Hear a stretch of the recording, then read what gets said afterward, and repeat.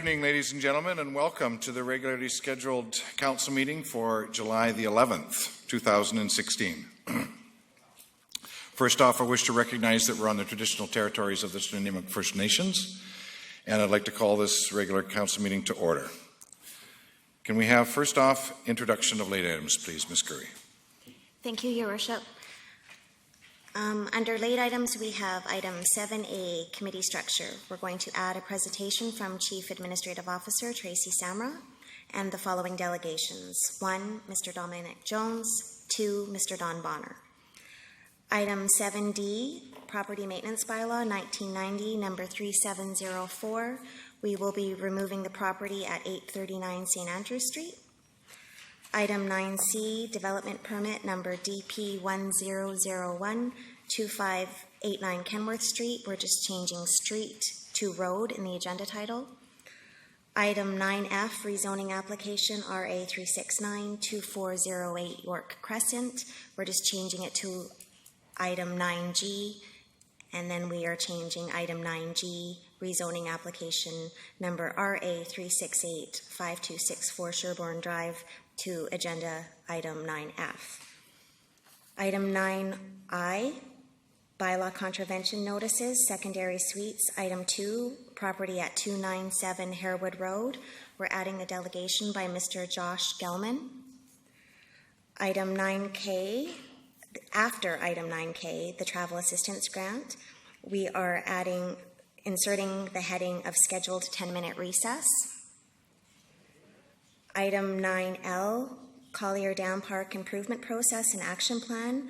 We're replacing agenda pages 221 to 230 with the attached revised staff report to change Collier Dams Preservation Society, CDPS, to read as Collier Dam Park Preservation Society, CDPPS, in all occurrences. And we're adding the delegations Ms. Roblin Hunter and Mr. Robert Fuller to speak to that item. Item 10, bylaw status sheet, we're just changing the page numbering to read 271 to 273 instead of 271. We're adding under 11A a letter dated 2016 June 24th from Mayor Jonathan X. Cote, Corporation of the City of New Westminster, regarding tenant evictions through renovations. And in addition to those items listed on the addendum, we also have under 7D, property maintenance bylaw 1990, number 3704, we're removing number 6 on the list, which is 904 Darshan Place. We're removing item 8A, Vancouver Island University Foundation other grant funding request from the agenda. We're removing 9N, supply, delivery, and distribution of wheeled carts contract award. And we're adding an item under correspondence, an email from Mr. Kevin Story, and this will be 11B under correspondence. And that's it, Your Worship.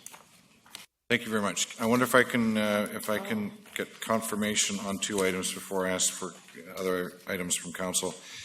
9F, Mr. Josh Gelman, time permitted, 5 or 10 minutes? 10 minutes, Your 10 Worship. minutes. Ms. Roblin Hunter and Mr. Robert Fuller under 9L. 10 minutes as well, Your Worship. Thank you. Thank you. Does council have any other items? Yeah. Councillor Fuller. Terry Wager would like to be a delegation to speak to Collier Dam Park as well.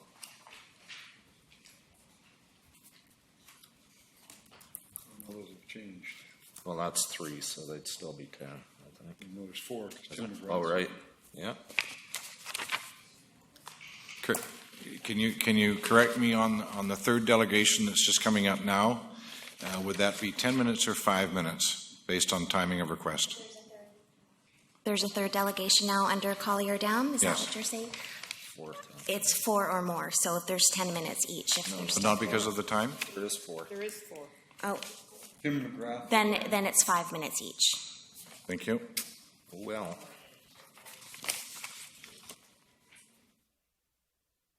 Thank you. Does any other member of council have any other items?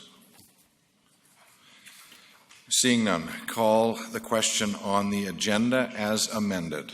All those in favor? Opposed? Motion carries.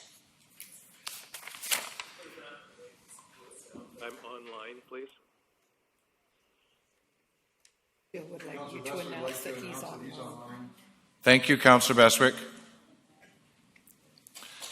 For the gallery and for the people at home, Councillor Beswick is on the phone. Move adoption of the minutes for A and D. Thank you. Seconded by Councillor Pratt. All those in favor? Opposed? Motion carries. There are no presentations. Going into the mayor's report.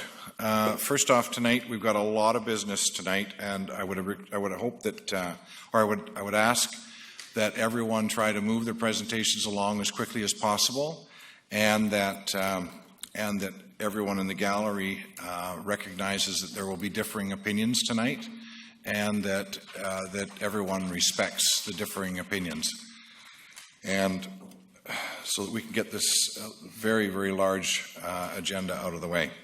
So I wanted to say what's been going on on some noteworthy items. Last week I attended, thanks to Councillor Yoakum, the 20th anniversary of Kumit Laylam. Kumit Laylam is a federation of 9 different First Nations on Vancouver Island, and they look after children of First Nations. They have a very wide variety of programs and services that they offer, and it's quite astounding that from meager beginnings 20 years ago that they've been able to achieve what they have today.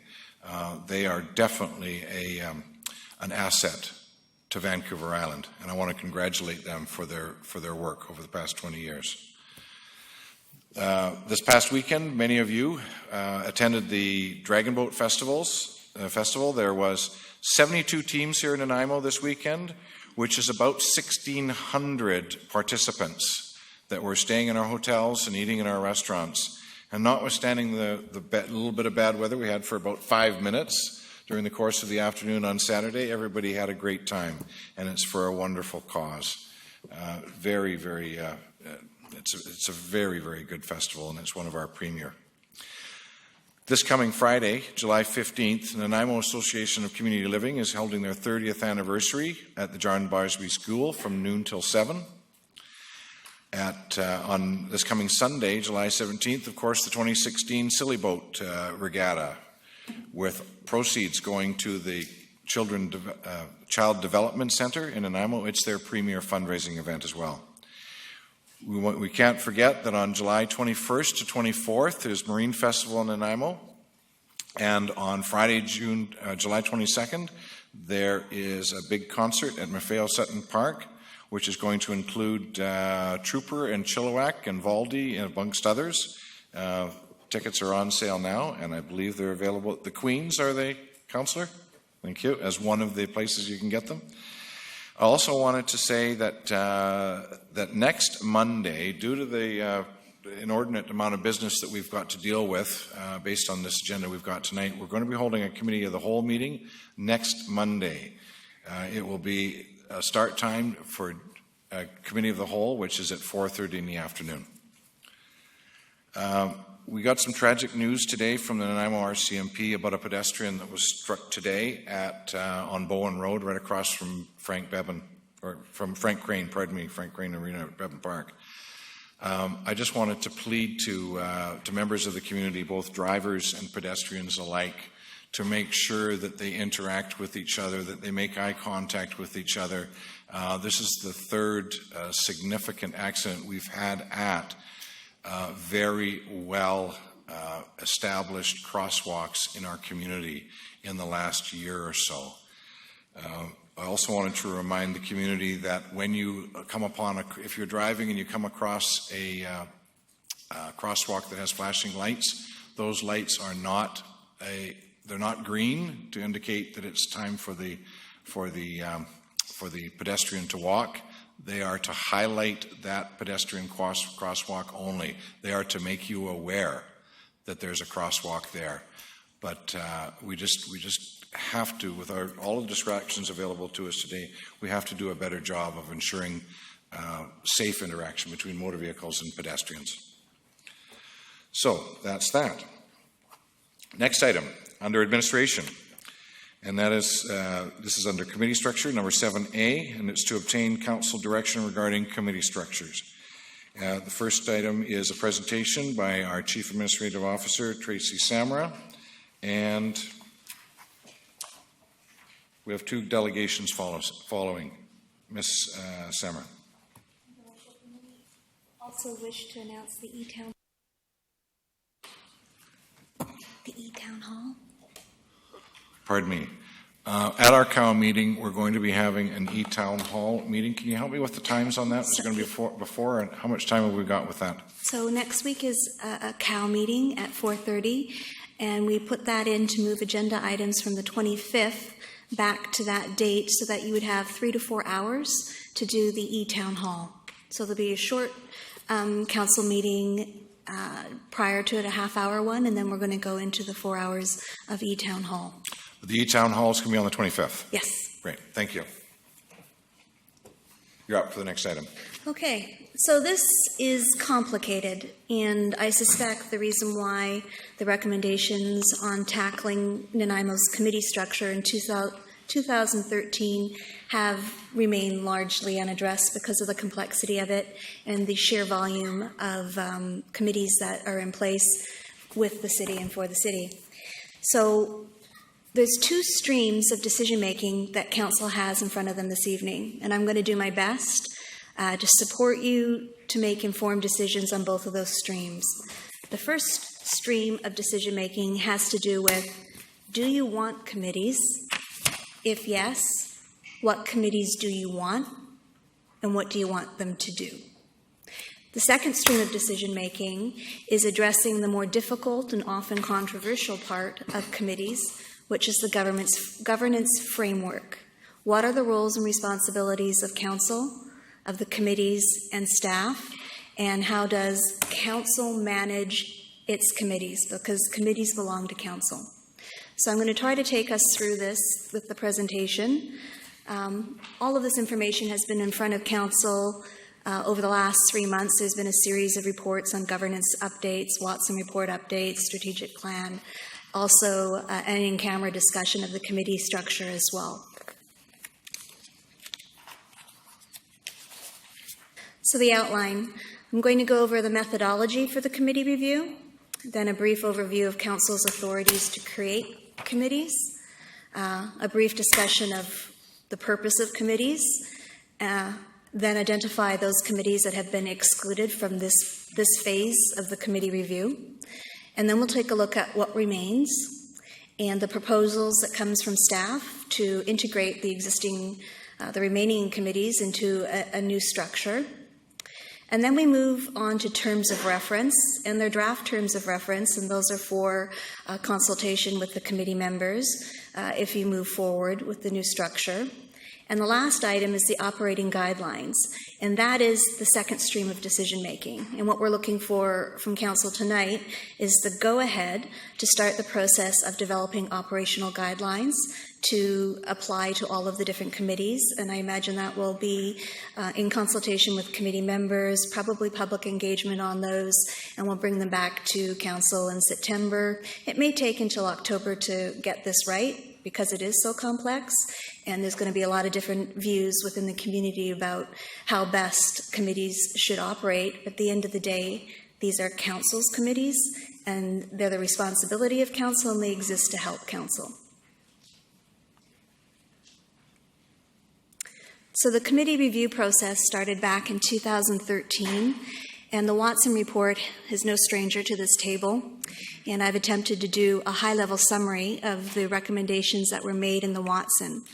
They recommended that you review the structure of the committees to see if it's relevant for your strategic priorities, that you develop a framework that links the committees to council's decision-making processes, that you take the terms of reference, some of them are one page, some of them are multiple pages with multiple versions, develop an appointment process, develop orientation programming for committee members, take a good hard look at the delegated authorities. That means what decision-making power are you giving to the committees that you possess at this table.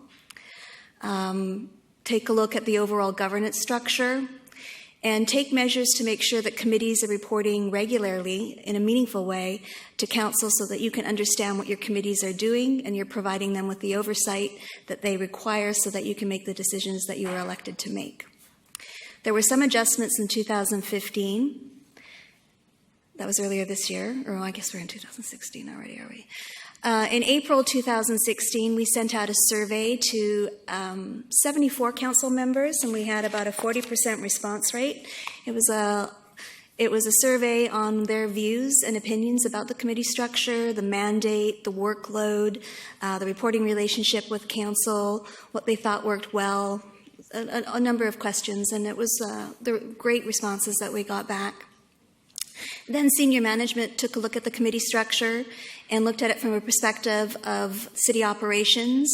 What are the types of committees that we need in place to support the delivery of programs and services to the community, as well as anticipating some of the work, the policy report work that will be necessary should council move forward with some of the core services recommendations.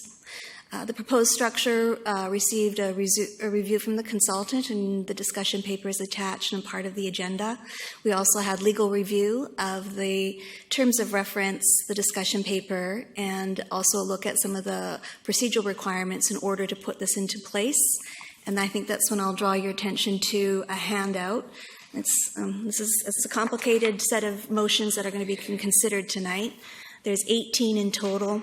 We have extra copies for the gallery if you want to take a look as we go through and do each of the required steps to make the changes to the committee structure.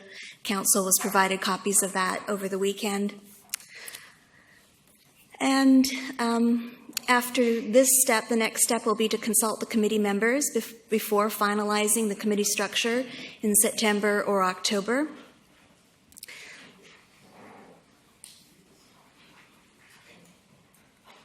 So council under the community charter has a number of different abilities to create committees. There's the two basic types that are used the most often are standing committees, which require 50% of the membership be council members. And standing committees are used for, they're meant to be around a long time, that they're a pillar of governance structure for the city. Select committees are to be used for topics as they come up. And for an example, the core services review was a really good example of using the select committees to do work that council wants to delegate to another body. We don't have a municipal commission, and there's no recommendations to do that. As council has the ability to appoint members to committees, it also has the ability to rescind them, and there's a requirement that the procedure bylaw apply to them.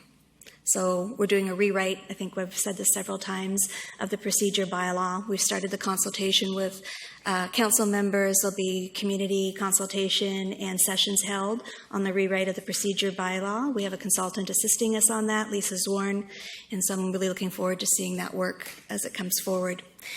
In Nanaimo, we've almost exclusively used select committees, and I think that's important to point out because the community charter created select committees for that type of work by committees that involves significant decision making and is done year over year, like the Parks and Recreation Committee.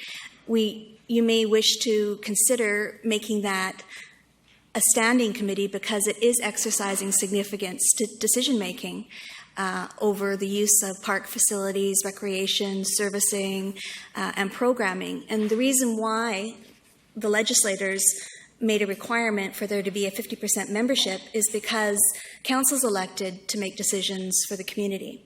And when council delegates those rights and authorities to a committee, depending on what the subject matter is, the legislators suggest that perhaps it should be a 50% composition there in that committee because there's such fundamental decisions with money and resources tied to them. So that's just something to draw your attention to.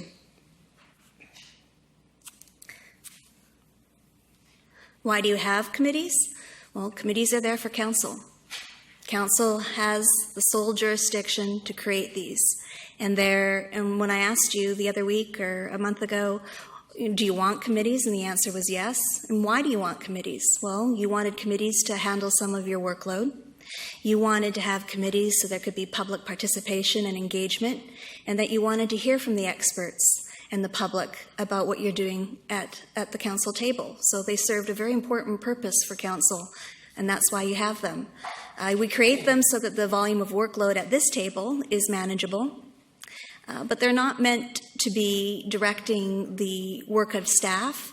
Committees are there for council, and council will decide and direct staff what work to do. What are we not looking at this evening? We're not looking at the committee of the whole. That's going to be a part of the procedure bylaw review, and it's looking at using the committee of a whole in a more proactive way for council. You indicated you had an interest in doing that, so we excluded that work from this review. We aren't looking at committees that we have representatives on that were established by third parties, and we have some examples up there. We're also not looking at our tripartite and bilateral liaison committees with stakeholders within the community, or the mandatory committees under the community charter.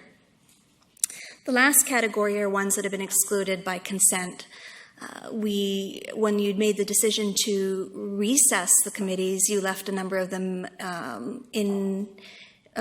active, one being the Nanaimo Youth Advisory Committee, the DAP, and also the Planning and Transportation one. The water supply one is on here because doing a search of our records, it came to our attention that there is a water committee, and the bylaw established it, and it's one that hasn't been active but has now become pertinent to the business of council because Lanceville has asked for an amendment to the water agreement, and this bylaw establishes a committee to look at that with representatives from Extension, from SFN, and from Lanceville, in addition to the city, so we have excluded that from this review. So what does that leave? It still leaves a lot of committees. The Advisory Committee on Environmental Sustainability, the Grants Advisory Committee, the Culture and Heritage Commission, the Parks and Rec Commission, and you'll see that there's 2 bylaw references there. They used to have bylaws that were repealed that related to them, but they are no longer in existence but are still on our books. Transportation and Planning Advisory Committee, Safer Nanaimo, Social Planning. There's an Economic Development Commission. To the best of our knowledge, it doesn't function, and there's a bylaw in place. Sort of one of the tests that we have is if council doesn't know that this commission or this committee exists and you're not using it, maybe you don't need it. The NEDC Nominating Committee, the City Manager Selection Committee, the Core Services, the Red Green Tape, South Downtown Waterfront, Terminal Nickel Corridor, Streetscape Project Technical Advisory Committee, and then I put in a note because we have done considerable research into the committees that exist, but we haven't run an exhaustive search of the database of the minutes to determine if there are other committees that exist that may still be on the books. One of the other things that we looked at in doing a review of the committees is the financial and human resource costs to operating them. You had a paper in front of you earlier in 2015 that provided a summary of the types of budgets that were delegated to the committees. It really does range. The smaller ones aren't getting that much money, but they're still getting money. And the larger one, I think that over the $12,000 is for the Parks and Rec Commission. Just as a matter of course of business, there's usually at least 2 staff members at each committee meeting. Most of them take place outside of business hours, so under the collective agreement, we're obligated to pay overtime for those. The third bullet is something that the expert consultant sort of brought as a rule of thumb for most committee structures throughout British Columbia. For every hour of committee work, there's at least 4 hours preparing and following up on it. The agenda packages aren't small. There's a lot of minutes. And that doesn't include the projects that some of the committees are assigning to staff to carry out. So we have staff and we have resources to support committees, but in creating the structure that we are, we tried to get something that was a little bit more integrated and used the resources of staff in the city a little bit better, and to link different areas so that one committee didn't have to go out and consult 3 other committees and be on that agenda. There was some natural integration, which we'll see in the next slides, that really does support a more efficient and integrated, holistic approach to some of the topics. And under the community charter, ultimately the corporate officer is responsible for making sure that the committees are being coordinated. Right now, that function is not centralized. Corporate counsel officer simply receives the minutes and doesn't have an active role in the committee and committees and how they operate. So that's something that we're going to need to address in the operating guidelines. So our first set of recommendations are to rescind appointments for the following committees, and the technical wording for those motions are on the handout, but for purposes of presentation, I've expressed it in this way. And the rationale for rescinding the appointments and eliminating the NEDC nominating committee is because council is the sole shareholder, and council should be responsible for making the decision and assessing who they're going to appoint to their corporation. It's a better compliance with the applicable legislation, both the community charter, but also the corporate act that applies to NEDC. The city manager selection committee has been completed. The core services work has been completed for the review. Implementation is going to be done at the council table and with other working groups at the staff level with our stakeholders. Nobody was really ever able to tell me what red and green tape was going to do. We did manage to find that, but given that it hasn't met and we have a number of other things in play that may address some of the issues that fell in there, we're recommending that it be eliminated. The South Downtown Waterfront Committee was wildly successful and has completed its work, and there's been other initiatives with stakeholders in consultation that have overtaken that. I had a series of questions on the Terminal Nickel Corridor Streetscape Project Technical Advisory Committee. People didn't know if it was a city committee or a DMBIA. The answer is it is a city committee, but we didn't actually need to strike it. The DNBIA should strike that committee, and we can appoint people to it, so it can be one of those third-party committees that the city sends reps to. So we're recommending that it also be terminated. And the Economic Development Commission, I'm gathering that's the predecessor of the NEDC. It doesn't appear to be functioning or running, and it has a bylaw attached to it, so we're recommending that that one be eliminated. If you have economic development needs, you can address them in another way, or if you want to create a second ECDev Corp, the council can do that at a later date.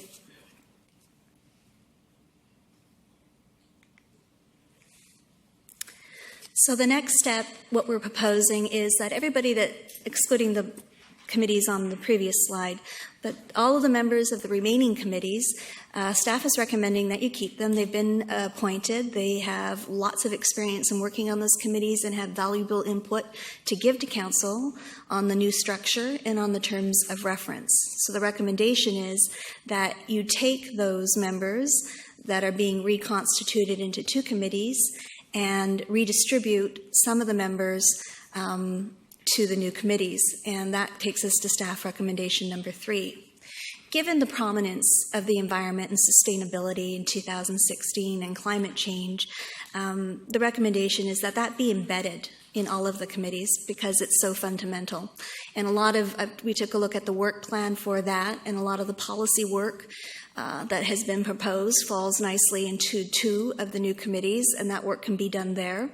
There's also a number of policies and products that they produce that are excellent, and the next phase for that is for staff to start implementing them. So we've got some really good work out of that committee, and they have a lot that can be contributed to other areas of policy development on the new committees. The Grants Advisory Committee is being recommended to be a subcommittee of the Finance and Audit Committee, which is a new committee, a committee of all of council, because of the work that it does. And the Core Services Review is recommending that council adopt a whole series of policies, including a look at the grants and all the grants that we're giving out, and that it falls nicely to have that committee working with council on the Finance and Audit Committee. Then we're recommending some amalgamations. The Nanaimo Culture and Heritage Commission to amalgamate with SPAC, Parks and Rec Commission to have additional members added, ACES members, the Planning and Transportation Advisory Committee, adding again the environmental members. And while this is what you did in early 2015, you combined the transportation and the planning into one because of the importance of having that transportation plan implemented. And that can remain in the development and planning, but the volume of the agenda items for the development and planning is so large that the public works and engineering policy pieces aren't getting the time and the address that they need. And the former director of Public Works and Engineering was quite a strong advocate of having a separate committee that meets for that area.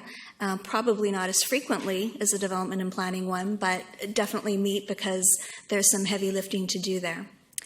Safer Nanaimo Advisory Committee, it's taking that and enhancing it, as well as the social planning committee, and amalgamating that one with the culture and heritage.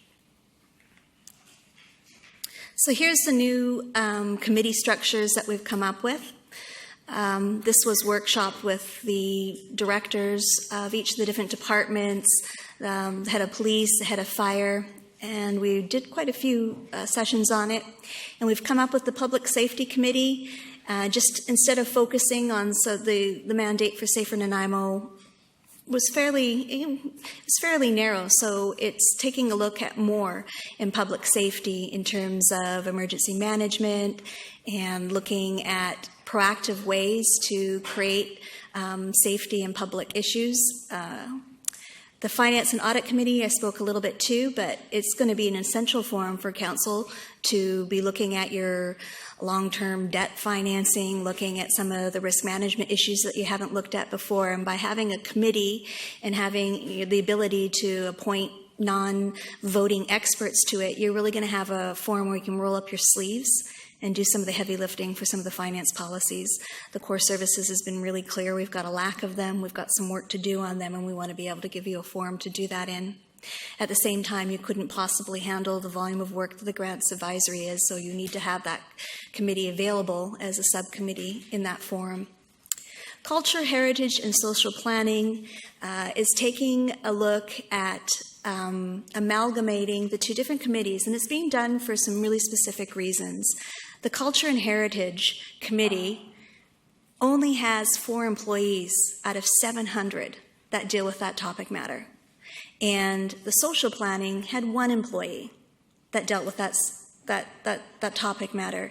And so what staff did when we did the reorganization was to try to get some critical mass and support to those areas, because you've said that social planning and culture and heritage and poverty reduction and all those things are really important to council. So we're trying to resource those from a staff perspective, and we're trying to create that critical mass in a committee so that you can have the types of resources that you need to be able to do this work. I also imagine that there's a lot of things coming out of your strategic priorities that need to be taken a look at. And there's going to be a lot of work in this committee, so we need to be able to resource this. We've also increased staff by 1, and we're looking at adding another person on a term so that you have the staff to be able to do this work. I know that it seems unusual, but you can see it in other areas. It's looked, if you look in Alberta and Edmonton, it's cultural and community vitality.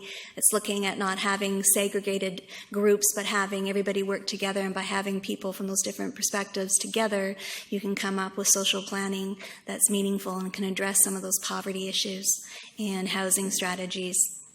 And in enlarging the culture and heritage to deal with multicultural issues as well. The Parks and Recreation and Wellness Committee is simply enhancing what they're doing, and there are things in the terms of reference that do reference environmental sustainability already, but I think it's important to underscore that. I know I'm talking a lot, but there's a lot of information to download here. It's been augmented with the 5th value that was recommended by Councillor Thorpe about the wellness and the activity. So it's trying to enhance the scope of work that that committee's doing. The new one is the Public Works and Engineering, and the examples that we give there are we have a great asset management. Core Services wants us to develop something on the facilities management, make it a little bit more robust. It's an example where a policy like the APL can come forward, and you can have experts in the different fields providing advice to staff when they're developing these. The MOESS would also be another example of something that you could put there. And again, you're adding in the environmental there because the development of so many of the policies really need that lens and the expertise of environmental specialists on each of those committees. And the final one is the Community Planning and Development. It has a huge workload. It is the depository of all of the community planning, OCP, now the transportation plan, implementing it. It has a lot of work to do, and the reason why we separated out Public Works again and engineering is to be able to give more room for both of those areas to do their work. You can look at the terms of reference, and you're going to see that for each of these different committees, more than one department provides support, because we're linking. There's no more silos. People work together. Issues overlap. Our staff do it all the time laterally across. So we're trying to create that type of linkages within our committee system. So we have terms of reference attached. It's the first go, and they are draft and they're labeled draft. It's the first go. It's standardizing them and dealing with some of the more difficult issues. And best practices from the consultants and from the lawyers is to have 2 or 3, maybe 4 bullets that are clear, precise, and broad enough that the committee can do the work. And everybody at this table, in setting the purpose of that committee, should know what that means, because it's going to be your committee. And so you need to be knowing exactly what that committee does and know the types of decision-making that they're going to be making, and know that that's the forum where you're going to have certain different projects worked on. We started with a recommendation of having 3 council members for each of these committees to take it not to the 50% council, but a little bit closer there, so that you have a critical mass of council members that are part of these committees, because they're going to be making some big decisions and recommendations about important policy pieces and other decisions, and having 1 council member or 2 best practices to have them as standing committees. I don't think we're going to get there, so our recommendation is 3. Starting at 7 members to appoint. If you have too many people to be part of a committee, sometimes it's difficult to get members on them. The eligibility, we took a first kick at what are the skill bases and experience that you want to see on these committees. We looked with the term and the amount of time that people spend on a committee, setting that at 2 years. And the reason for this is Nanaimo has close to 100,000 people living here, and it's giving the opportunity for more people to come forward to serve on these committees and provide their views and their expertise. Also part of eligibility that's not here, but it's something that will be raised, is looking at diversity. And for example, there was another recommendation about creating a disability committee. Well, you could create a disability committee, or you could include that as one of the diversity and eligibility parts for each of the different committees. So that perspective, like the environmental perspective, is being provided within the committee framework. The accountability is going to be dealt with in the operating guidelines, but it is going to be council setting the priorities each year and going, here's what we think we'd like you to work on. The committees go away, they come back with a work plan, and they're reporting regularly, quarterly, so you know they're progressing on things. If things aren't going to get done in that year, we need to move money. Because one of the things that hasn't happened in the creation of these committees and their work plan on an annual basis is having that rigor around what are the budgets. What do we need? If we're serious about doing policy work and culture and social planning, what are we doing to resource that? What are we putting aside? So those types of decisions need to be made by council on an annual basis, so you're giving these committees the tools and the resources that they need to do the work that you want them to. Frequency, some of them I think definitely have to stay at monthly. A few of the other ones may be able to fall to quarterly. Public Works and Engineering, that may be quarterly work, but we've left it at the call of the chair. And then when we did staff support, we're just envisioning that different types of work may need to be done and support from staff from different departments, so we've recommended those. And that's the first portion. Do you want committees? What committees do you want? What do you want them to do? What should they look like? What type of resourcing?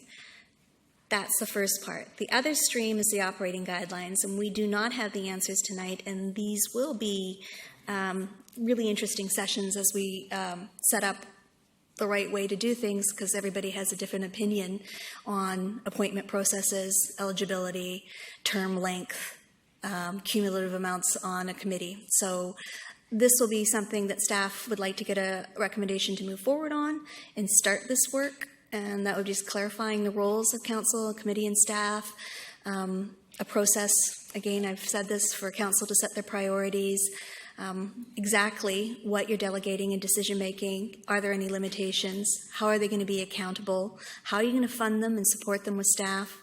What's the appointment process look like? What about eligibility, terms, voting rights? Non-voting members can up your numbers and have you bring in people as you need them for expertise that it goes along. How big do you want them to be? Do you want them to have subcommittees? I think we might, the staff and expert opinion is reticent on the subcommittees, but it's still an option. How often do they report? How do they report? What does the template look like? And the reason why that comes forward is because you get minutes, but that's not the same thing as getting a report about what's going on. And to have a more interaction, if you've got 2 or 3 council members on it and they're bringing that report forward, there can be a lot of sharing at this table. And we get it periodically for some decision points, but not consistently and not in the same way from the different committees. How are we going to link it to the procedures bylaw? Because that standard of notice and all the different parliamentary requirements to make sure that they're duly constituted and that they're making decisions in the right way is happening. What do you want to do if you have people appointed and they're never showing up? How do you want to deal with that? And you still retain the right under the community charter for removal. How do you want to deal with it in the terms of those committees? So what are our next steps?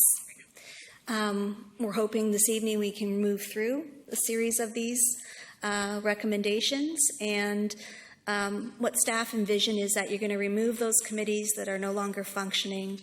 You're going to create a new structure, but not in its final form. And I think there's 2 to 4 months work. You reconstitute these new committees. You give them the terms of reference. You let them kick it around, tell you what you did right, what you did wrong, and bring back the recommendations to council. At the same time that that's going, concurrent with it, we're working on the operating guidelines. We're consulting with the committee members and saying, here's how we think they should function.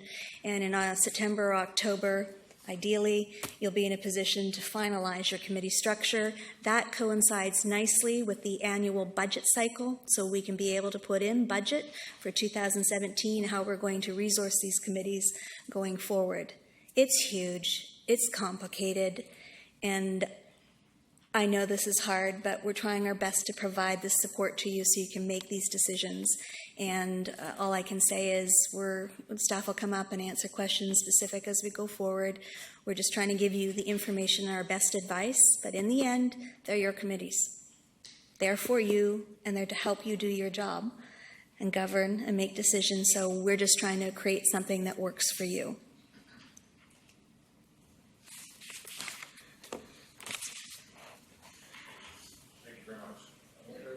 I wonder if we can hold questions from council until we get into debate when a motion hits the floor. We could. I think that would be great. So we have 2 speakers that wish to speak. First being Mr. Dominic Jones.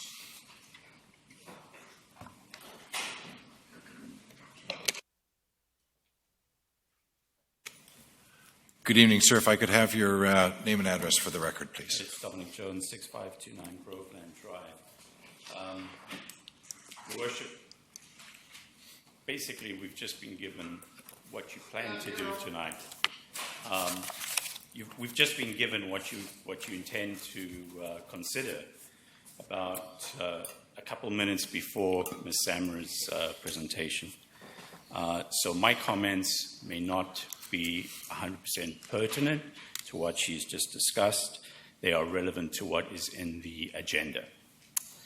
My comments are framed by my 25 years experience as a consultant and journalist with a special interest in governance in both the corporate and public sectors. The proposal that's in the agenda this evening is a good starting point for discussion. There were definitely problems with the previous old committee structure, and this has been made clear in previous reports. Staff has obviously done a lot of work to get to this point, and that should be recognized. It gives stakeholders something concrete to consider and review. But despite the work that has been done, it's premature to ask Council at this time to approve a new structure. So my comments are about the structure, not the terms of reference or anything, but are these 6 committees the correct committees for this city? In my view, they're simply not ready for prime time. There's been a lack of consultation. What staff is proposing in the new model involves very far-reaching changes. Going from 11 focused committees to 6 very broad ones is a massive change and requires a lot of thought and care. However, there is little or no evidence that any consultation has been done with very important people on the actual structure. The only external input noted here is by a paid consultant. The consultant's opinion is not comprehensive. And she says that in her introduction, and I quote, "This review is not intended to be a comprehensive assessment of the proposed structure." It is, in fact, she has very little to say about the structure itself. Her comments are mostly focused on practical matters, such as the number of members in a committee and conflicts in mandates between the committees. What she doesn't say is these 6 committees are the right ones for Nanaimo, and that is important. There's no input at all about the 6 committees from the experts whose opinion Council is seeking. I'm referring to the existing committee members who have agreed to volunteer their time and knowledge to help Council. They have not opined on this proposal in any way. There are also a number of resources and stakeholders in the community that have not been consulted. What does the Chamber of Commerce think about the structure of the Finance and Audit Committee, or VIU's accounting professors, or your independent auditors? What do poverty experts think about a committee that shares a mandate with arts and culture? They haven't been asked. Well, there was a survey of committee members. It didn't ask for feedback about staff's proposed 6-committee structure. So Council has no input from the committee member community on this. This consultation needs to be done first so that you get support and buy-in. Generally, when administrations propose big changes like this and don't go out for consultation, it's for one of 2 reasons. It's that they fear the feedback will be negative and will derail their plans, or that they're just not interested in that, in any feedback. And that's what happened with the colliery dams. And look at how that turned out. Council made the decision and then tried to consult. If anyone should know that that's a bad way to do things, this Council should. It's no secret that there is a power shift underway on this Council and in this administration. Some have described it as the removal of an old guard by a new order. That is not a concern to me. If there were imbalances in the governance of the city in the past that need to be redressed, that is a laudable agenda if it is transparent, substantiated, and legal. However, there is always a risk in these transitions that elements may try to hijack the agenda for their own ends. There are aspects of the proposal that make the specter of this very real. There are 2 areas where I see the greatest risk for this abuse of power or for decisions to be hijacked for the purposes that are not in the community's interests. They are the Finance and Audit Committee and the Public Works and Engineering Commission. The Finance and Audit Committee consists of the whole of Council. In addition to the usual finance and audit focus of this committee, it will oversee PTEs and decide on grants. This is very unusual for a Finance and Audit Committee. Of the 6 cities Zwan looked at, 3 use an arm's length committee comprised entirely of non-council members. 2 have a small committee of council members, 2 or 3, and 1 has staff recommend grants to council. It should be noted that this was not mentioned in the Zwan report. In 2015, Nanaimo spent $8.7 million in total on grants, exemptions, and subsidies. 184 organizations benefited, with the top 11 receiving 72% of the funds and the bottom 173 receiving 28%. That is a lot of money. And a concern I have is that with a heavily partisan council like this one, decisions will be politicized, and favoritism rather than merit will determine how funds are distributed. The temptation to reward friends and penalize perceived foes is heightened by the rhetoric I'm hearing from councillors who refer to the old guard and a new order. In my view, it would be prudent to remove the detailed evaluation of grants and PTEs from council's purview and have a more arm's-length body review and recommend. The Core Services Review Report does not support council taking over PTEs and grants. In fact, it found that the work of the previous grants committee, which was more arm's length from council, was actually good. To quote, "Our review of the major successful applications indicate that the eligibility criteria have been applied correctly." So why change what isn't broken? A much better area for the Finance and Audit Committee to get involved in would be purchasing. The Core Services Review Report said that that is the biggest area of potential cost savings for the city. The Core Services Review Report is clear, and I quote, it says, "By implementing all of the recommendations made by the made for purchasing and contracting, the city should realize significant cost savings on goods and services procured." So your biggest bucket of potential savings isn't addressed in any of your committee mandates. Instead, you want the committee to hand out grants. The optics are very bad for that. Lastly, it makes no sense for the whole of council to be on the Finance and Audit Committee. None of the 6 cities in the Zwan review had that structure. The best example in that report is the Burnaby Audit Committee, which had 4 councillors, staff, and external auditors on that committee. I mentioned the Public Works and Engineering Commission. In the staff report, it's still called a commission, which Zwan explains involves delegation of council authority to make decisions.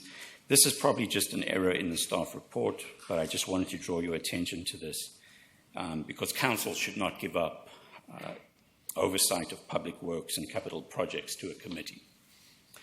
Secondly, the Public Works Committee provides recommendations to council on capital priorities and planning. I'm not sure what this is, but if it is council's priority projects that were decided in the retreat recently, it's probably something best dealt with by committee of the whole rather than a committee where just 3 councillors are present. Again, with a heavily partisan council like this one, the risk of capital projects being used to buy political favor is heightened. Finally, mandates and the composition of certain committees could lead to very bad quality advice.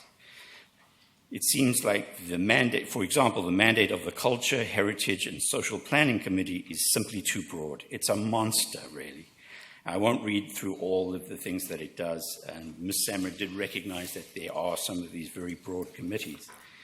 I'm not sure who would want to be on this committee, or if people interested in arts and culture can be combined with social planners and poverty, homelessness experts. What could happen is that you will have a small committee and have an artist giving council advice on food security, or a social planner recommending a new public art installation or something like that. I need you to wrap it up, sir. Yeah. So it looks to an outside observer that this committee is just being used to consolidate a number of items. The key point here is, at the end of the day, is to consult and do it properly. get input from all the stakeholders on the structure, not so much the mandate, but are these 6 committees the correct committees? If you can get their input on that, then everything else will follow much easier, and you will have their buy-in to work on the mandates and the operational guidelines, etc. I look forward to an opportunity to actually make a more detailed submission during the consultation period. Any questions? Thank you. Council, I wonder if we could have any questions to the delegation. I see none, sir. Thank you. Thank you. Motion to receive the delegation. Councillor Brennan, seconded by Councillor Pratt. Thank you. Any discussion on receiving the delegation? No? Thank you. Call the question. All those in favor? Opposed? Motion carries. Councillor Kipp. Staff have any response to any of the points made? I have maybe a question to staff on what was said. Can we hold it for debate? We have a Okay. lot of work to do tonight. Sure. Thank you. Next speaker, Mr. Don Bonner.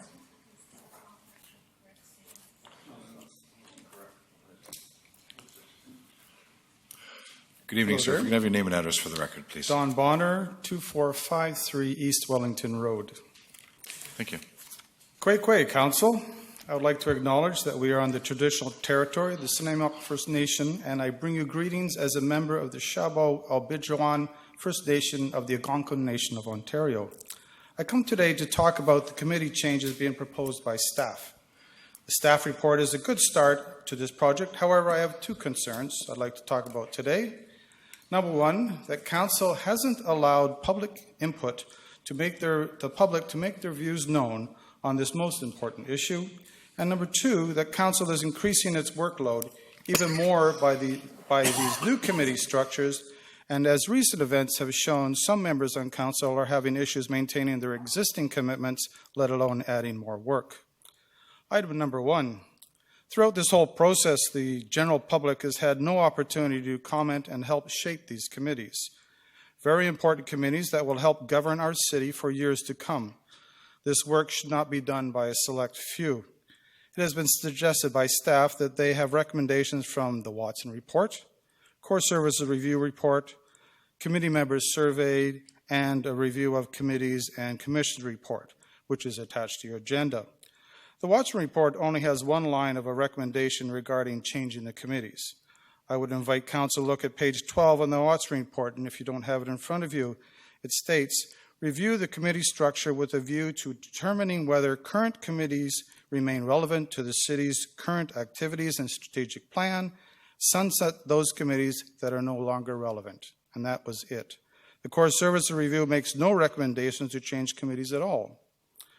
I have reviewed the members' survey that was sent out and can find nothing in the survey that talks about changes to the committee structures. As well, the survey was not anonymous, unless you wanted to go to the trouble of printing off and hand delivering it to City Hall. Interviews with the selection of committee members who had received the survey shows that many didn't return the survey, many citing that it was irrelevant now that the committees had been disbanded, and none had been consulted on the changes proposed. I think you will find, as I did, that many are not happy with these proposed changes. So we have 3 consultations that talk about committees in varying amounts, all done by people who don't live here, and a survey that is not relevant to the proposed changes. And at no time were any of the committee members informed of these new changes proposed. The missing key here is the members of our community. There has been no public consultation on the proposed changes, and I would hope that after tonight's meeting, the Council will fix that. Item number 2. As a past member of the Grants Advisory Committee, having served on it for at least 6 years, I can tell you that this committee takes a lot of work and time to do the work that they do. We generally would meet once a month, review an agenda that could be measured in inches, and talk at length on the quality of the application before recommending to Council on how to spend our budget. The committee looked at different types of grant applications, including the permissive tax exemption. During the time that we review the PTEs, sometimes we were sitting twice a month for hours at a time over a period of many months. When someone was applying for a travel grant or another grant or police check grant or the PTEs, we would receive the application, supporting documents, and the financials for the organization. All this would have to be reviewed before we started our meeting. In the event that we were thinking of turning down an application, we would ask the proponent to come to an interview at our next meeting prior to making our final decision. Councillor Fuller is familiar with that process, having applied for rent subsidies and other grants throughout this process for the 7 to 10 Club. The GAC was also the appeal board for decisions made by other city committees. We didn't get a lot of them, but when they did come through from time to time, which meant even more work. It is worthwhile work because I believe that we are helping council by doing some of the legwork for them and making the recommendations, saving council hours of work, and at the same time being responsible to the taxpayers. The GAC at various times had membership of around 10 people, including 1, sometimes 2 council members. We also had various members on the committees from other committees, which allowed for cross-pollination of ideas and experience across city committees. Now staff is recommending that this work now become a subcommittee of a very important financial and audit committee comprised of all 9 members of council and no voting members of the public. It's staff recommendation that the GAC become a subcommittee of the Finance and Audit Committee. The report by Zwarn on page 35 of your agenda talks about subcommittees. And what the report describes and what staff is proposing are 2 different things. I quote, "On occasion, it may be useful to have a subcommittee to do some research on a particular topic and report the results of the research to the committee so that the committee can formulate its recommendations. Care should be taken to limit the number of times the subcommittee is used to conduct additional research. A heavy reliance on subcommittees may create a situation in which the subcommittee owns the topic of the exclusion to the rest of the committee. An extensive use of subcommittees within a committee can be drain the limited resources assigned to the committee as a way of ensuring that subcommittee does not exist for longer than it is necessary. A provision could be put on the terms of reference to state that council has to pass a motion to approve a subcommittee that exists for more than 8 months. I would like to remind council the work of the GAC is ongoing, monthly, and never ends. The GAC is not a subcommittee.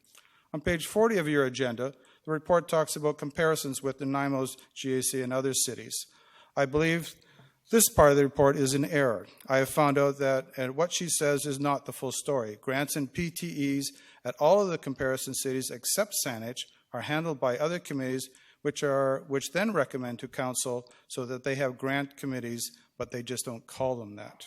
In addition, most of these committees are at arm's length to council by having only one council reviewing grants and PTEs. By having only council reviewing grants and PTE setups, the possibility, perceived conflict of having the ability to punish agencies in the city who may not agree with the council on political issues. For example, I'm the president of the United Way of Central and Northern Vancouver Island. I'm also a critic of 1 or more councils from time to time, council members from time to time. If for some reason the PTA for the United Way was not renewed, it could be seen as a punishment for me being so vocal of some of the decisions made by council. I'm not suggesting this would happen, only that you need to avoid the perception that it could happen. A committee at arm's length would do that. Finally, I'd like to ask council to turn to page 52 of their agenda. Here you will see all the responsibilities of the Finance and Audit Committee. There are 10 rather complicated financial responsibilities stated, and that is prior to even taking into consideration the subcommittee work of the PTEs and other grants. My concern here is that council will lose interest in the $498 PTE to one agency or the $1,500 PTE to another group, and that work will eventually be offloaded to staff, resulting in even more staff time and associated costs and a complete lack of input from the general public. To sum up, the establishment of these committees is going to affect the governing of our city for years to come, and all the decisions to set this up are being made by one consultant and staff. Now is the time to gather public input into this most important decision. I would recommend that council receive the report by staff and instruct staff to set up various ways for the public to have their say on this process. Return to council in the fall with a summary and recommendations based on those processes. There are many people in our committee with much more experience than you or me on these very important issues. It's time that we gave them the opportunity to be heard. Thank you. Council, to the delegation. Seeing none, thank you very much, sir. Motion to receive the delegation. Councillor Pratt, seconded by Councillor Brennan. Thank you. Any discussion? Seeing none, call the question. All those in favor? Opposed? Motion carries. Thank you. Ms. Samurai. So I'm going to provide some just general comments to both of the presentations, and I thank both of the gentlemen for the presentations. I'm not going to speak to the suggestion or allegations that Council will be partisan in the operations of its committees or any comments in that tone, but there have been a number of statements that aren't correct, and since this is being televised and it's a public record, I think it's important that I go through and address a few of them.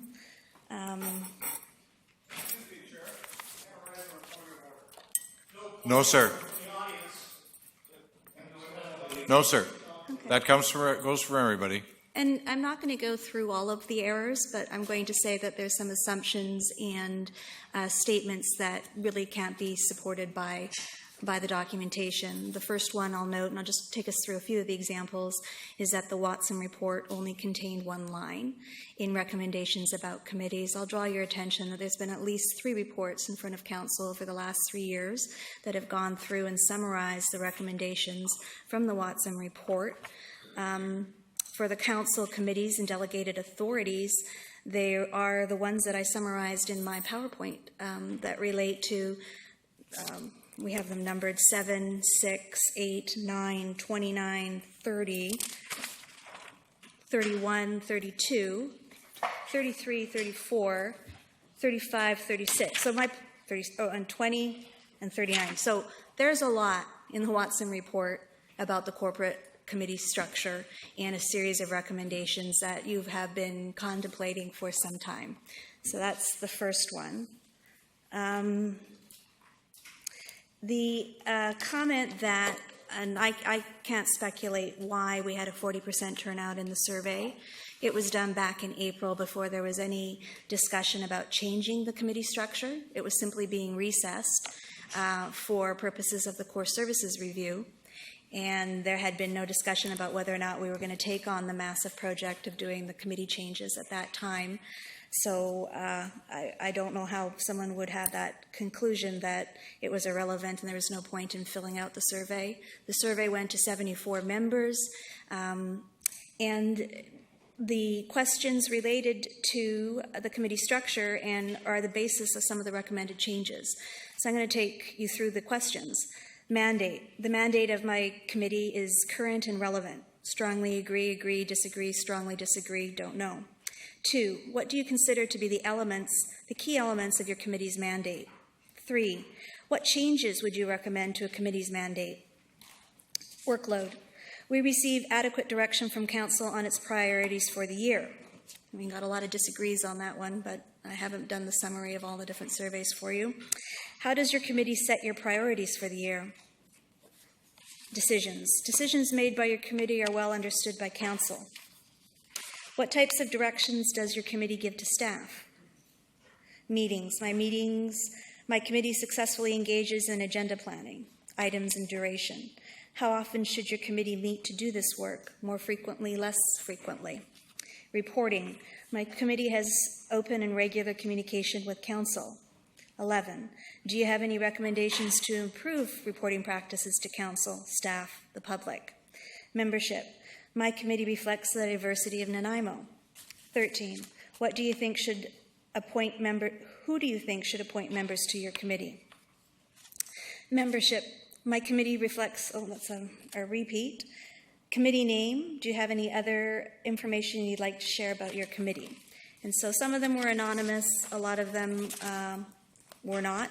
But that's to give you an example of the information gathering that was conducted with Council members. Committee members. And in terms of consultation with the public, certainly that's open to Council if you want to do that.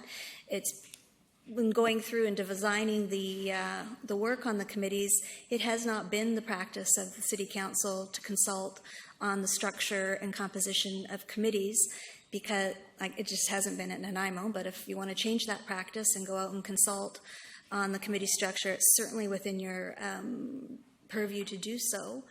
Staff doesn't recommend that, because in setting out and establishing your committees, you're making the decision about how you want to govern and how you want to use your committees to support your work. Certainly you can do that type of, those powers are, yeah, I'm not going to say anything more on that one. So setting up the committees is within the council's authority. You haven't been doing it before in Nanaimo. If you want to change that practice, you can certainly keep the committees recessed and go into an engagement, but based on the recommendations from council and the work that we've done, we think that one of the key engagements is with staff on the operations, because they're giving you the input on what they need to do that work, and the other decision making is by council members, like what council committees do you need.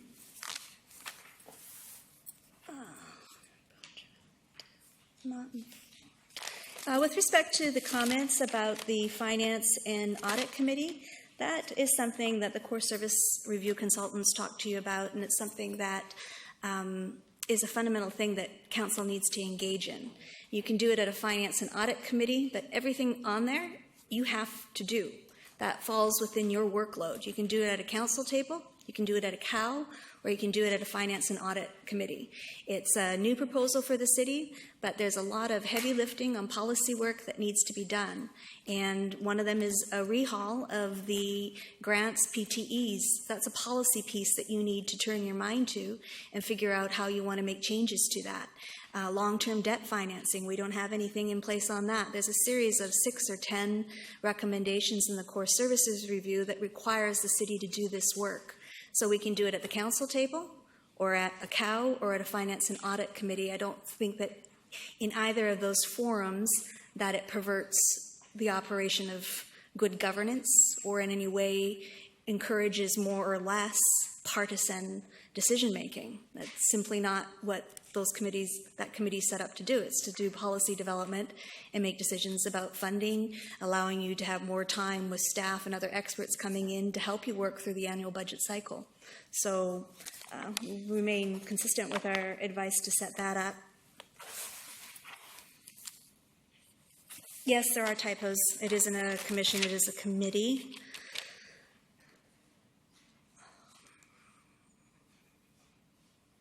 Yeah, I'm not going to comment on rationale of why there is this or not that, or the secret power, or the new order.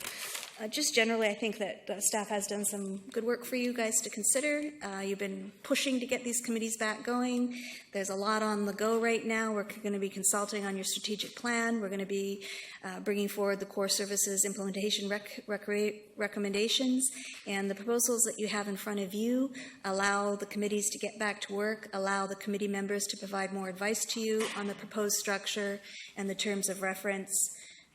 And if there are any suggested changes, because this is one we talked about when we were in camera, whether or not you wanted to have culture and heritage together with social, by all means, if you want to have 2 committees instead of that one, and that's at your pleasure.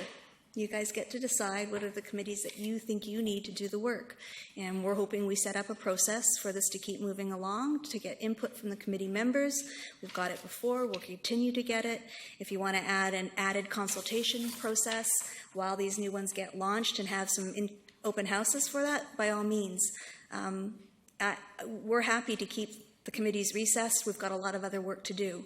But I'm hearing from you, you don't want that to be, and that you want these committees up and going again because you do appreciate the work that they do. I think this process is reasonable, and we certainly have lots of opportunity for more engagement with the public. Thank you very much. Councillor Kipp. Are we talking about this now, or is there motions? Are we requiring motions on the floor? Or what I would prefer to do would be to go to, we've got 4 recommendations, main recommendations here. I would prefer that we do them seriatim. and that we start with number 1 and get them on the floor for discussion. So I'd move number 1. You'd move number 1? Let's retain all mandatory committee and commissions. Okay. Is there a seconder for number 1? Seconded by Councillor Fuller. Thank you. Is there any discussion on number 1? Well, I'd like to discuss some of what I've heard and my support for all 4 motions. And so we're going to do Seriatim. It's going to be hard for me to break down some of my comments to be specific to this, but because this is really just keeping the people that are involved currently and dispersing them onto committees, which I think they've volunteered, and it's a good idea. So I'll speak on that other stuff later then. So on number 1, we've got retain all mandatory commissions. Those are ones by statutory requirement, I would say. So So those have to be. it's pretty hard to. Yeah, can it? Okay. Yeah, it's a no-brainer. Does anybody want to discuss that further? What I would recommend is you go through the report, and because the complexity of rescinding, removing, reconstituting, when you get to that part, we're going to follow the legally drafted motions to do that. So you can talk about it in principle. Do you want to do this? And if this is the case, then you can go through and we'll do these 6 motions that achieve that outcome. So I was going to consider that one under number 2. Okay. So on number 1, it's been moved and seconded. Any further discussion on number 1? Okay, we call the question. All those in favor? Opposed? It's unanimous. So the next one. I move number 2, amalgamate the remaining 11 committees into 6 subcommittees. I'd like to talk about it. Okay, so now, you wish to speak on that? Yes, I do. Very good. And it's been seconded? Yeah. Seconded by Councillor Fuller. Thank you. Well, that's the first one about the rescinding. So what I'd like to talk about today is about what I've heard from our guests at the table, Mr. Jones and Mr. Bonner. No questions to them, but just some points. Who are the stakeholders here? Well, it's the community, obviously. But whose committees are these? These are council's committees. The council chooses, the mayor chooses. And I've been barking at this for years about select committees and how we run our committees and what the rules are, and I think we're finally getting there. From my point, public input, in 1995 we had over 25 committees, not including the RDN. We went in 2008, we did the ABCs, boards and commissions. Right? We did that with Mr. George Cuff as a council. 2009, November 24th, we reviewed all committees. 2009 later, we did it again. Just after that. 2010, 2012, 2015, we've gone over these committees. They've been at our table in so many reports. February 15th, the COW meeting. January 2015, we had a huge meeting and had a consultant in. So we've put this out to the public a number of times. We're going from 11, what I wouldn't consider really focused. They were broad-based, and we're trying to focus them down to common subjects that meet our strategic plans. The right people for Nanaimo or the right committees for Nanaimo, that's what this council gets to choose. It's council's choice of what committees we want and what we do. As far as the finance and audit and the concerns I heard there, there was 3 different groups giving out grants, and the core review said they weren't coordinated. And that's what we're trying to, from my view, trying to get. As far as the Colliery Dam, this is exactly why we're changing them. That was a bottom-up decision. And I have watched advisory committees, community advisory committees to council, set policies, set projects, and start to move funding and spending along. And that's just not the way it should happen. It should come from the democratic process. Oversight. Our fire department, our public works, and our police department have limited democratic oversight. We're not going to manage them, but we have no oversight. 3 of our biggest departments, and there was no democratic political oversight. So that was a bit consuming to me. Public participation in municipal decision-making is important, and it has to be relevant. When I hear no public input and increased workloads, well, some of us miss meetings. I know there's been a few people who have been concerned when we don't make every meeting, but that's why there's 9 of us. That's why we have a staff, so we can get a life and go out and do things. And some of us work full-time, 2 jobs, different things. So The increased workload, it comes with the territory, everything we do. And the surveys about people being not happy, I think our administrator checked out that the surveys work pretty good. And worthwhile work, obviously, all of our committees can be worthwhile, but some of it has been lagging and not producing and not following things. Our strategic plan got put in place and it was not even implemented hardly. Wasn't implemented. So that's what we're trying to do. We can get specific things with ad hoc committees that are timed, dated, and linked. SAFER started out of the social planning as an ad hoc committee, got a life of its own, had councillors voting with staff, no reports, no agendas, no meetings, no minutes recorded. We've had committees that don't even meet. So that's what we're cleaning up here. And there has never been a complete lack of public input. That's just not true. And so from my view, with all the public input, and these are council committees that we should have done 3 months in. 4 or 5 years ago, I put a motion forward that the committees would end not on the council, because what used to happen to committees, and it didn't seem there was any complaints then, the year of an election, the committees would stop in August because they break for summer, probably wouldn't get together in September because it's the silly season, and then it would take us months to get the people picked out and doing it. So I brought a motion forward, and the council agreed the committees would run till March so that we could, in fact, keep the committees going, so that they were important to this council. But that didn't happen. For some reason, the last staff changed that. And it got all confused. And when the mayor come in, we didn't have our committees and we weren't doing it. And we stalled for, what, 2 years now? So from my perspective, I've got pages of stuff here we've gone through and reports. I've been a consultant around here for 25 years. Way too long sometimes. But so for me, moving these 18 recommendations is moving us forward on committees, on council's committees, and getting the public back at the table with us to give us advice on policy. So thank you. And I support all 18 recommendations. Thank you. Thank you. Councillor Yocum. Thank you. Just a couple of comments I'd like to have would be, first of all, when we first got voted in, I remember meeting in that room across the street, or up at City Hall, the old boardroom there, and on the whiteout board, and I don't think there was too many people at this table disagreeing. We said we got to have less committees. I know that was going back to December of 2014, but nevertheless.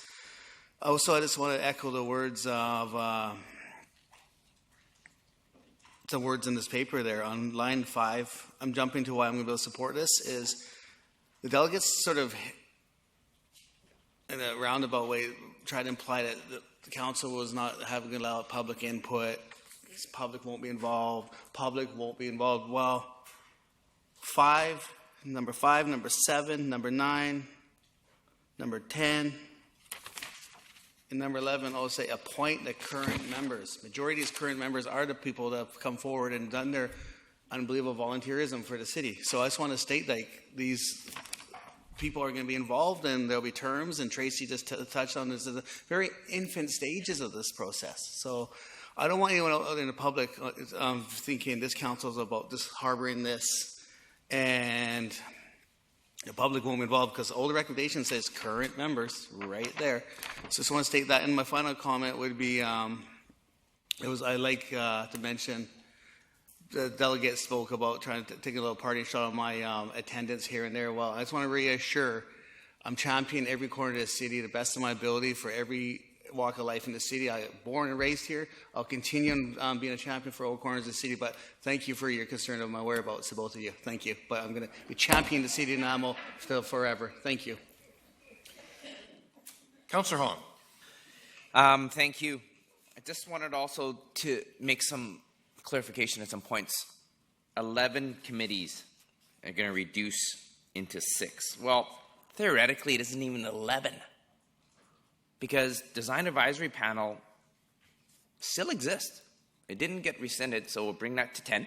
So now we're 10 to 6. The Nanaimo Economic Development Corporation Nominating Committee met once a year. Doesn't even count. Most of it was us, council, and RDN appointees. I think 2 public. So I don't even count that one. So let's reduce that down to 9. Water Supply Advisory Committee, did that ever meet? No. So that's 8. So now we're 8 to 6. Youth Advisory Council, well, we didn't take that one away. They're still running. So that's 7 existing committees to 6 new committees. That's how it should be worded in here. Not 11 to 6. Kind of looks weird, but reality is 7 committees are now formed to 6 committees. If I'm not mistaken, we do have an e-town hall coming up. Governance renewal is a priority for us. Structures are part of governance renewal. So if the public wants input, they have an opportunity to speak their voice on July 25th. We're not excluding the public on purpose. There are lots of options. Again, we've been told that committees are formed by council to help council govern and make decisions. How fast do we strike that city manager's selection committee? Boom, just like that. Do we tell the public? No, we needed it, so we did it. Council did it because we had to select a city manager. We just did it. Core Services Committee. Well, we just struck that. Do we consult with the public? No, we didn't. We just did it. So we do these things, and if the public tell us that, hey, we should have this committee, there's nothing stopping council from saying, hey, the public's right, let's strike that committee. So we have chances to do this. This isn't a fixed item where, I know that Mr. Jones mentioned the Colliery Dams. I get the analogy, but it isn't to that extreme. The people have say, if something comes up, and God forbid, Fort McMurray happened, I think council will strike a committee then and there to help the people that need it. Are we going to ask the public? No, I don't think so. It's the right thing to do. It's what we do for the public. So these committees come and go, and I don't have a problem, and I think they should come and go. Some of them are relevant. We should have them. Some are irrelevant. We shouldn't have them. And the public tell us that. These aren't set in stone. We can change these. So public input is great. I'd love to hear about it. And they have opportunity to tell us what they want. And we can still change these. So, thank you. Councilor Brennan. Thank you, Your Worship. I have one question for staff, and that is, I'm not sure that I heard it correctly, but Ms. Samra, did you say you hadn't had an opportunity to tabulate the responses from committee members? Mr. Seaver did that, and there's a summary chart. I don't have it with me. Oh, okay. But you reviewed it? They reviewed. Okay. With just a couple of people worked on it. Okay.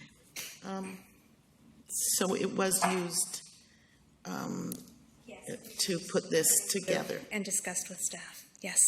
Okay. You know, I don't have a problem with less committees, but I think that really the question for me is, are these the right committees? And for me, they're not. I think that I look at these committees and I read about them, and I think these are great committees. These are great staff committees. These are really good committees for the staff of different departments to get together, to work on issues and ideas that are coming up, tasks that have to be done. This works really well. But in terms of obtaining advice from the community, these are not I don't think, for me, that these are the right configuration.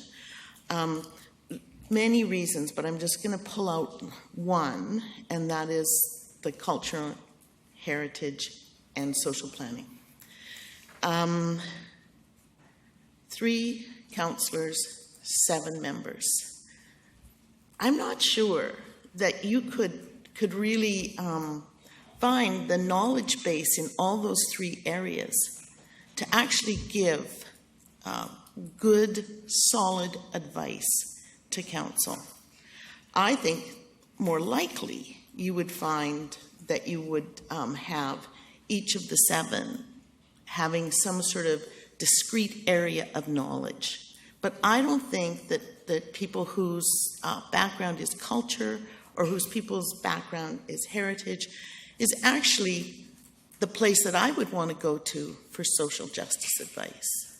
So for me, the first thing would be to remove social planning out of that committee. I get that we need to consolidate in order to provide adequate staff servicing, but I don't think that that has to come through a committee whose purpose is to draw in community comment or community advice.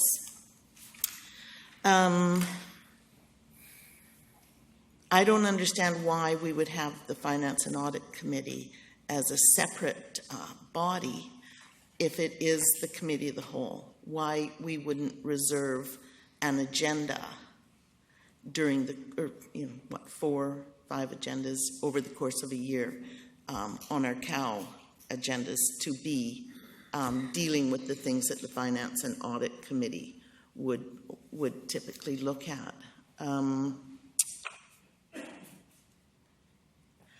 I don't think that the Finance and Audit Committee, for exactly the reasons that were articulated tonight, is that we need to be able to have a grants advisory process that doesn't involve the politicians.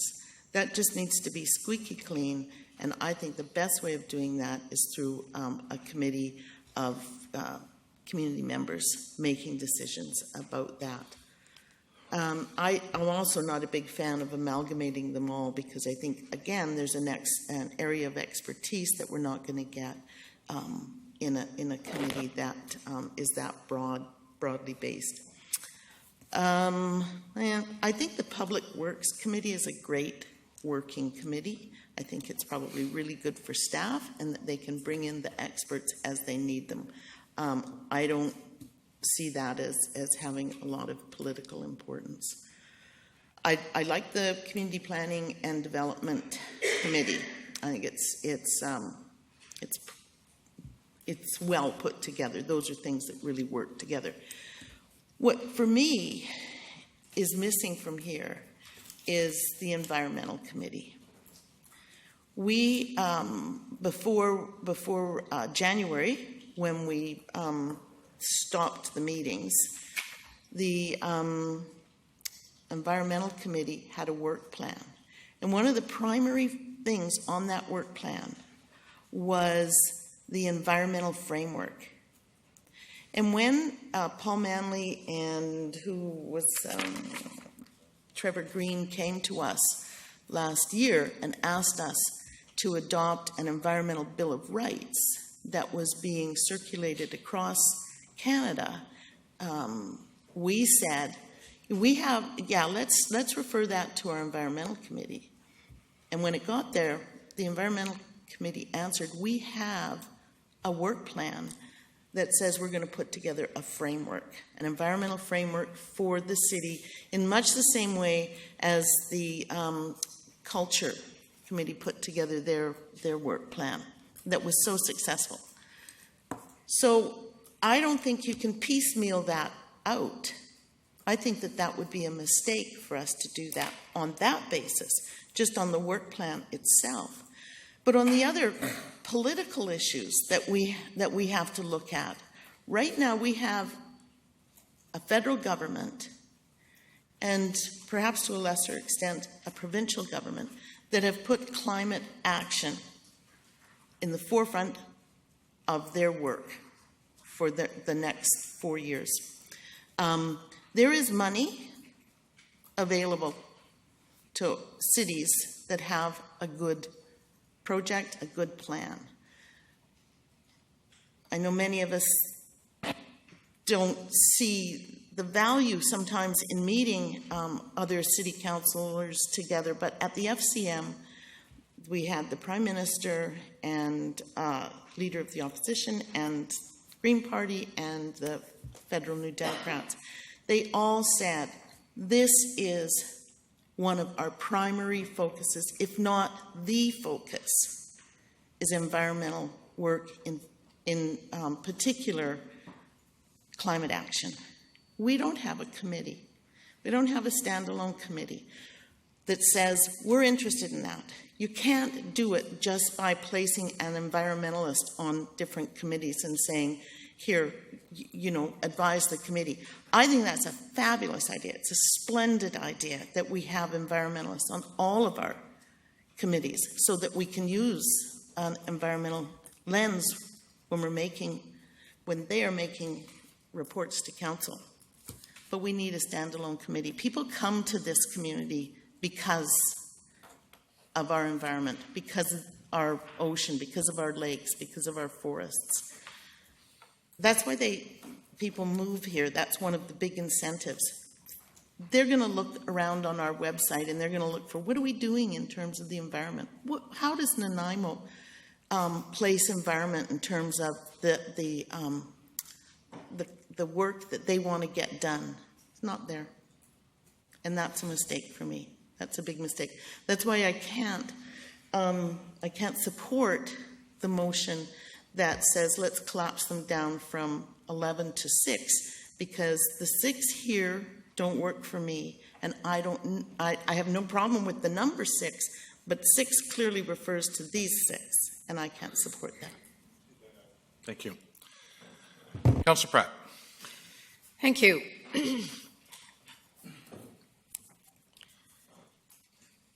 The first thing I'd like to say is that I know that staff have put an inordinate amount of work into this, and I really would like to extend to our staff a great deal of appreciation for that, because this has been not something that just appeared overnight. It's been happening over several months. I agree with some of the things that have been stated tonight from our public.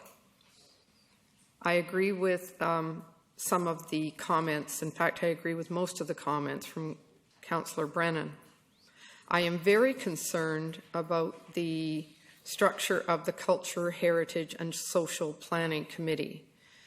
And I'll tell you why. I really do not believe they go together in the first place. I think there was a few comments made about that, and trying to find people in the community that would want to be on a committee that combine those two things might be a difficult stretch. I also believe, having been on the Culture and Heritage Committee, that they did amazing work over the course of the time I was on there, a lot of hard, heavy lifting.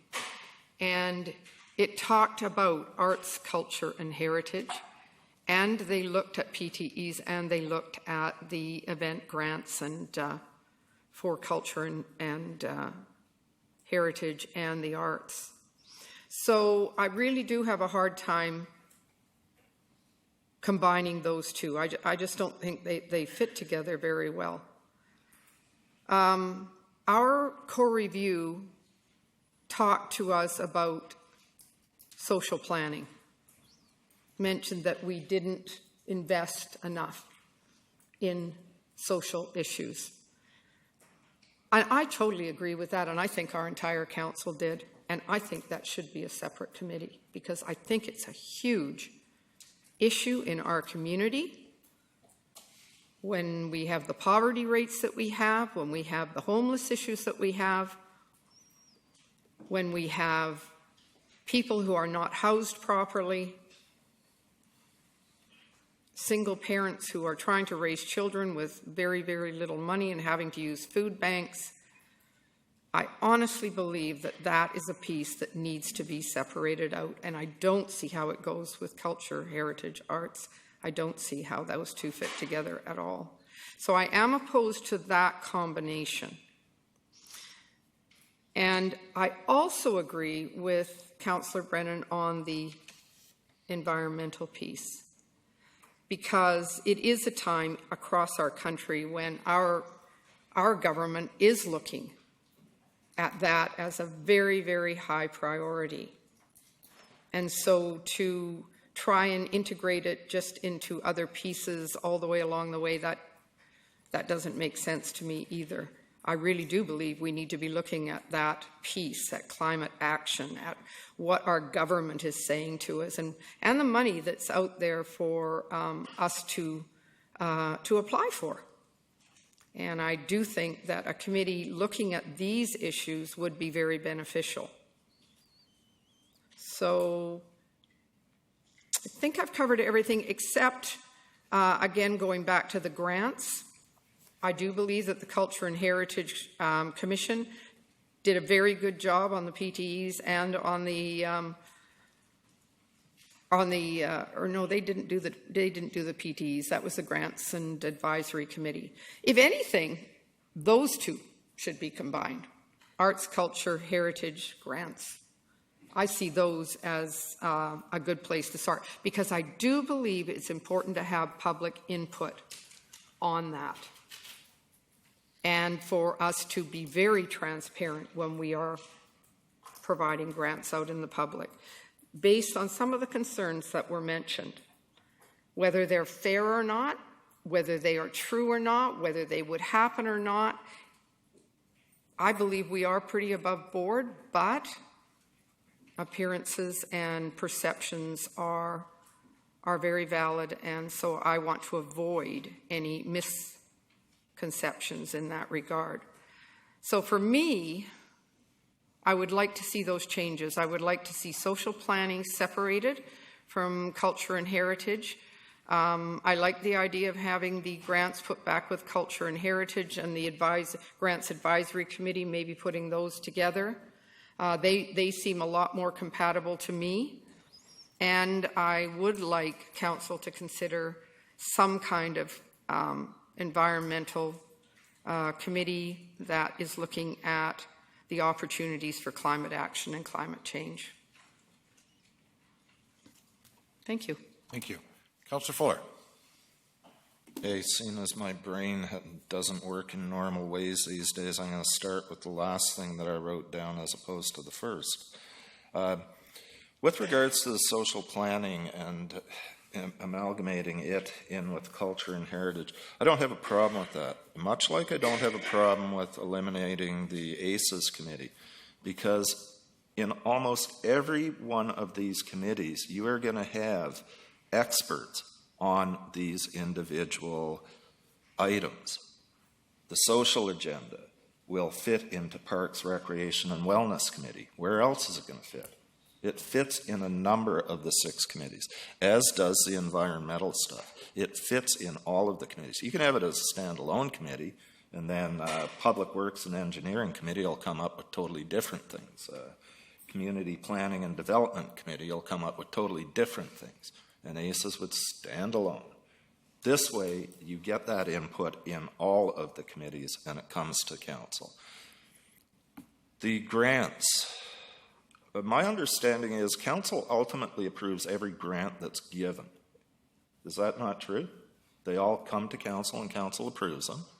And at some points, we've not approved them. And that's been contentious in the community. What the Finance and Audit Committee says, and number 11 of the staff recommendations, is that Council will create a subcommittee of the Finance and Audit Committee to be known as the Grants Advisory Subcommittee. This will utilize the expertise of some of the members on the Grants Advisory Committee. The oversight by Council will allow for these grants to remain confidential within the organization until they have final approval, and then they can come out to the public, as opposed to what's happened in the past where some of the grants are released to the public well before they've even been approved. So we don't want that. So this is going to be an oversight that I think is fantastic and will allow for that. The Grants Advisory Subcommittee will have members that are aware of culture, heritage, etc., and all the other grants. When we talk about public input, we had a survey, and 40% completion of the survey. That sounds freaking good to me. 40%, that's almost half. It's almost 50%. But that's pretty good completion rate for a survey. So that's some good public input by public members of committees. The members on the committee are members of public. So, yes, we've had public consultation on this. We're getting more, and we will likely get even more as time goes by. It was mentioned that the core review talked about eligibility criteria for grants and that it was being applied correctly. What the core review didn't say was whether that eligibility criteria was the correct criteria. All it said was it's being applied correctly. It didn't say whether it was good criteria or bad criteria. So this gives the Finance Audit Committee a chance to take a look at the criteria for grants and getting it right with the advice of members from the Grants Advisory Subcommittee. So I like the 6 committees. Social planning fits with culture and heritage, in my opinion. It's not a perfect fit, but it also fits in with the others. And as does ACES, like I said in the beginning. So I'm going to stop because I'm going to start repeating myself. And with regards to the comment about attendance, when I got elected to council, I took my full-time job at another agency and cut it down to half-time so that I could spend more time on council. Have I made every meeting? Except for the ones after I died, I didn't make. That was quite a number of them. And I understand that when I was in the hospital, there was a movement to have a by-election right away without my final demise. I find that abhorrent that something like that would happen. I'll accept your apologies, Council. So, we have lives.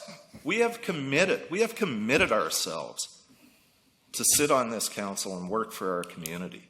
I ran 5 times on council to get on council. That's my commitment to the community. Anybody that says I'm not committed to the city of Nanaimo, well, hey, I had 20 years of frickin' commitment for you in 5 elections. I got elected by people, not by any specific public interest. Will I miss meetings? Sure. Everybody does. Do I want to sit on, here's the other one I don't like, 3 members of council on every committee. But that's my opinion. I don't think we need that many. I think we have too much council input on committees. I want more public input. And I'm not going to sit on every committee. I like sitting on as few committees as possible so that I can put my expertise where it belongs, not just to say during the next election that I sat on this committee, this committee, this committee, this committee chaired this committee, this committee, this committee, this committee, elect me again. People will elect me because they think I do a good job, not because I sit on so many committees. So I don't agree with 3 members of council on all committees, but I can live with it. So I'm fine with this. I will go with all 18 of these. I don't have a problem with it. Thank you. Councillor Hong, have you spoken yet on this one? Okay. Councillor Yocum? Okay. Councillor Bestwick, do you wish to speak to this one? I'll be supporting the motion that's on the floor. Okay, thank you. If I might indulge, Council, I'd like to speak for the first time, and that is I will agree with Ms. Sammer concerning the complexity of this issue. We're not the only community that's wrestling with this, and over the last couple of weeks since we had our last discussion about it, and we've had more documents come forward and more recommendations from legal counsel and from our consultant. I've had a lot of discussions with other community members, with other municipal politicians, with other mayors, as to how they're trying to work with this as well. A lot of these committees that have been recommended here, a recognized expert in municipal governance, George Cuff, disagrees with them. He doesn't agree with running a community by committee. But that's his opinion, and many committees have adhered to that. Our committee structure is very different than Victoria's, for example. There are others that agree. Ms. Samra said that our existing committees act like select committees, or they act like standing committees, one or the other. We're not quite sure. And that's where my research over the last couple of weeks has taken me, and watched how other communities have struggled. I'll agree with Councillor Yocum when he said that when we first, in the interim period between Election Day and inauguration, we did have a sit-down. We talked about discussion about committees, and we all agreed that we'd like to see the number of committees reduced. I agree with the points by one of the speakers with respect to the PTEs and the grants, with respect to what the core review consultant said, that they didn't recommend any changes to that. That's a real tough one when we consider the number that we have. Oh my goodness, 8.4 million and 148 organizations. That's a lot of work, and that's one of the reasons why other communities have gone to committees. Commissions, we've had commissions in Nanaimo that have been called commissions, but they're not really commissions because they're not given the authority to operate anything. They're not given the authority. If we have a Parks and Rec Commission, then the Parks and Rec Commission should act like and operate like they do the Parks Board, the Vancouver Parks Board. They're given a budget and they operate separately from council. And there's times when the mayor and the chair of the Parks Board don't always agree, as in right now. Imagine what it's like over there with a vision-controlled council and an NPA-controlled Parks Board. It can be challenging at times. But in any case, it's allowed to operate as a commission. We've had commissions here because some people like the name. Oh no, we'd rather have it a commission than a committee.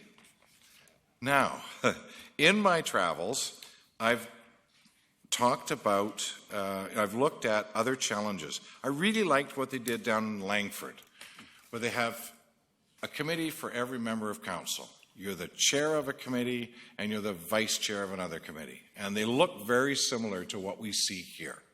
I liked it. But when I started to peel back the layers of the onions a little bit, I realized that it doesn't appear to follow the community charter. They have two council members on each committee, and sometimes 6, sometimes 8 members of the public works or the public safety or whatever, the finance or the affordable housing committee. But that doesn't follow the charter because they're standing committees. Their work goes on in perpetuity. They're not select committees. Select committees are a committee that council creates to do a specific task. And for example, a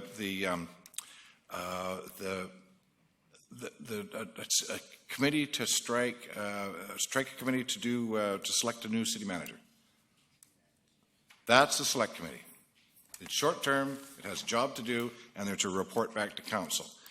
That's echoed in not only our procedure bylaw, where it says a select committee means appointed by council under 142 of the community charter for a select purpose and to report its finding and opinion to the council. At least one member of that committee must be a council member. A standing committee, by our definition in our procedure bylaw, means a committee appointed by the mayor under section 141 of the community charter for matters of the mayor considers would be better dealt with by a committee, and at least half of the members must be council members. The Grants Advisory Committee statements that were made by a previous member of the Grants Advisory Committee really made sense to me. I know that I'd really like to get council to get members of the community to help us with the heavy lifting. It sounded like there was a lot of heavy lifting on that committee. So here's where my challenge is. We've got a proposal here. If we look at number 4, it says that council establish the following select committees: Public Safety, Finance and Audit, Culture, Heritage, and Social Planning, Parks, Recreation, and Wellness, Public Works and Engineering Committees, and Community Planning and Development Committee. My question is, what are the questions that we're going to ask them to go away and get back to us about? They're standing committees. And as standing committees, we need to follow the rules of the Charter. The Council can't usurp the authority of the legislature of British Columbia, in my view. This is what I've found when I've been doing this research, is that they can't usurp that authority. The standing committees are well defined in the community charter, as are select committees, as are municipal commissions. I think what we're doing is we're trying to create sort of a hybrid, and that's what other communities have had the problem with. They've come up with these committees to try to lighten the workload of council with a number of members of the community, and they don't work. They're not working because they don't follow the charter. So, for example, if we want to have a committee on, let's call it public safety, if we had 3 members of council, we could only have 3 additional members to form a standing committee. If we wanted some short work done, for example, hire a new fire chief or something, or pardon me, a new police chief, then that would be a select committee. Short term, do your work, tell us what your results are. Well, I think we've got some work to do here. I believe that what we should be doing, and it's a perfect time to consider it right now, that is, we should be considering a motion to UBCM for the province to consider changing the charter with respect to committees in order to do what we want to do here. The select committees that we've got here today, they're not select committees in my view, and the views of other mayors I've talked to, they're standing committees. So we've got some restrictions here. I think we've got a real challenge, and I don't think our work is done yet. And I want to thank staff for the work they've done so far, because this is a lot of work. It's very complicated. I'll agree with Ms. Sammer. There's a lot of complexity to it. But right now, I can't support the motion that's on the table, because in my view, it goes against the charter. Ms. Curry. Thank you, Your Worship.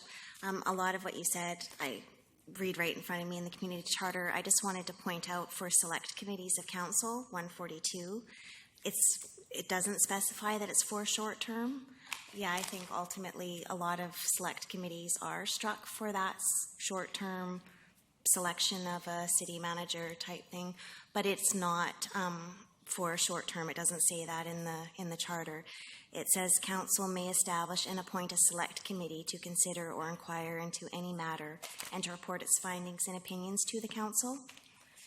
And so I think that the subject matter for council to have a select committee to consider or inquire into would be the subject matter of the committee. So a public safety committee would be the subject matter, a finance and audit committee would be the subject matter, etc. That's just my interpretation.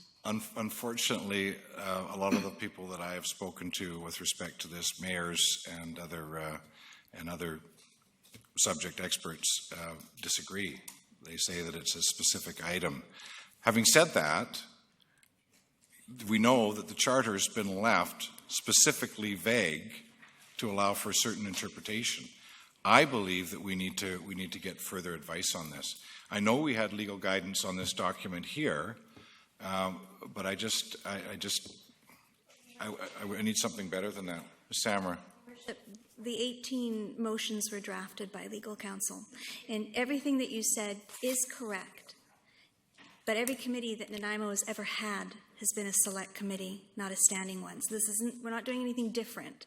And the practice has been to interpret the standing committee to permit this hybrid. And I think your idea about doing a motion for UBCM is a good idea, because it is something that should be corrected. There's a number of things in there. But for the status quo, most communities, and you struggle with this, is they would be better served as standing, but we didn't make that recommendation because we didn't need to. And from what I'm hearing from council, you don't want to have 50%. You don't want 7 members or 9 members on all of your committees to get the people there. It's just not workable. So we're tackling a little bit of the problem at a time. We're clearing away the ones that you're not using. You're going to put some council committees in place that may or may not be right. It may come back in a month when they look at the terms of reference and one of the committee goes, this is absolutely unworkable. You must have 2 committees. So that's the next step. Did we get it right in our recommendations to you? We might have, we might not have. And you'll hear back from these committees at the end of that time. And one last point of clarification, the Core Services Review clearly says that one of its recommendations is for council to redo the PTE grants policy. Thank you. Councillor Kipp. Thank you. The experts, like you've quoted George Cuff, and I've got his stuff here about agencies, boards, and commissions. They should be required by legislation or by bylaw. They should be established by the governing body for a particular purpose, and they have an ongoing mandate that is current to today's requirements. And I think that's what we've said for a while. Some of our committees aren't current. When I look at social planning, no wonder the province loves us having a social planning group, because we've had social development plan, housing strategies, and we've done a lot of things with it, and it's helped us get our housing projects, our wet houses that we had the big fight about when we got public input on. And these committees have to add value to the governance entity. And then you ask the question, what are they for or why? And it says, his were simple. Be clear as to the expectations of the committee. Review on a regular basis. Appoint for defined terms. Utilize or abandon. Don't neglect them. Maintain control on your staff resources and meet with them. And the one thing, George Cuff, and this is a quote from Peter Drucker, there's nothing more useless in life than doing efficiently that which should not be done at all. And part of me says that some of the committees in their mandate, like social planning is a download from the provincial government that we have to chase. We should have a lobby committee for the provincial government to go after them for all of these issues that affect us, poverty, employment, and all those. By sitting with the experts in the room that all know what's going on, and everybody that sits at the SPAC table knows social planning. I served on that committee for countless numbers of years, and the ACES committee. I've served on that committee for a number of years too. And it is a standalone committee that no one else gets the reports of, because we don't circulate the information. And how many times, and I was digging up emails of how many times I've sent on standing committees and select committees, and section 142, 141, and what the committees do, and the committee of the whole and ad hoc committees. So this to me is finally getting somewhere. We're finally into getting to where we should be. And that the legislation is clear that we have the ability to make up our committees. And I'm not certain your reference to councillors knowing what they're doing and other mayors knowing what they're doing. I know a lot of mayors, and they are usually taken care of by the CAO for what they know. And I've sat with a lot of mayors in my life and in different committees and different things, and I'm not certain we all know what the rules are. So thank you. Councillor Hong. Thank you. I'll make it quick. I don't have a problem with it being a select committee or whatever, because at the RDN, they're select committees. They're all select committees. Transit Select Committee, Parks and Rec Select Committee. So they exist. They haven't changed it. Other people do it. We'll just follow until the government hits the hammer on us. Why not? We like that. But to the point, I'm fine with the way that they're organized in the 6. Somebody that's really into social planning might get a good concept and a good grasp of culture and heritage of Nanaimo. The person of culture and heritage that has no idea, because they've had a silver spoon in their mouth or whatever, has no idea about social planning, might get a good insight on that. So having a variety of people from different expertise, it works for me. It's good. It's good round knowledge. Environment, it is important. I'll bring it up. It should belong in all of these Public Safety Committee should have somebody with regards to the environment, because LED lights are great for the environment. We need environmentalists to tell those public safety people we need to have LEDs because it's good for the environment. Same with community planning, public works, and engineering. LED lights are great. Parks and Rec, LED lights are great. Great for the environment. So having people with expertise spread throughout these committees could work. Let's give it a try. Thank you. Cool. Councillor Pratt. Thank you. First of all, to Councillor Hong's comment about people with silver spoons in their mouths. I think people, for the most part, like arts and cultures, whether they have a silver spoon in their mouth or not. So I don't think that's a very relevant. I find it offensive, to be perfectly honest with you. I love the idea of the lobby group, Councillor Fuller, I think, or was it Councillor Kipp? One of you two said that. I would love it was Councillor Kipp, because I think we do need a lobby group that looks at all the issues that have been downloaded, and the fact that we're having to deal with them as a community and as a council. So that would be a wonderful idea. I still do not believe that social planning and arts and culture go together. I really am having a hard time with that one. It's probably the only one I'm having a hard time with, because I do believe that the rest, I guess what I could do is just say, I'll see how it goes, because who knows, maybe it won't be as, it won't have the issues that I think it's going to have. But what I do see is in number 7, the council appoint the current members of the Nanaimo Culture and Heritage Commission and the current members of the Social Planning Advisory Committee. I got to tell you, I have no idea where we're going to house that committee, because the Culture and Heritage Committee has a full room every time they meet, and you usually have to find a chair from somewhere if you're late. So that one is, I just look at that and I don't know. But I will support it, because I think we need to get started and move forward with it. I do have a hard time with that one, and I just need to put that on the record, that, although I don't think it'll appear in the minutes, but I did want to put it on the record that that's the only one I'm really having a problem with. Councillor Brennan. Thank you. I continue to have serious problems about the environmental committee. And that's because, and I've already said this, great, have individuals on each committee with that area of expertise, but that doesn't change that we need an environmental committee, a standalone committee. If for no other reason than we have made a promise to the community here at the council table that we would draft and pass an environmental framework that would be equal to the request they made for the right to a healthy environment. We made that promise. We said we will do that. There was a gallery full of people wanting it. We said we're going to do it, and now we've said, well, we won't have a committee to do it, but we'll parcel out that responsibility throughout the different committees, and what that means is it's not going to get done. The culture, heritage, and social planning, they don't fit. They just don't. For whatever reason, you need to have social justice as a standalone committee. As for a lobby, we lobby through council.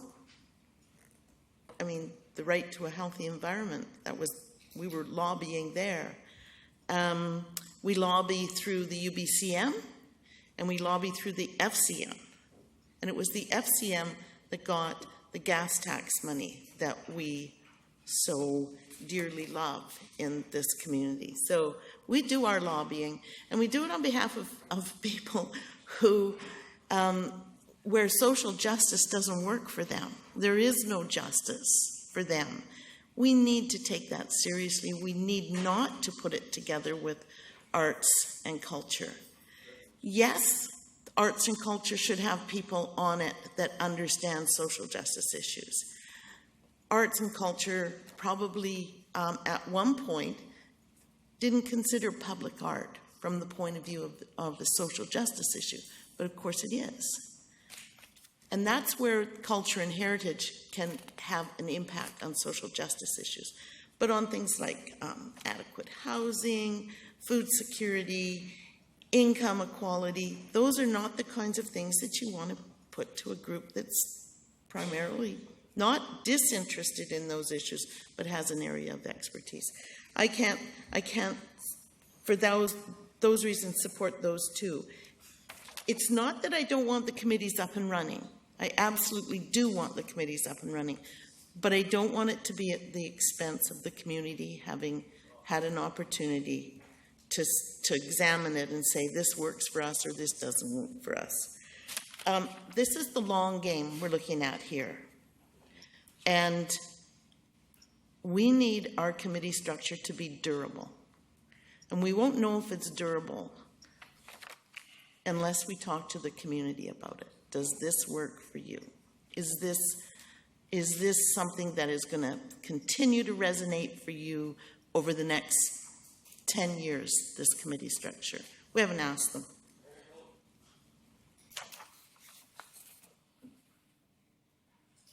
And one of the reasons why we haven't had a major consultation on the issue of committee structure is because this is a full-blown dismantling. That's why we need to go to the community. Full-blown dismantling of what we have. And that's a question that the community probably wants to talk about. So for those reasons, and as much as I'd want to find the compromise in it, this has a couple of serious flaws for me. And I would like to see them remedied before I could support it. We're having an e-town hall next week for 3 to 4 hours, apparently. We've scheduled that. That wouldn't be my preference, to just throw the committee structure into an e-town on lots of things. But if that's the best that it gets, then I could support deferring it until after the e-town hall, but not the way it is right now without the consultation. Thank you. Councillor Fuller. Wasn't going to, but I am. Culture. Starving artists. You want to talk about people that know more about frickin' poverty and homelessness? Talk to some of the starving artists. Graffitiists. Some of them become quite famous overall throughout the years. Culture, poverty, social planning, heritage, it fits. It fits in everything in this. Councillor Yoakum. Thank you. Just quickly, I just want to don't want any mixed messages out there. I'm not going to debate councillors and this and that, but I'm going to, in my view, when I hear a full-blown dismantle, I stated earlier in the evening, I read it again. Council appoint current members of et cetera, committee. How is that full blowing up these committees? It's another lesson. If this doesn't work, we can make adjustments like Councillor Pratt stated. So I look forward to seeing where this goes. If it doesn't work, common sense will make changes. Thank you. Thank you. Councillor Bestwick. Thank you. I'm listening intently, and not being physically present makes it a little bit challenging to get your point across, but I think all good points have been made. I think that it's time to call the vote. I would concur that I don't know that it's a full dismantling as per Councillor Hong indicated. It's really 7 committees down to 6. This is a strategic reorganization that has been long in the works and long awaited for. And I think that we're wise enough that if it's not working in 6 months to 12 months for whatever reasons, then think we're also have enough common sense and wise enough to make the adjustments at that time. But let's move this forward and see where it takes us, and if it takes us in a direction that some people out there might be able to go, I told you so. Great, we'll learn, and we'll make the adjustments as we go. Is that it? Thank you. Thank you. Thank you. Councillor Brennan. I have an amendment to make. Where are we at on the motion right now? What is the motion? The motion is number 2. Yeah.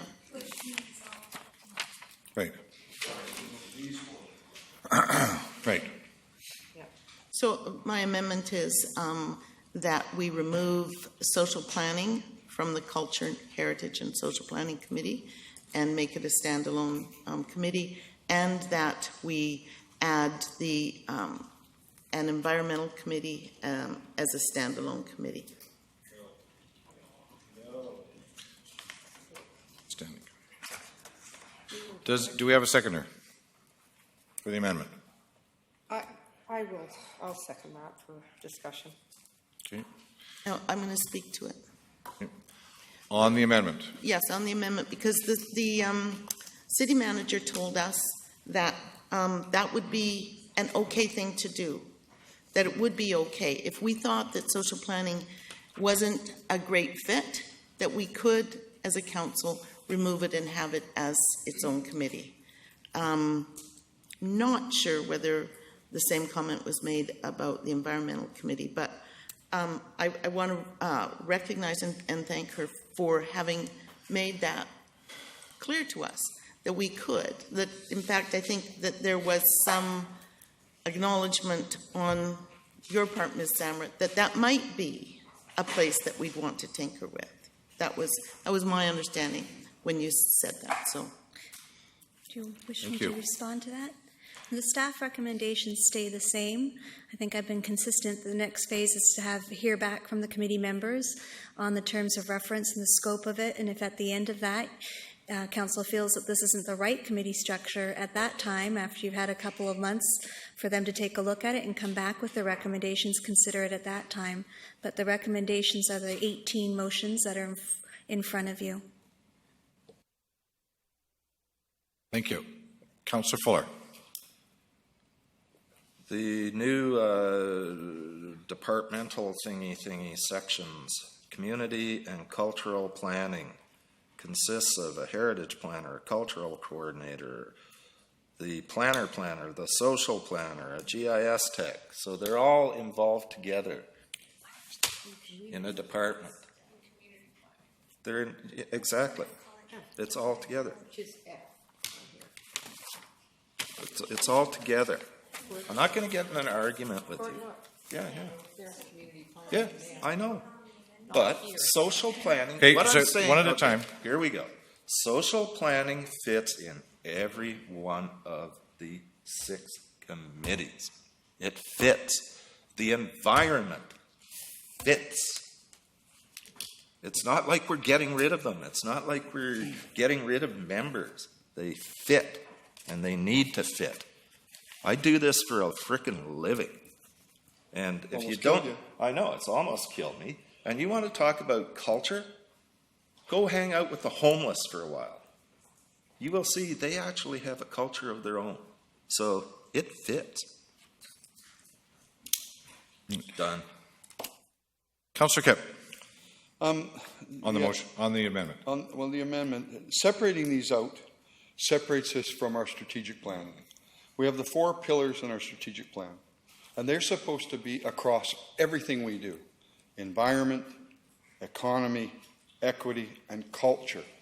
All of our decisions are supposed to be based on a matrix like that. It should have been done for years, and that's why it all ties together. It's like triple bottom line committees. It's like triple bottom line management. It's like triple bottom line accounting, where those groups, their focus will be public safety, but it has housing issues and homeless issues and environment issues in it. Public safety has huge environment issues built into it, because when trains smash and blow up or whatever, it has a social impact. on business, on everything. So if we really think strategically through those 4 pillars, which I've been pumping for years now, then they fit in here. And they should be, every decision and every committee should value how much it costs, what's good for the environment, is it good for our culture, and is it good social equity. Every committee should do that, and we haven't, because they just talked about very specific environment. They just talked about and SPAC, I mean, when I was on SPAC and people would report, they'd come from the other committee, what do you got to report on the finance committee you're on? Oh, nothing to report. Because they didn't remember the last meeting or the other meeting they went to. And the reporting's no good. So if the reporting's good and the minutes are good and it's up on the web page and people have it, they'll get to see all of it. The trouble is, these committees we have now are little bailiwicks with me the chair, and I own it, and I'm defending it, and it's mine, and that's all there is. And so my view on this is, George Cuff said, councillors shouldn't chair these public committees, because chairs are powerful, and we control and we push our agendas. That's why I'm seeing this rebirth of our committees. It's just a rebirth. They're all there. They're coming out of it again. So I don't understand it. It's separation into little power, little vacuums, little silos. We're trying to break down silos in this world. We're trying to break down the strength of one viewpoint. It just, to me, mix it up. Get these committees working on all aspects of what we do. Thank you. So I can't support the amendment. Okay, so call the question on the amendment. All those in favor? Opposed? Motion carries. Opposed by Councillor Bestwick as well. So it is 6-3. What is it? Yeah, defeated. Motion. Defeated, 6-3. Thank you. Okay, so now that Opposed to the amendment. Okay, so now we're on to the motion, which is staff recommendation that council amalgamate the 11 committees into 6 committees. And that's based on the 18 different items that are on the proposed motions. I would recommend recommendations 2, 3, and 4 are achieved through these 18. That's correct. You can do it with just those 3 there, but it's much better to do it this way with the precision. Okay, so now I need some guidance from Ms. Gurry. So if you combined the recommendations number 2, 3, and 4, or replace them with these 18 in their place, that would deal with the matter. Actually, that wasn't what I was looking for guidance on. Okay, this is purely technical and it's procedural in nature. Is this the point that I would then exercise the chair's rights under section 32.1 of our procedure bylaw? What's that? So if I could, I'll read it. It says, whenever the chair is of the opinion that a motion is contrary to the rules and privileges of the council, the chair shall apprise the members thereof without proposing the question and shall cite the rule or authority applicable to the case without argument or comment. The ruling of the chair may be appealed to other members of council then present. And my authority, the rule or authority that I'm referring to is the community charter, sections 141 and sections 142, on the basis that in my belief, in my opinion, that that these are not select committees, and if they're going to be standing committees, we must follow the rules of the charter. I would request that we go to the ministry to seek advice from the ministry on the standing of these committees. Now, Your Worship, I'll respond to that. So council has received legal advice that these 18 motions are lawful. I understand that completely. Thank you very much. I'm exercising privilege based on please. Yeah. Based on 32.1, and that can be appealed. I just want to go through these emotions. That's all. Motions. Or these motions. Pardon me. Yeah. I would just request a recess so that I can confer with the corporate clerk and legal counsel, because you didn't advise us that you would be bringing this forward, and normally if the chair was going to bring something forward, he'd converse with the CAO and the corporate officer so we'd be aware of what it is that you were going to propose to do and be in a position to answer that fully. Given the fact that we have an acting person in as the corporate officer, I would respectfully ask a 5-minute recess so that I can converse with her to look at the interpretation and application of our bylaw. I have a question and a challenge here. Has the mayor already talked again to Mr. Fassbender? No, sir. Can you answer me, who is your advisor on this? I'm asking, just ask a question. No, upon review of the procedural bylaw, as we've been doing for a number of days and weeks now, in preparation for a review of the procedure bylaw, I expected that this would be appropriate for this particular motion for tonight.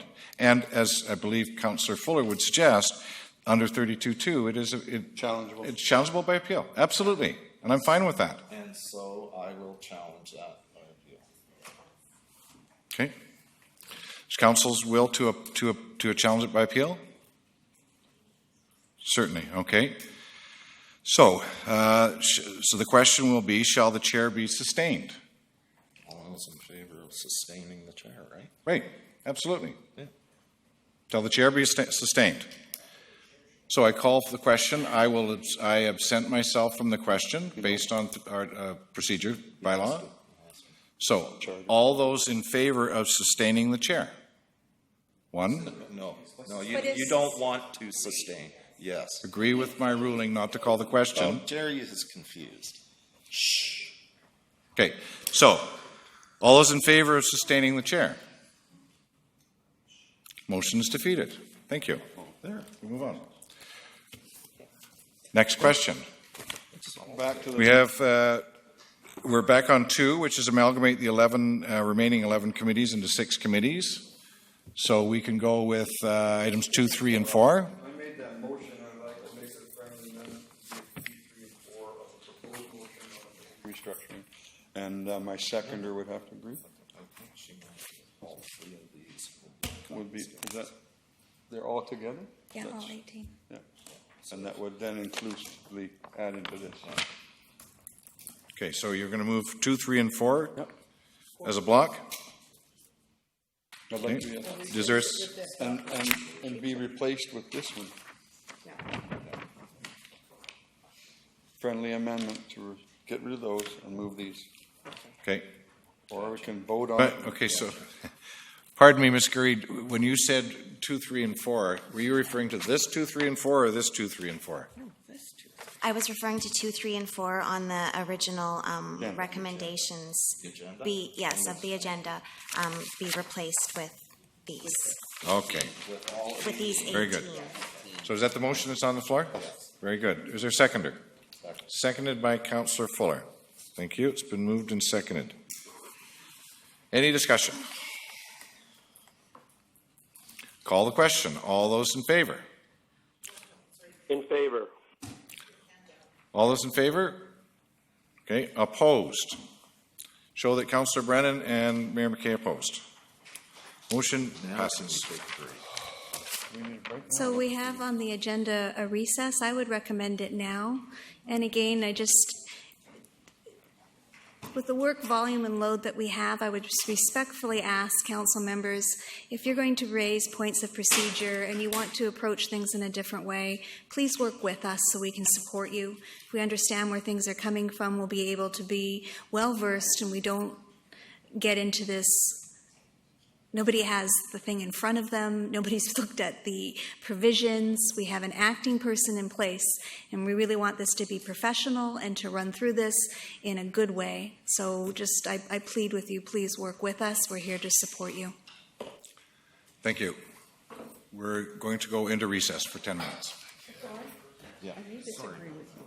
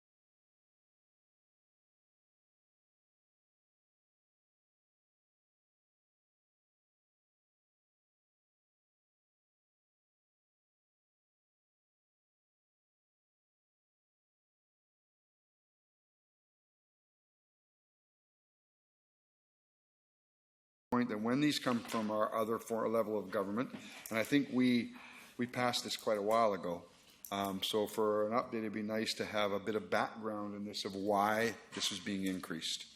So if we can in the future, ensure that we have a reason for our increase, that would be important. But I do support this increase. Thank you. Councillor Pratt. No, Okay, thank you. I just didn't have it turned off, I guess. So, no further speakers. Call the question. All those in favor? Opposed? Motion carries. Next item, Section 74 of the Community Charter at 1505 Frew Road. And the purpose is to obtain council authorization to enforce the provisions of the Community Charter related to the dilapidated mobile home on the property.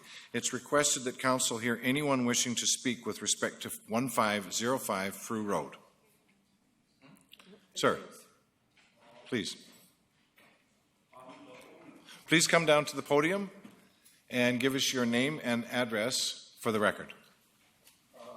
I'm 1505 Frew Road, the owner. My name is, legal name is P. Fu Zhuang, but the pronounce is difficult. So the other guy call me Peter. It's easy. Sir, I wonder if you could, after you're finished, if you could provide the spelling to the clerk. After you're finished, just go over and give them your correct spelling. Okay. Thank you. Thank you. Go ahead. I bought this the property. I'm the new owner. Before I bought, somebody live there. Then I bought smashed the window and damaged the siding. So the city enforcement department asked me. I told them. I said I want to fix, repair. It looks beautiful. Now it's very ugly, but they don't allow me to do so. They said go here. I can come here. I need you give me chance, just like a car. Somebody damaged the window or body, then repair. I want to repair. I don't want to move out and damage. That's all. Then I go to the city. They told me go to the city building department. I went to there 3 times. They said first time they said okay, go ahead. But I told I plan the window and the siding. I make a plan. Then he gave me the later. He gave me the letter. They asked me must move out. So I come here. I found the enforcement department. They go there. I asked. They said they don't have professional experience. Asked me go to the city. I go to the city. I told the building department somebody. He said go ahead. Then the enforcement go there, talk with the building department.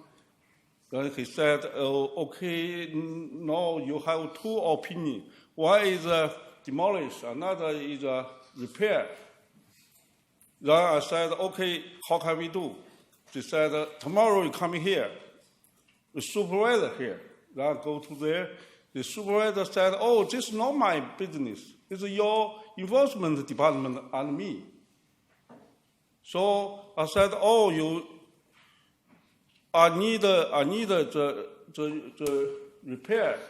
I need to see your supervisor. Next day, he said, I arranged the supervisor meet me. Next day, I go there. I met the lady, the supervisor. He gave me another letter. He said, your property have another garbage. Then give me this letter come here. So here I think I need a chance to repair my mobile home. And I need time to clean the property because the property, the garbage, there are a lot of garbage. I move 90% out. Just a little bit, I want to clean everything. That's my property. I want to clean, but I need time. This garbage, I talked with the neighbor. The neighbor told me several years over that, but the city enforcement, they don't have the city enforcement, but past several years, what they do? About this, they come in here, push me. I do. Now I need a chance.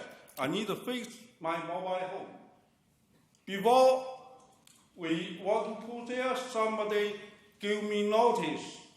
I have picture. If somebody want to look, I can show you. They told me if you move out this property, I give you trouble. Give me trouble. So I talked to the enforcement, the city enforcement. He said, go ahead. If somebody come here, the police address. So we clean 90% the garbage. That my house fire. I think everybody know that one. Somebody fired my house.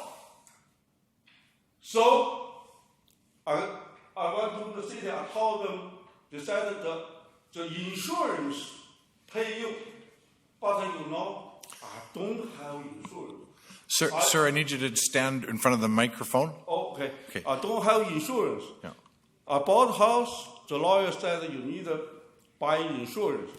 I go to several insurance companies. They don't give me answer. Okay. I need to stop you, Peter. Council, this item, this property at this address is not only under 7C with respect to the demolition of this mobile home, but it's also listed under 7D, under the property maintenance bylaw. Does council want to deal with both of them at the same time? Because both of them are requiring orders. Or do you want to just deal with the mobile home now? Okay, that we deal with both of them at the same time? Okay. Is there, by consent, is council any objections to that? Okay. So, there's two items. One is the order to, with respect to the mobile home. The other one is concerning the unsightliness, the garbage and the scrap metal and so on and so forth. There's also an order on that one that you be given 14 days where the work will be done by the city at the owner's cost. So let's deal with each one individually. The first one is, well, actually, the two of them could probably go together. How much time, oh my, how much time would you need to bring the property into order? And if I could ask staff, when were these pictures taken? Yesterday. Today. Your Worship, we had an officer on site this morning and took the pictures today. These pictures? Yes. That was taken this morning at about 10 o'clock, 10:30. Okay. Your Worship, if I could just give you one piece of information with mobile homes. They are, when they're built in the factory, they're given a stamp of approval through the factory where they have all of their journeymen overseeing the work. And our building department is not able to issue a permit to repair that. There is no provision under the building bylaw to us to even issue a building permit to bring that up to any type of code because it's not the BC building code, it's a separate code that governs the construction of mobile homes. Wow. All right then. And do you have the pictures adjacent to that with respect to the property itself? There is. There should be some more pictures coming up on the property itself. What happened, Your Worship, is our officers have been working with this owner for quite some time, and he was making progress on removing the debris and the garbage.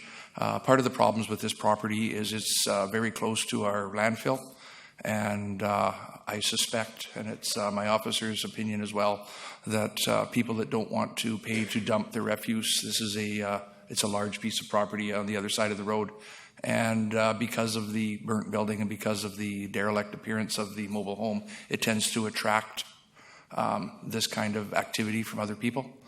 There has been suggestions to the owner that he fence the property and that he continue to do the cleaning, and we found that the attempts to clean it up had halted on or about July the 8th. We've been, as I said, now this property has been before council in 2009, 2013, 2014. It did have an order to clean it up. However, the ownership of the property changed. And with the new owner, Peter here, we have been trying to work with him to get it brought into compliance. But unfortunately, we've been unsuccessful. Thank you. This building here has sustained fire damage, obviously, and it's unsecure. Is there any hope for that building, in your opinion? According to the file I have before me, the fire was contained mostly to the kitchen area, and the building department has not given us any indication that it's required to take down under the building bylaw for that 75% damage.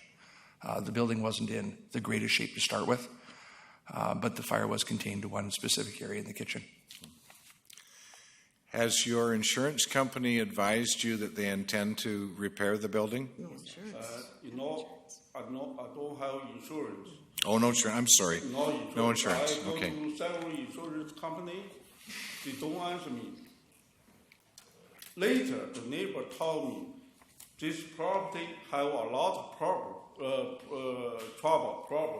but I don't know. So we bought this. We plan this, rebuild this house. So this house fire, we think the mobile home we just fix, then we live in there to rebuild this. Otherwise, we don't have the place to live. So I think the mobile home, first thing I think maybe not available. So I asked the structure engineer to go to check. He said is a structure is a safety, not a problem. So I think we can put the siding and change the window. We can temporarily live there. So, okay. Are you saying that's the trailer itself, that you could live in the trailer? Or the house? It's a mobile home. Yeah, the trailer. trailer. Yeah, okay. Councillor This Brennan? house I don't repair. I think it's, I need a new demolish and then put the new house. Yeah. Councillor Brennan? So I'm wondering, sir, how much time do you need? To build the trailer or this? Well, whatever solution you're proposing, I take it that you can't move into the trailer. Is that correct? Just hang on. The way the trailer is, Your Worship, through you to council, the way the trailer is right now, it doesn't have an occupancy permit. It's been open to the elements for quite some time. Okay. As you can see, the outside cladding has been removed. And as I mentioned, we cannot issue a building permit to fix it. So it wouldn't be fit for habitation. And where are you living now? Are you living somewhere on that property? Pardon? Where are you living now? No, I live in my friend's house. Okay. So So in order to fix your house up to the standard that the enforcement officer wants, how long will that take? I think the mobile home maybe 1 or 2 months. Actually, I just heard the enforcement officer say that you're not going to be able to bring that mobile home up to a standard that would allow you to live there. you're going to have to turn your sights to the house, I think. Didn't you say that? You couldn't have an occupancy permit? That's correct. Yeah. We can't issue a building permit to bring that house, to fix that house. Right. It's the way the houses are built. It's Yes. certification through the So- factory. So if you were going to have to bring the house up to a standard where you could live in, how long will that take you? The house, not this. The house? The house, I think maybe from 1 to 1.5 year. Okay, Yeah. okay. Councillor Yocum. Thank you. On the similar pathway, thank you, sir, for presenting. This is obviously passionate and hard stuff. So unfortunately, from what we hear, the mobile home is a no-go, unfortunately, through numerous reasons. Secondly, I'm hearing the house would take you up to a year, you just stated, to get it livable. But in the interim, what I'm reading here is what staff's request is on number 7, the items on number 7. Park the living in the house for a moment, because I don't see that in here. But for you to discard the household items and all the stuff staff's asking you, they're saying 14 days. Could you do it in 30 days or 45 days? Not available. You know why? They cut the tree and the tree branch, the whole thing there. I need a time. Maybe I need I think is use the machine to cut chop. Yeah, then live there. Could you remove the mobile home? And unfortunately, but that's a reality. Could you get the mobile home off-site and the stuff concerned in the yard in 60 days? 60 days plus? I'm trying to work with you here. So 60 days. 60 days, you could do all that? I can do that, but Or see where you are at least in 60 days? Yeah. I'm just trying to work with everyone here. So, okay, so are we clear that a mobile home, unfortunately, is out of play? The letter is not correct. He said the truck, but in my lot, no truck there. Rod, what's he referring to in It's the letter? just the thing about to write down that. Thank you, Your Worship. I'm just trying to. Councillor Pratt. I have some questions for the gentleman. No. I think this. Okay. They write the letter. Just think about it. There are no truck, a lot of things are move out. Peter, are you aware that you cannot get a permit to bring the trailer up to a standard where you can live in it? Are you aware that you can't do that? You know, the trailer, I know, they said the building permit, the building department, he said just the factory. Right. Stuff, right? Just like a car, made in Japan, made in America. Somebody damages the window, so we can hear somebody fix, right? The mobile home, I think it's the same. Peter, are you aware that you wouldn't be able to live in the mobile home because you wouldn't be able to get an occupancy permit? Do you understand that? I don't know. Okay, so that's what our staff is. Before somebody live there, just they show the picture. Okay. And you don't intend to live in the house? You know, the house, the burn. Right. Is not good, but this mobile home is if we fix easy. Okay. Councillor Hall. All right, thank you. Oh, sorry. Sorry, Councillor. No problem. Thank you. So you plan on demolishing the house? Is that what you said? You're going to build a new house? We plan the house. We want to build a new. So why don't you just demolish it now? And tear it down. Tear the trailer down. Hire a company. Take it all away. You'll be done. building permit, house built, 13 months. It'll be done in a year, just over a year. We have a brand new house. You know, we need to hire somebody design. Then we need to go to the city, get the 1 year. permit. Then we need a lot of time. 1 year. It's going to be faster. Maybe 1.5 years. I have no idea. Yeah, it just depends. But that property has to go. If you know the news and follow the news, we had a tragic incident at the Cassidy pub. That was condemned. That just went up in fire. So I don't know what happens. Like I said, it needs to be secured. As you can see from the fire in the picture, you don't plan on living there. So until the house. So what I can suggest to you, I think the best option, demolish your trailer, hire somebody right now to take it away, buy yourself a mobile home, park it there, and live there until you want to build this house. It's the only option, because I can't, we for the safety of you and everybody else, we can't let you live in there. It's just not safe. Yes,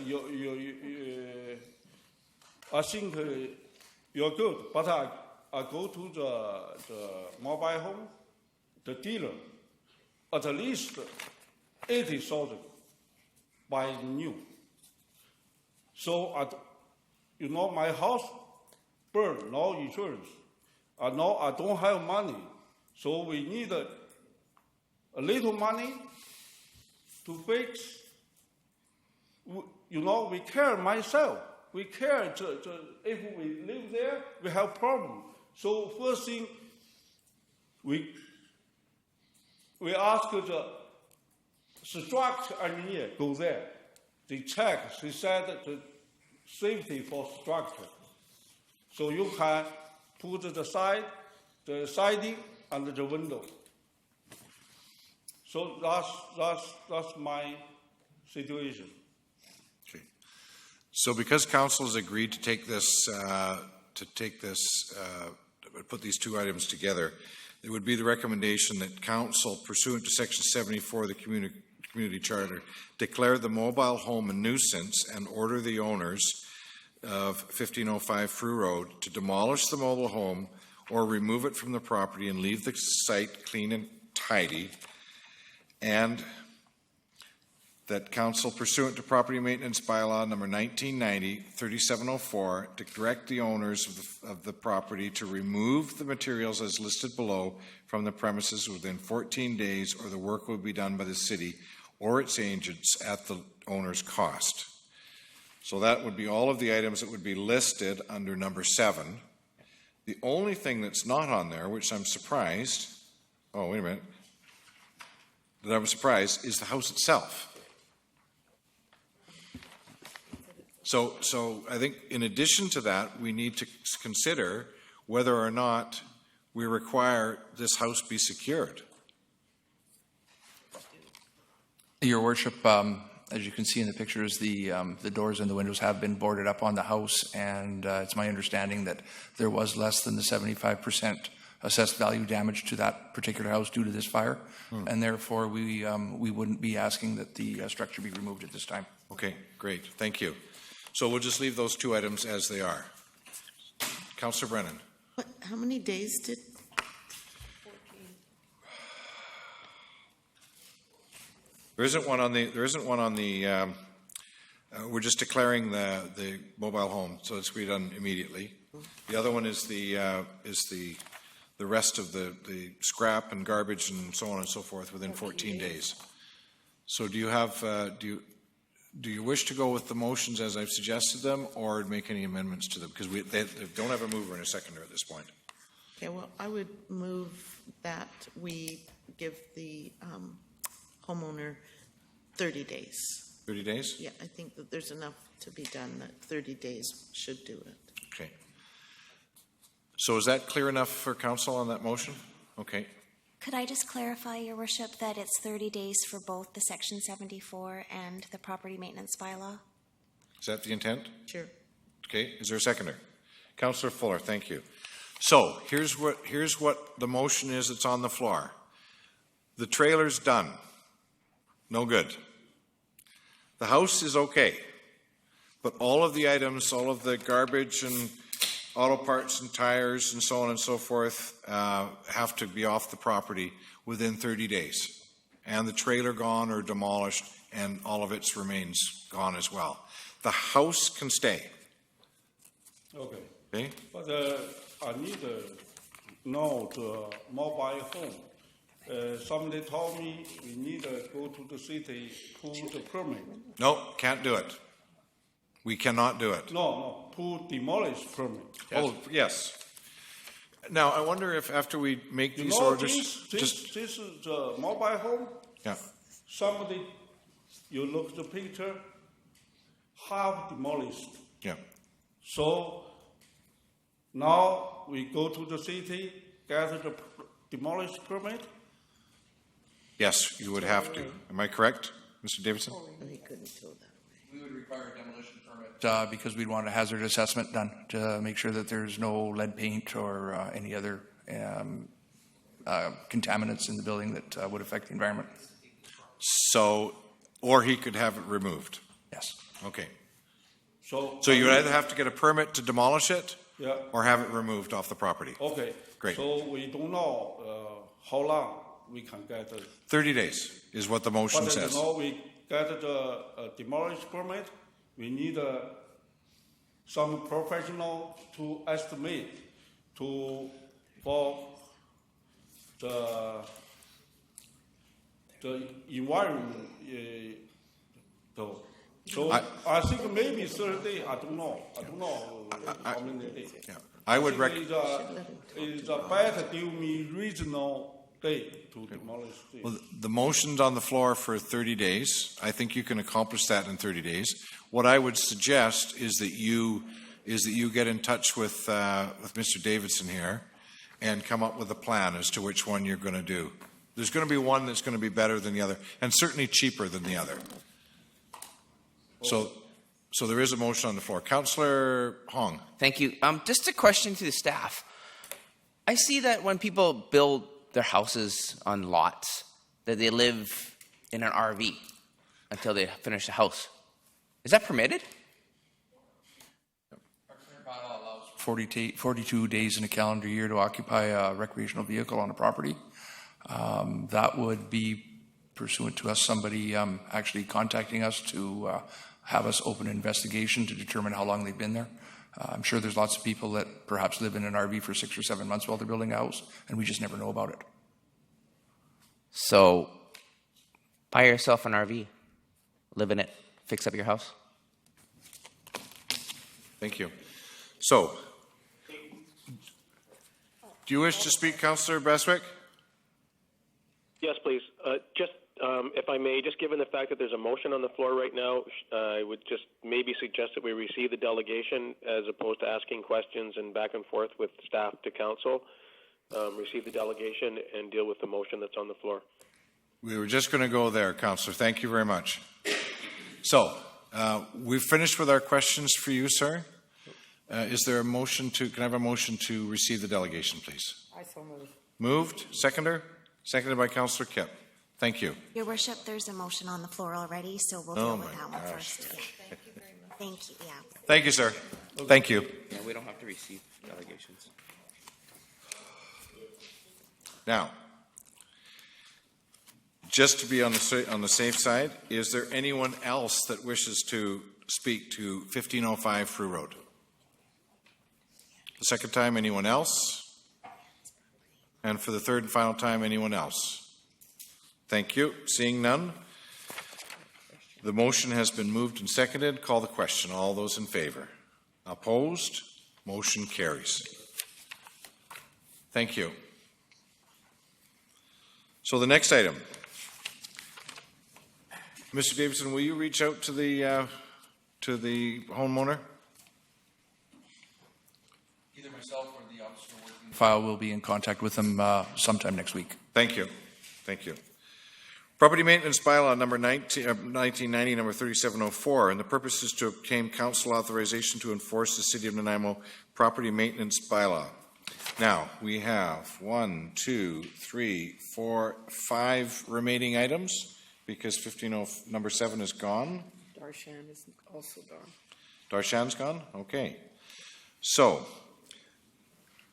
recommendation is that council, pursuant to Property Maintenance Bylaw 1990, number 3704, direct the owners of the following properties to remove the materials as listed below from the premises within 14 days, or the work will be done by the city or its agents at the owner's cost. We have the following addresses: 445 Lambert Avenue, which includes discarded household items, building materials, bicycle parts, plastic containers, tarps, waste wood, a derelict GMC, a derelict Toyota truck, automotive parts, tires, shopping carts, and miscellaneous debris. That's number 1. Number 2, 644 Railway Avenue. Derelict vehicles, 2 temporary shelters full of household belongings, discarded metal, wood, carpet, an old oil tank, broken ride-on lawnmower, garbage, and miscellaneous debris. The next one is 410 Lambert, and that is blackberry bushes. And the last one is 5254 Sherbourne Drive, blackberry bushes. Is there anyone present who wishes to speak to any of these properties? 445 Lambert, 644 Railway.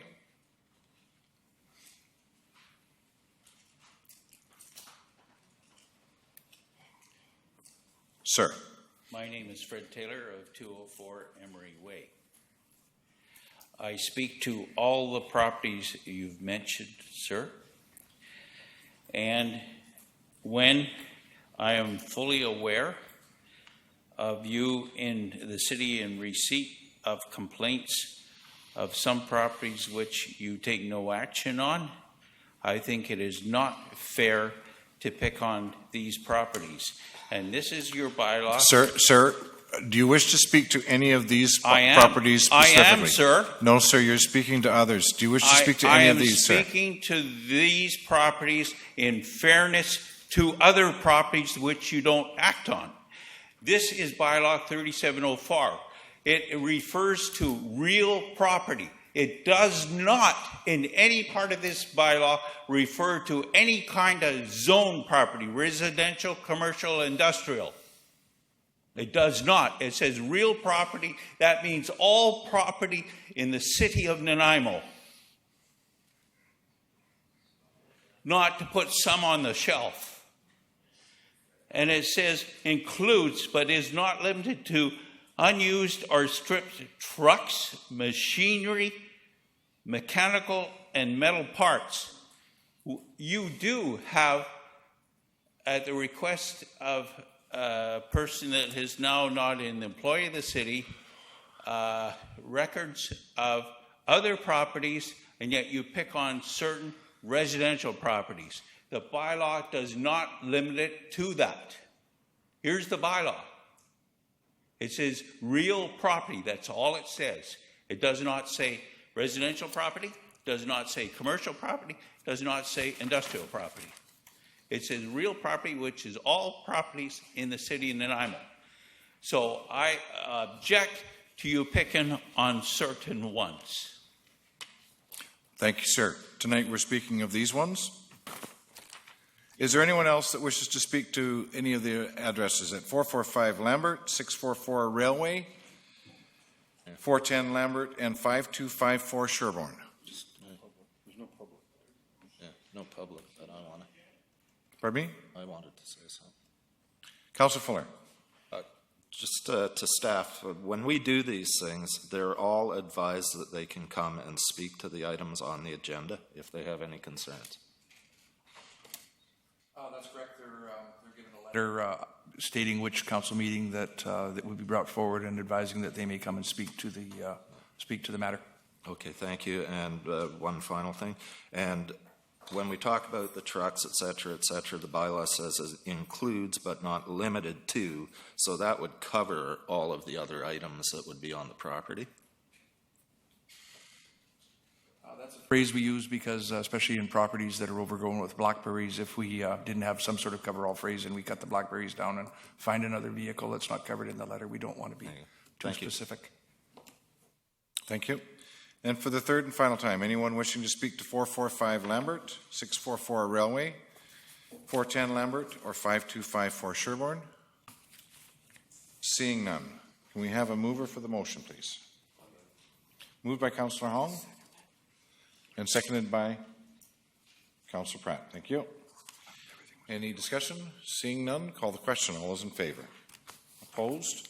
Motion carries. Now, on a procedural item, I wonder if I could speak to Ms. Sammer with respect to Mr. Taylor's points. And he's brought them up before. This is not the first time. Would it be a suggestion, because while this is an enforcement of a bylaw, would it be a suggestion for Mr. Taylor to come forward to a committee of whole meeting and bring specifically the addresses that he's concerned about that we've not taken action on? I defer to the corporate officer to answer these questions. Thank you, Your Worship and Ms. Samra. I believe we do have a report ready to go that speaks to industrial properties or commercial properties and unsightliness that is on our list of reports to bring to council. So I could also have that moved on, and at that time, if Mr. Taylor wanted to come and speak to that report, he could do so at that time with his list, or staff in the meantime, in writing the report, could consult with Mr. Taylor on the properties he's speaking of. Okay, so you would invite him to speak to staff concerning the properties of which he has concerns about? Yes, I that would we've do, not enforced. Yes, and then we will report to council, because that is on the books to come to you with a report regarding that subject matter. Thank you. Hope that helps, Mr. Taylor.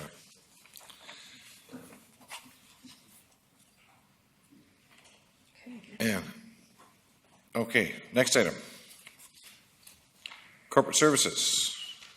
Community services, pardon me, because 8A is gone, right? Okay.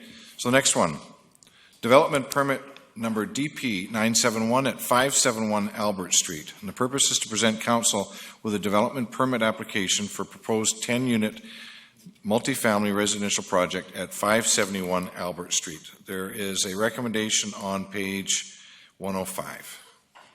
Do we have a mover for the recommendation? Okay, so Councillor Kipp, seconded by Councillor Yoakum. Moved and seconded. Are there any questions on this one? Councillor Hong. Thank you. I do support this development, but I just wanted to point out that parking variance. I know we had this issue with Summerhill. This requires 5, but we're allowing 3. Too short. If you do the percentage-wise, it's a lot worse than what we had pointed at Summerhill. Just a point. So if we're going to go percentages or numbers, we should decide on what we're going to do with these parking variances that we've been offering. Thank you. Okay, thank you. Councillor Kipp. Just in opposition to what Councillor Hong is saying, this is a specific area more in the downtown, and businesses can in fact build a building without parking and purchase parking, and that helps pay for our parking areas in the downtown core.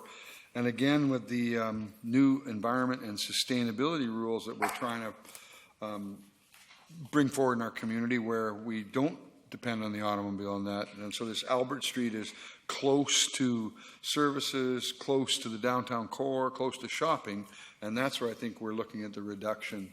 That's why I support this specific one. I didn't support the one in the area out by the hospital because of the traffic generators in that area. There's a lot of business in that area. There's the hospital and the new developments on Dufferin. So I believe that's the difference for me. And this one, because it's close to downtown, that walking lifestyle we're trying to produce, I like this proposal. And there's probably, I think, about 6,000 parking spots in the downtown core that use it about 40%. Thank you. Councillor Hong, you're back again? Yeah, I just wanted to say, I agree with Councillor Kipp, but on the opposite ways that I think that area should be more pedestrian friendly. And that's all. And I said I support this and I support the variance, but I supported the Summerhill variance for the exact same reason that I think that area is close to all those exact amenities that we have downtown, pretty much. So that's why I support it, and I support both. Thank you. Councillor Fuller. I don't like the reduction in parking from 5 spaces to 3. This is a 10-unit multifamily residential project. I'd like to actually see 10 parking spaces there, because I walk the downtown. The side streets are packed with vehicles every day. Neighborhoods complain because people park forever, and it takes them ages to get those 2-hour parking signs put in. Nob Hill was one of them. There were people parking up there all day. Actually, some people still do, I believe. So, and it's the only thing I don't support on this is the parking variance. So if it means I have to not support the whole development permit because of that, then I'm not going to support it. Thank you. I have a similar question, and I'm just a little bit confused here on this one. Why is this one different, Mr. Lindsay, with respect to? I would have thought this would have required by bylaw 16.6 or 17 spaces for 10 units. Why is this one different? Sorry, thank you, Your Worship. That's a good point. So the parking bylaw in general requires 1.66 stalls per unit for multifamily across the entire city, with the exception of the downtown core. In the downtown core, we have reduced parking rates already. So applying the reduced parking rates, that gets you down to 5.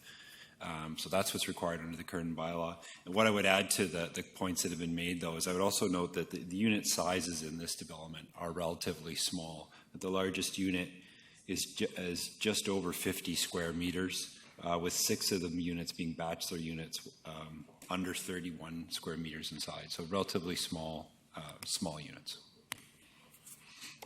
Are these rentals, or are these for sale? My understanding at this point is the intent is to be purpose-built rental. Okay, thank you. Councillor Yoakum. Thank you. I just read that there are rentals, and I'm sure going to be a nice-looking product, and I'm really pleased that we're they're going to be produced housing in the area that's the uplift will be nice. But one concern I have, which is nothing to this project, probably way off topic here, which order will probably be called is, with our rental units, Dale, the other day I was driving by King Arthur Courts, and it just breaks my heart every time that people have to live in those conditions. And so, anyways, it's another topic, but I would like to look into that, the rental units in town, who upkeeps them, and there has to be some standards, because that's not acceptable standard anywhere. Way off topic. Sorry, guys. Thank you. I see no further speakers. Councillor Fuller. It went off. So basing the idea of a parking space on the size of the apartment, I think I would base it more on the size of the person using the apartment. And even then I wouldn't do it. Whether it's a bachelor apartment or not doesn't mean the person renting isn't going to have a car and end up parking it on the street. There's nothing to say that just because I want a bachelor unit, say I want to live in a tiny home, doesn't mean I won't have 2 cars. So the logic, let's reduce it even more simply because there's bachelor units, doesn't really wrap around my pea brain tonight. And we're assuming that this person or these persons are all going to end up living in the downtown, working in the downtown. With transit being the way it is, a person is actually better off if they have a job up at Woodgrove Mall, towing a vehicle to get out there, because it takes them 12 minutes as opposed to an hour and a half by transit. They may not want to have that vehicle, but they may not have the time to spend on transit. So until we get all our transit stuff fixed up, all our bike lanes, et cetera, et cetera, et cetera, I'm not going to support it simply because it's just way too much. 5 parking spaces I could have gone with, but 3, no. After the explanation, I could have gone with 5, but 3, no. Thank you. That's my... I don't care how many LED lights. All right, so it's been moved and it's been seconded. Staff recommendation on page 105. All those in favor? Opposed? show that Councillor Fuller is opposed. Motion carries. Next item, development permit DP 988 at 5800 Carlton Road and 6004 Nelson Road. And the purpose is to present council with a development permit application to vary a watercourse setback in order to allow a proposed two-lot subdivision at 5800 Carlton Road and 6004 Nelson Road. Staff recommendations on page 116. Do we have a mover for the motion? I'll second it. Moved by Councillor Hong and seconded by Councillor Pratt. Thank you. Any discussion? Councillor Brennan. I would just ask Mr. Lindsay if he could explain the situation around the riparian setback. Certainly, Your Worship. This application is generated from the initially from a request to subdivide this property. And when a subdivision occurs to the land, the approving officer is responsible to ensure that the current bylaws are being complied with and that the property that's being created ultimately meets those conditions. In this case, there's an existing home on the property that's within the riparian setback from the top of the bank.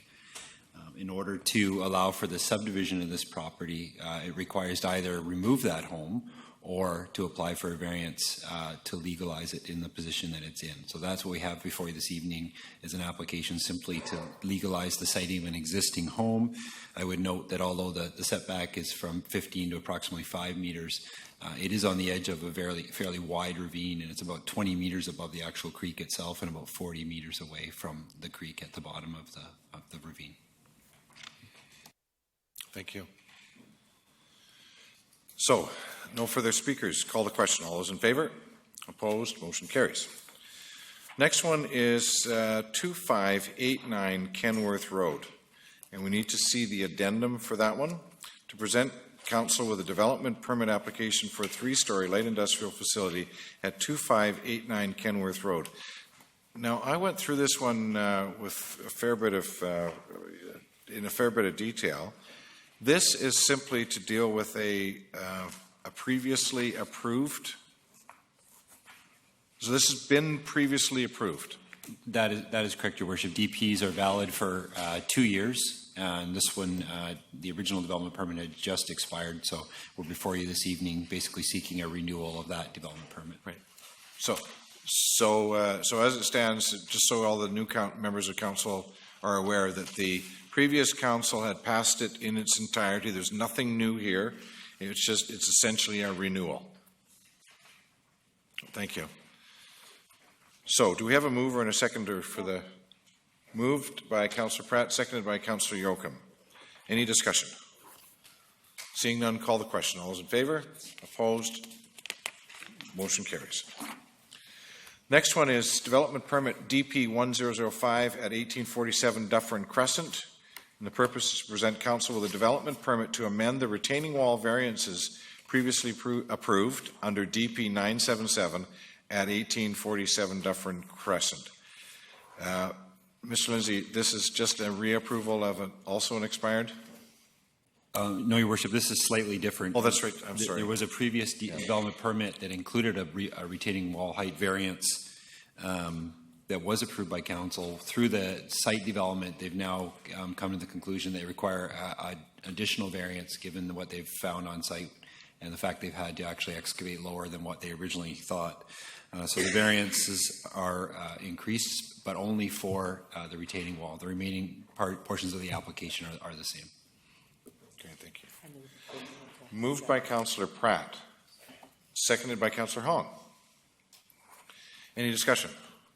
Seeing none, call the question. All those in favor? Opposed? Motion carries.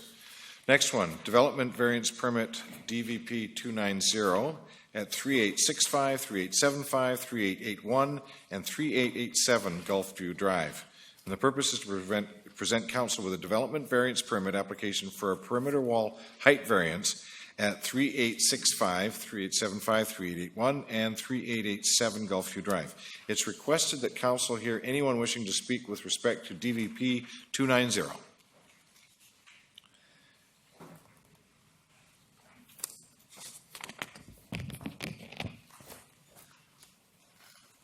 Thank you, sir. If we can have your name and address for the record. It's Colin Etner, 3893 Gulfview Drive. So I am the last house next to the subject properties.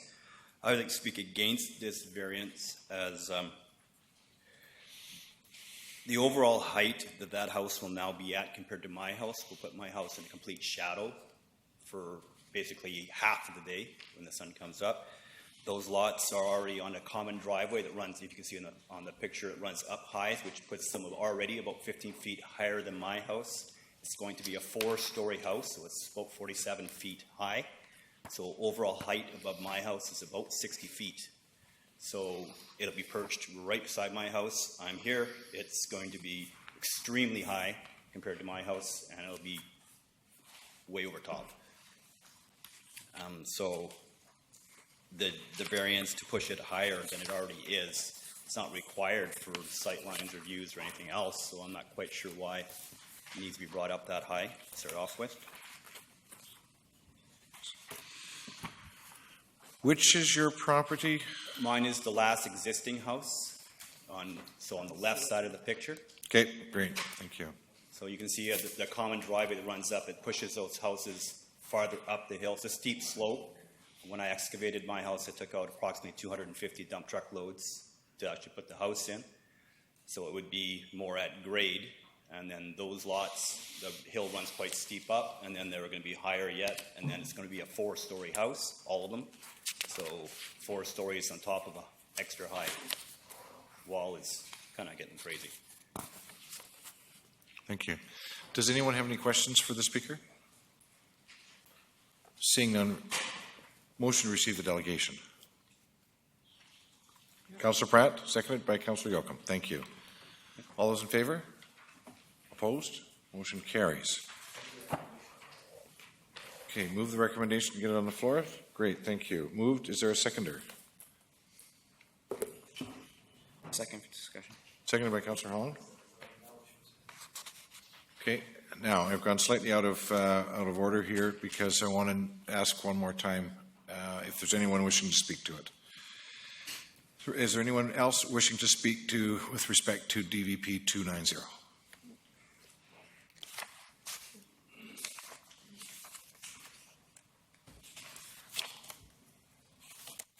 Thank you, sir. Name and address for the record, please. My name is Nathan Middleton. I'm a registered architect, 553 Larch Street. Thank you. Just a comment regarding the previous comments. This is a perimeter wall height variance, and the previous comments were all about building height. The building completely fits within the bylaw requirements for building height. And that was my comment. The perimeter wall height variance is quite a different. Can you speak a little closer to the microphone, please? Sorry, the perimeter wall height variance is quite a different issue compared to the building height variance. Right. And this is a wall variance. Perimeter wall height variance, yes. Thank you. Thank you. Councillor Hong? Thank you. Okay, but I think we had an email from another citizen where they were complaining about looking at a big sheer wall of their neighbor's thing, complaining about how they got the variance for a massive wall a while back. What's this wall going to look like? I see that we're getting variance, but aesthetically, do we have a picture of what it's going to look like? Like, it would be nice to see when I'm varying a wall variance, what it looks like, because I don't want to see a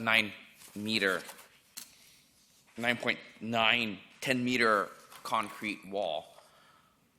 But if you're going to make it nice and everything, like, it doesn't do us any justice if we can actually see something when we make these decisions. It'd be great.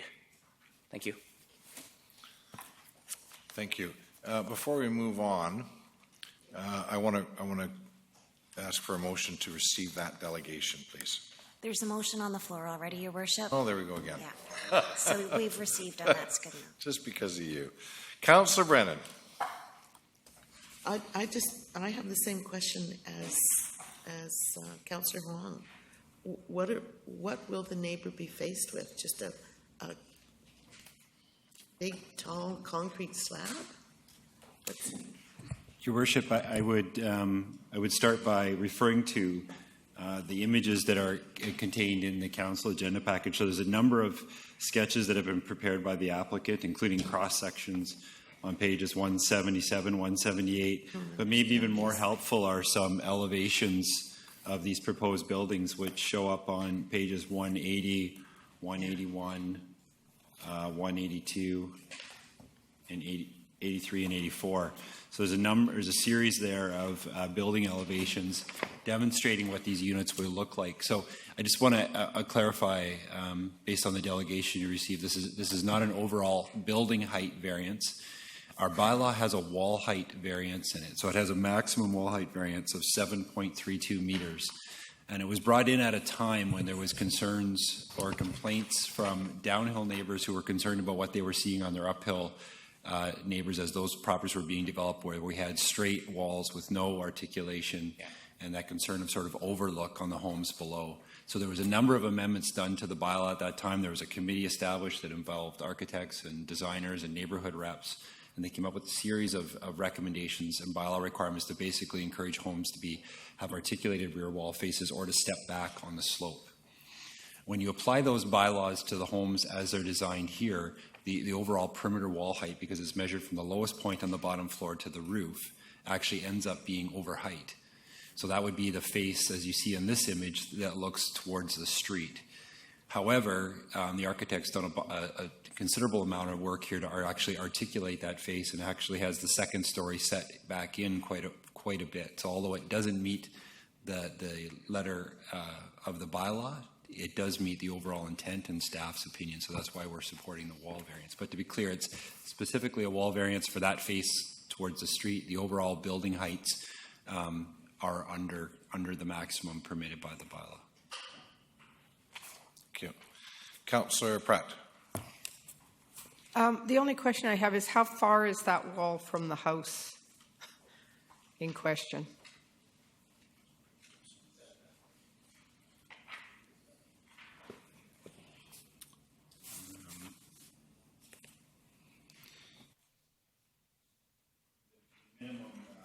Setback requirement would be 1.8 meters on the side, and then that's for this property, and then an additional on the other side. So it'd be approximately a minimum of 10 feet if it's the side property. Thank you. Councillor Fuller. So the wall in question isn't next to the property of the person that came up. That wall in question for the variance is the front-facing wall. So it has no impact whatsoever on shadow on that property. It's just the height of the building, which... Yeah, I would hesitate to say that it has no impact on the shadowing, but what I would say is that the variance is for the wall face that faces the public street. It's not for the wall face that faces the adjacent private property. Exactly. So everything that's facing the property of the person that came up and spoke, there's no variances there. The height is appropriate, et cetera, et cetera. It's just the wall facing the road.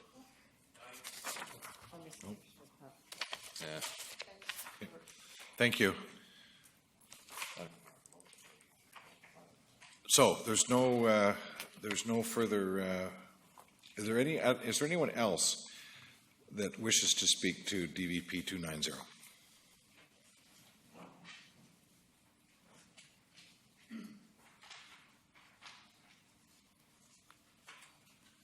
Joe Lychak, 819 Nanaimo Lakes Road. I must be getting old because I remember about 25 years ago, this particular area, the city was advised never to allow any construction on this area because it's a gravel pit. My daughter used to own a house on Gulfview Drive, and they had nothing but problems there. That whole bluff there was washing away at one time. They had to do a tremendous amount of work to redirect the water. And I wonder if that gravel problem still exists on that particular hill. Your Worship, in response, what I would say is that these lots exist today, so they would have been, at the time that they were created, they would have been evaluated for engineering issues, including geotechnical issues, yes. Thank you. Is there anyone else wishing to speak to DVP 290? Second time? Anyone else wishing to speak to DVP 290? And for the third and final? Seeing none, call the question. All those in favor? Opposed? Motion carries. So, rezoning application, the next item, RA 368 at 5264 Sherbourne Drive. And the purpose is to present council with a rezoning application at 5264 Sherbourne Drive from single dwelling residential R1 to duplex residential R4 to permit 2 separate duplexes on 2 separate lots. Yeah, we did actually change the numbering in the addendum, Your Worship. But, yeah, so this is F. F? F right now. Yeah. I'm showing it as F. Okay. I'm showing it as F. Yep. All right. So, to get on the floor, can we have somebody to move the recommendation? Moving F, that's Sherbourne Drive. F, yes. Moved and seconder. Seconded by Councillor Hall. Okay, so moved and seconded. Is there any discussion? I just want to double check this one because I had some questions on a small 2-lot subdivision here.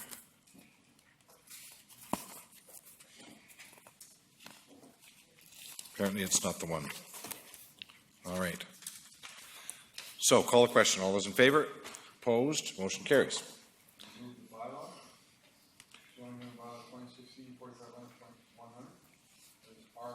368 to rezone 5264 Sherbourne Drive from single dwelling residential R1 to duplex residential R4, past first reading. Second. Thank you. Moved and seconded. Any discussion? Seeing none, call the question. All those in favor? Opposed? Motion carries. 4500.100 past second reading. Second. Thank you. No discussion. Call the question. All those in favor? Opposed? Motion carries. So the next item I'm showing is G, which is York Crescent. Great, thank you. Rezoning application RA 369 at 2408 York Crescent. The purpose is to present council with a rezoning application to rezone 2408 York Crescent from single dwelling residential R1 to single dwelling residential small lot R2 in order to permit a 2-lot subdivision. There is a recommendation on page 195. Move the recommendation, receive the report contained and direct staff to secure the community contribution prior to adoption of the bylaw. Should council support the bylaw? And is there a seconder? Seconded by Councillor Yoakum. Thank you. So I do have questions on this one, and that is that it's showing quite clearly going from a single lot R1 to 2 small lot R2, and there seems to be some math errors here, at least the way I'm reading the report. And that is, if you go to page 195, it says the total lot size is 750 square meters. So if we understand that 750 square meters divided by 2 is 375, then that would mean that these properties would both qualify for suites in a R2 style zoning. If we go to the page 199, it shows lot A as having a building envelope of 375.4, or am I incorrect and that's not what it means? It means that that's the total lot size of 375.4. Yeah, Your Worship, I agree. It is confusing on that image, but that is intended to be the total lot area. It's just labeled inside of the building envelope. Okay. So then if we go to page 202, 203 with the pictures of the houses themselves, well, it doesn't state that at this particular point in time. They look like single-family dwellings. Because we don't have a floor plan, we can't tell whether or not there's a suite in the basement. intended? Do we know that? We don't know that, but based on the lot area that's being proposed, it would be a permitted use. So it would really be up to the applicant at the time of the building permit submission. So I guess the next question I would ask then, the owner or the developer is asking for, suggesting sum of $2,000 to go towards amenities in the area. That would be $1,000 per door for single family. If these will be single family with residential, is that not 2 doors? Your Worship, for many purposes, we consider secondary suites to be ancillary or secondary units. So that would include also for the community contribution policy. Great. So Thank you. we would not collect an additional fee for the secondary. Thank you very much. I just couldn't remember on that one. Okay, so you move the recommendation. Seconder? Seconded by Councillor Brennan. Any discussion? Seeing none, call the question. All those in favor? Opposed? Motion carries. Move the zoning amendment bylaw 4500.101, that is RA 369, to rezone 2408 York Crescent from single dwelling residential R1 to single dwelling residential small lot R2, pass first reading. Is there a seconder? No. Seconded by Councillor Pratt. Any discussion? Seeing none, call the question. All those in favor? Opposed? Motion carries. And I move the zoning amendment bylaw 2016 4500.101 pass second reading. Seconded by Councillor Pratt. Call the question. All those in favor? Opposed? Motion carries. Now, we're getting to about 12 minutes to 11. I just wanted to, first off, ask staff if there's any items that require dealing with tonight, such as bylaws. I see we have 1, 2, 3 bylaws that require action. Their adoptions.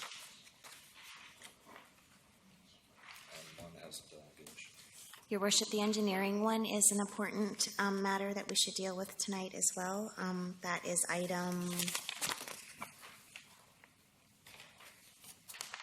M. Item M? Yes, Your Worship. Okay.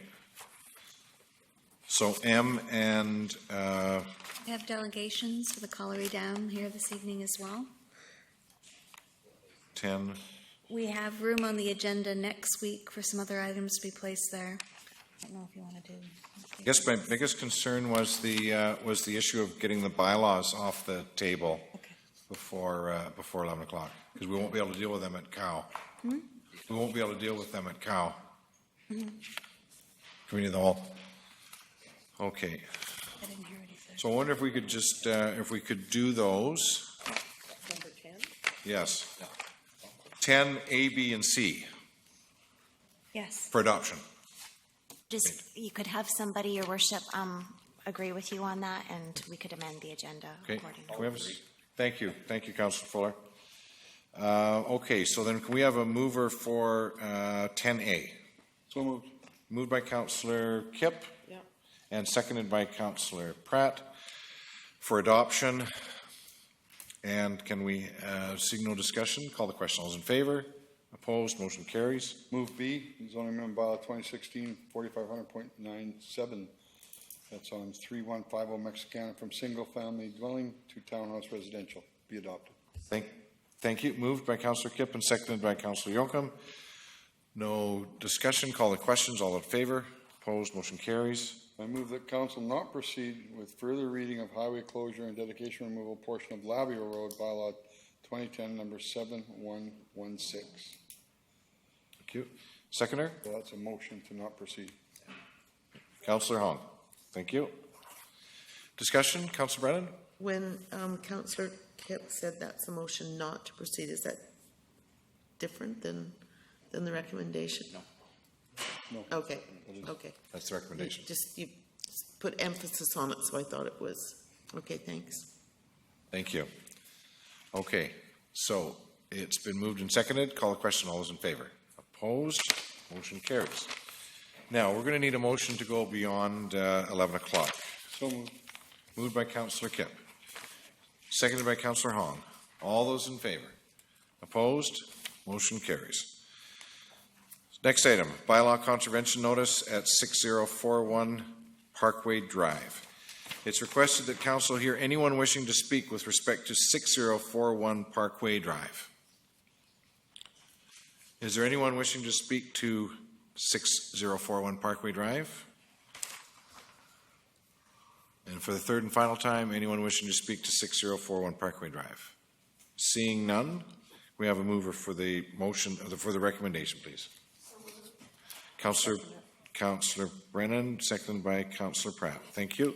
Discussion, Councillor Yocum. Yeah, just not, we're going to go into late night and there's lots of agenda items. I was wondering if Mr. Taylor or anyone's going to go on a pizza run because it's going to be a late night. I take that as a no. Okay, thanks. Thank you.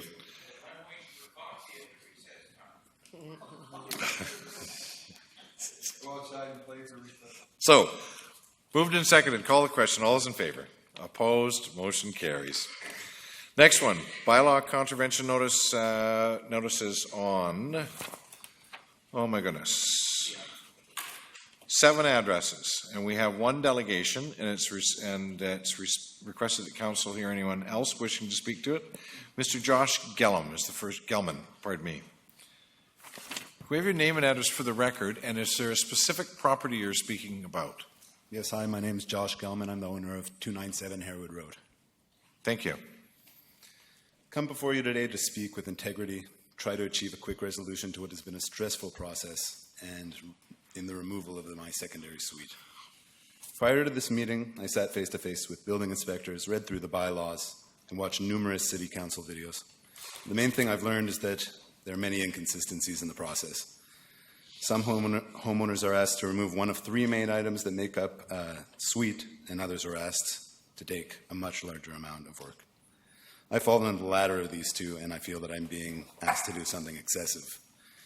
In most cases, I've seen the council deliberate and city make decisions on what a homeowner needs to do to remove a suite based on the likelihood that the homeowner will use the space as a suite in the future, based on an assumption of guilt. I signed a paper last week which has the same effect as speaking under oath, saying that the area is vacant, will not be used as a suite in the future. As far as I'm concerned, that should be a huge factor in deciding what forced work I need to fulfill. I've been a young homeowner for the past 10 years, and I've learned to set a little bit of money aside to deal with anything that might arise. And this recent home inspection and letter that followed are pushing me to the brink of financial collapse. A couple years ago, I responded to a city inspection of an accessory building on my land and did everything they asked me to do. The end result was that it wasn't breaking any bylaws, didn't need a permit, so I spent about $2,000 fulfilling the city's demands, and based on that, I can't sit back blindly and proceed with their orders at this time. I'm the kind of person who wants to face this problem head on with honesty and do what's necessary and not more than that. On March 30th, a building inspector entered my property without my knowledge or approval. And the letter that followed outlined 3 options: authorize, legalize, or remove the suite. The first 2 options would likely cost over half and likely closer to the full value of my property, raising the roof. It was a list there's no way I could do. And so the only options I'm left with are removing the suite or selling my home of the past 10 years, a home that I love. I spend as much as I can every year upgrading it, making it more safe, environmentally friendly, and giving it all my energy and funds and focus. And now I'm at a point where the previous tenant caused extensive property damage, left the rent unpaid, breached the contract, and called the city to report the suite. So I'm just in a tough spot, and I want to deal with the specifics and hopefully speed up the process. I know a lot of people come in here and want more time, but I just want to deal with it. I want to get it done, and there's a few things on the list that I don't think are necessary. So removing the 220-volt receptacle for the oven, I already got a permit. I have an electrician coming in next week to do that. Removing the range hood wiring exterior vent, never had one, don't know why it's on the list. The countertop receptacle plugs, taking them out with the electrician. The thing that really, there's 2 things I don't think should happen. The first one is removing the sink and the countertop, because there's nowhere in the bylaws that says that a sink and countertop makes a dwelling space a suite, and no rules that stop a homeowner from having a wet bar. If I have to remove the oven, so be it, but I can't see the need to remove the sink and countertop. For me, this is excessive and unnecessary, and as it would not be used as a kitchen or for food preparation, should be allowed to remain intact. on the list of things they suggested, they said that I would have to get a permit and rebuild an original staircase from the main floor to the basement. So essentially, they're asking me to ignore whatever work has been done by previous owners and go back in time to reinstall a staircase that there's no proof of its existence or clues pointing to where it may have been located. It may have gone through where the heating system is now, which basically makes an impossible location to put back in. And cutting a hole in the floor and building a staircase into a storage oil heater area has no benefit and nothing to do with removal of the suite. As far as I'm concerned, that's the most drastic and unnecessary demand on the list. There are windows in every room in the house. There's a perfectly functional staircase connecting the downstairs and the upstairs, and restoring a staircase to a spot where it would be leading from a closet to a storage area is of no benefit to me or prospective tenants, and will occupy valuable time, funds that should be used to deal with the things that actually make my space an illegal suite. The final thing that I was asked to do is removing locking doors between the suite area and the rest of the house. And that's what it said on the inspection, but when I met the building inspectors, they said, oh, well, actually, you have to take out the doors and the frames and drywall over it, so I'd like some clarification on that one way or another. I feel in general that the demands are extremely untrusting and based on the fact that the current suite components be removed in a way that makes it impossible for me to return the space into a suite. And from this point forth, my home will be a single-family dwelling. I will not return it to a suite. And that's supported by the document I signed last week that it says right on it is the same as going under oath. So I feel it's in everyone's best interest to work quickly together, make the necessary changes. Building officials can do the final inspection. City Council doesn't have to revisit the issue.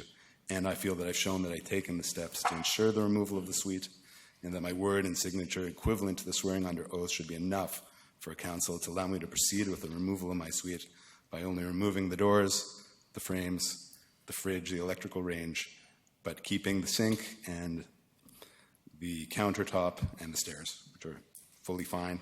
I'm just asking that I'm forced to make these adjustments what's necessary and not complete the certain other items demanded based solely on a presumption of guilt. We have the opportunity to conclude the process, make the changes necessary, remove the secondary suite. I feel that my requests are extremely reasonable, and I hope that we're able to reach a compromise that's mutually beneficial. Thanks for your consideration. Thank you. Are there any questions for the delegation? Councillor Kemp. Oh, yeah, thank you. The process sometimes seems dreadful from that side of it all the time. And inconsistency is what we try and deal with. How long have you had that suite, and have you been paying user fees for your garbage and water? Yes, I've been paying user fees as a secondary suite the whole time, and also my taxes, and I just went and signed so that it would be converted to a single-family dwelling. So you have paid that for 10 years Yes, or so, I you have. say? Yes. The extra fees for Yes. Okay. And your concern was you don't think there ever was a stairwell that went downstairs? I have no idea where it was. I have no way. There's a stairwell there now. That's what was there when I got it. They said, oh, you have to rebuild the original stairwell. Go look around, find a spot where there may have been a hole, and then it doesn't make sense to me. I feel like I'm being pushed to make bad decisions. At this point, I want to take care of it. I want it to be done. They can come and do the inspection in 2 weeks if I do what is necessary and nothing more. So that's why I'm here. Thank you. Councillor Pratt. Just to be clear, I didn't quite understand you. There is a staircase that goes downstairs now? Yeah, it's connected right now, yes. Okay. Councillor Fuller. I have a staircase that goes down to my basement. Is that illegal? I'm just curious on, having a staircase that goes down to the bottom floor. It doesn't seem like it should be illegal in any way if it was put in there and it's reasonable. Is it true that the sink and countertop are not in the bylaw for removal? Through the staff. Your Worship, the zoning bylaw doesn't speak to that specific. It speaks to having a kitchen facility not being permitted. But what I would remind Council of is we're not here for a removal order tonight or really to talk about the specifics of the application. We're simply here for a notice on title of this property acknowledging the fact that there's been construction without a building permit. Yeah. We'll continue to work with the applicant, and if at the end the decision is to remove, or if If we're unable to get to that decision and we come back to council for removal order, then I think that would be an appropriate time to have this discussion about the details of the file. Yeah, I'm just curious simply because, the idea of putting a washer and dryer down there and having some counter space and laundry sink and all of that would work too, which I don't think is legal. So I'm glad you're going to work with them and yada, yada, yada. And if that works for you. My work schedule doesn't always allow me to be here. I understand that today was supposed to be for notice of title. That's inevitable. I know that's going to happen. I was hoping we could do something to just move it forward, just get it done. If I have to come back, so be it. If there's a way to motion something to just deal with it, would be better. Well, I think you are dealing with it, and staff could come in and let you know whether you're dealing with it appropriately. They just want to put the section 57 on title right now, and that can be removed in the future. Okay. I believe.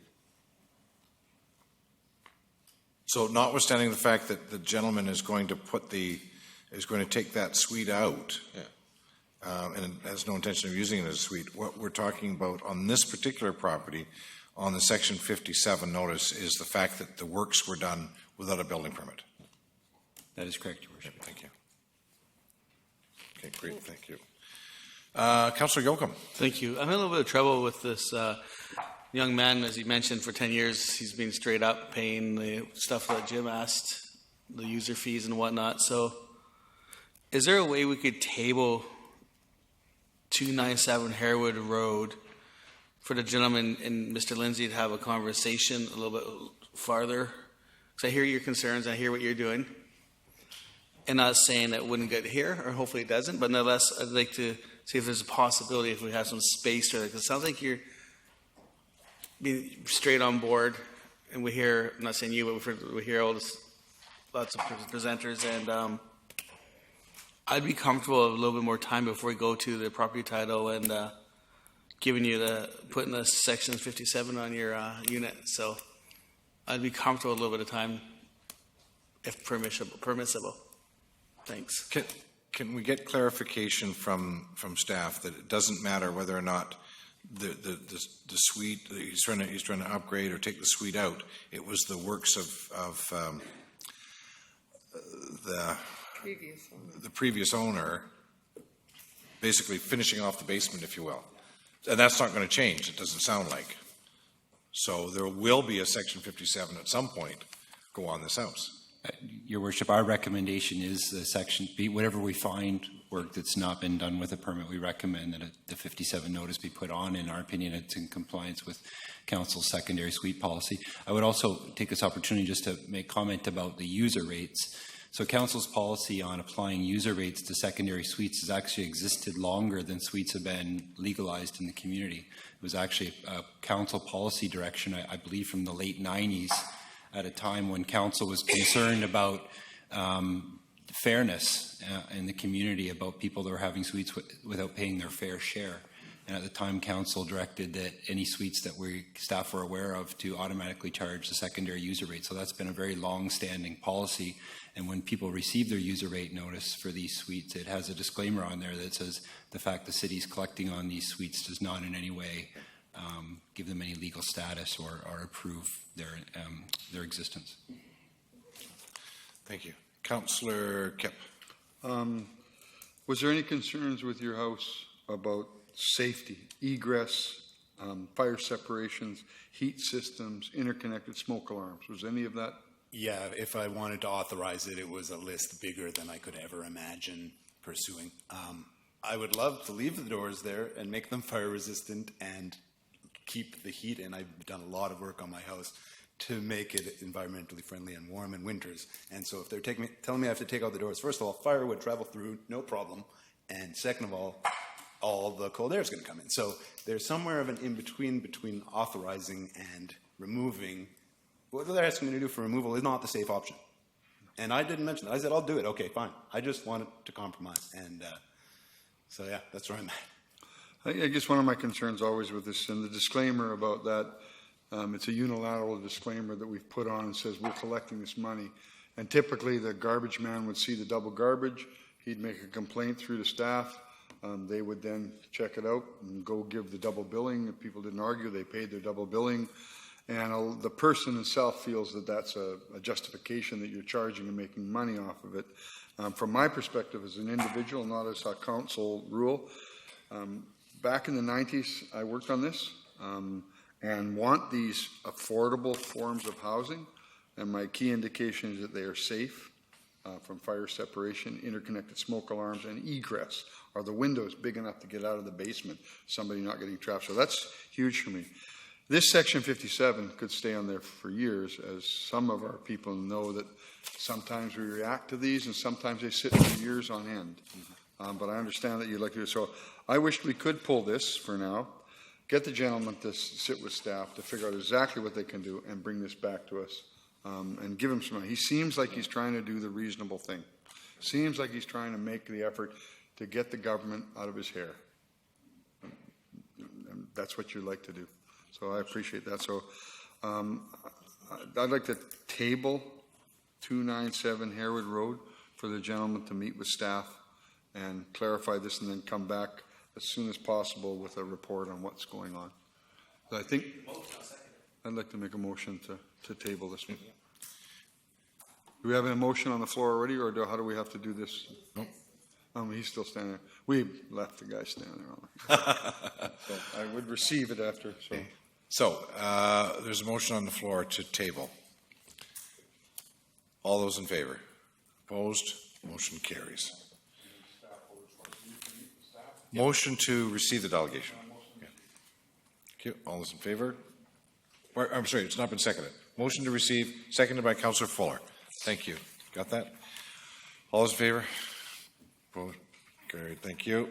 Thank you, sir. So now it's requested that council hear anyone wishing to speak with respect to the following properties: 423 Chesterlee Avenue, 1901 Meredith, 684 Montague, 6533 Southampton Road, 262 Westwood, and 154 Wildlife Place. Anyone wishing to speak to any of those properties? For the second time, anyone wishing to speak to the other properties? And for the third and final time, seeing none, can we have a mover for the recommendation, please? The staff recommendation. Moved and seconded. Councillor Brennan, thank you. Any discussion? Seeing none, call the question. All those in favor? Opposed? Motion carries. Next one is the Bofors gun installation at Piper Park. And the purpose is to approve placement of the HMCS Nanaimo 40 millimeter Bofors gun at Piper Park at 100 Cameron Road. There's a delegation, Mr. Roger Bird and Mr. Brian McFadden. Thank you for being so patient, gentlemen. It's okay. What can we say? Very enjoyable. Good evening. Last December, see my voice is gone already. Last December, we found out that the HMCS Nanaimo was going into refit. And of course, their part of the refit was to replace the armament on the ship. That's the 40 millimeter gun, the monument, or the 40 millimeter gun. That was their main gun. So, thank you. So, having that direction, we contacted Ottawa and said, "This is what we're interested in." It said, "Yep, that's the city namesake from the HMCS Nanaimo. Nanaimo has first crack; they're on top of the list." We said, "Oh, goody," and we started to pursue that. And didn't help Richard. And so we continued on. They took the gun. It was in refit, and the gun was taken off, and it was in Esquimalt. I went down last week, had a look at it. We have some pictures of that. And along with the other three sister ships, they had the Brandon and the White Horse, or the Yellowknife, and the Nanaimo. So what they're planning on doing with that is to put it in ship shape, sandblast it, repaint it, and get it to take off all the hydraulics, put it in good order so they can put it outside in a park as a monument.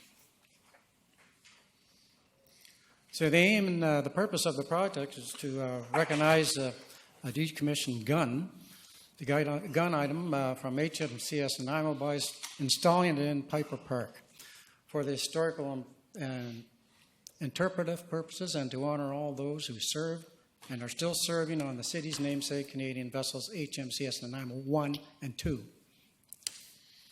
And of course, the crest of the ship is the Bastion and the Nanaimo.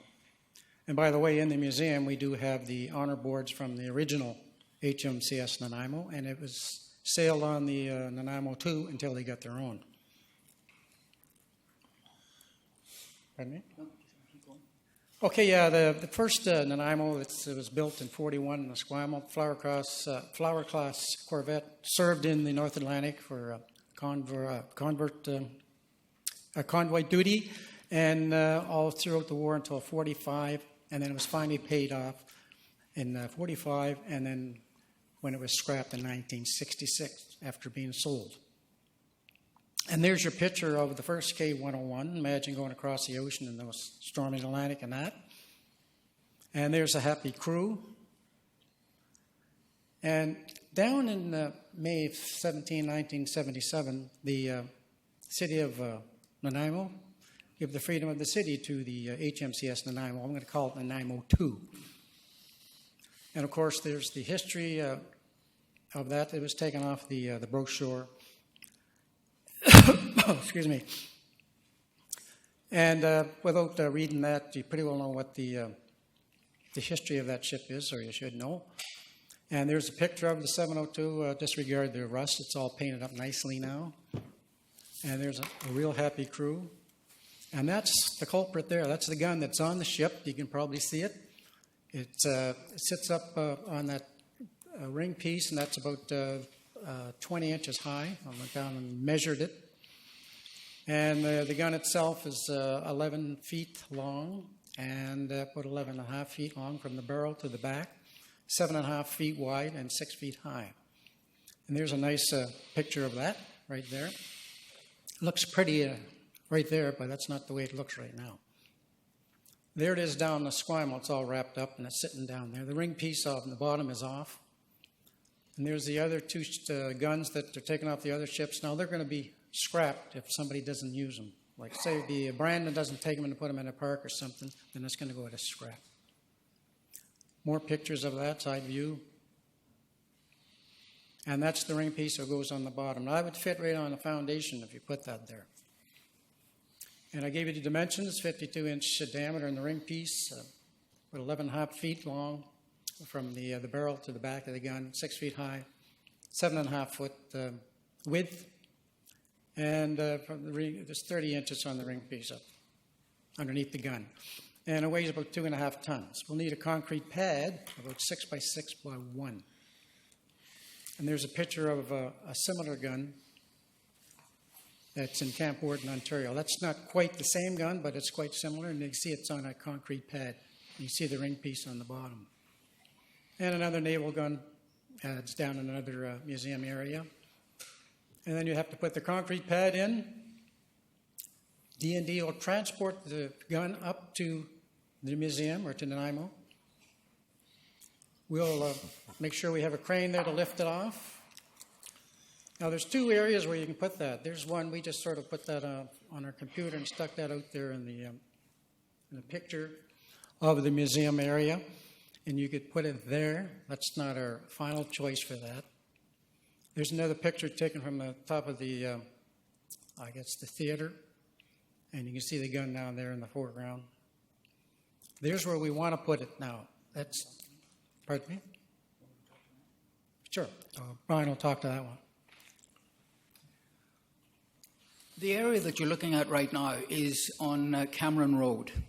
And so we're not very good with the photoshopping, so to try and get the actual picture of the gun that we would be using in there wasn't available to us. So you can see the white wall that's behind the gun at the moment. That was the original wall that was designed when we were going to put the Wall of Honor on the front of the museum. We decided not to do that when we got permission from the city to place it on the front of the building. We would prefer that location, one, because it's not in the park, so it doesn't take any room. Two, it's not on the road or on the sidewalk. And by placing the weapon there, we'd be able to illuminate it from lights that would be on the museum building. And right behind on that white wall, we can see that being a mural painted there, probably of the inner harbour with the ship HMCS Nanaimo tied up at the visiting wharf. So that is, I think, a much better place for it. The gun is, of course, not able to be used at all. It's decommissioned. I think it would make a very nice monument, and certainly we've had great response, the city has, from the crew and from the ship. They're always here when we need them for the bathtub races or for any other function that we're going to have here. And for a long time, Nanaimo has had a long association with the Navy and with the ship HMCS Nanaimo. There are 6 of these ships at the moment on the coast. All of the weapons will be taken off them and offered to the named cities, which is Edmonton, Saskatoon, Brandon, Yellowknife, and Whitehorse, and Nanaimo. So we're first on the list. The Department of National Defence is prepared to do everything as far as refurbishing the weapon, bringing it up here, installing it for us, and making sure that it's in good condition and that it's safe. It's really just a piece of metal. It doesn't do anything. There's no way you can turn it, move it in any way, shape, or form. So it's a fairly safe piece of material that's going to sit at the side of the museum. So we're asking for permission from the city. We've had discussions, of course, with Parks and Rec and with the Cultural Department, and they're quite happy with us in that location. So we'd like to have permission to tell Department of National Defence that we will take the gun and we'll have it brought up and installed there, and we'll make it look very pretty. Thank you. Yeah, thanks, Brian. Just a couple more minutes. We'd like that place better because people coming by can see that. They don't have to go up and around the front of the park, which a lot of people don't if they're coming to the museum. They'll just come and go to the museum. They won't be able to see that. And there's another little location where that cement pad would be. And that's a lot of facts that we talked about already. That the DND, they'll take it from the ship and the workshops. They'll demilitarize it. And the DNDs to transport it up here. And they're looking at September 2016. When I was down there, they said October. So if I keep going down there, it'll probably be next year. And they'll unload it. They'll assist in bolting down the pad. And we'll fix the proper signage to it. And we'll open probably for the opening ceremonies probably in May. Now that's coming up 20 years from the freedom of the city for HMCS Nanaimo too. And it's only appropriate that if the HMCS Nanaimo's up here for bathtub or something, we could work that into the program and have the opening ceremonies for them. I know the crew would really appreciate it. We're off. Okay, thank you very much for council for listening to us, and hopefully you'll see this is a good project like we do. Thank you very much, gentlemen. Councillor Hong. Thank you, gentlemen. That's great. My son's going to be excited to sit in that thing. How many did you say that they had in each battleship? 4? Sorry? Are there 4 of these guns on each ship? No. One was. On the coast. Okay, got it. Thank you. Thank you. I just wanted to say that I think you mentioned that your preferred location was at a certain location as opposed to another. We're not being asked to pick one of those locations. It's up to you folks.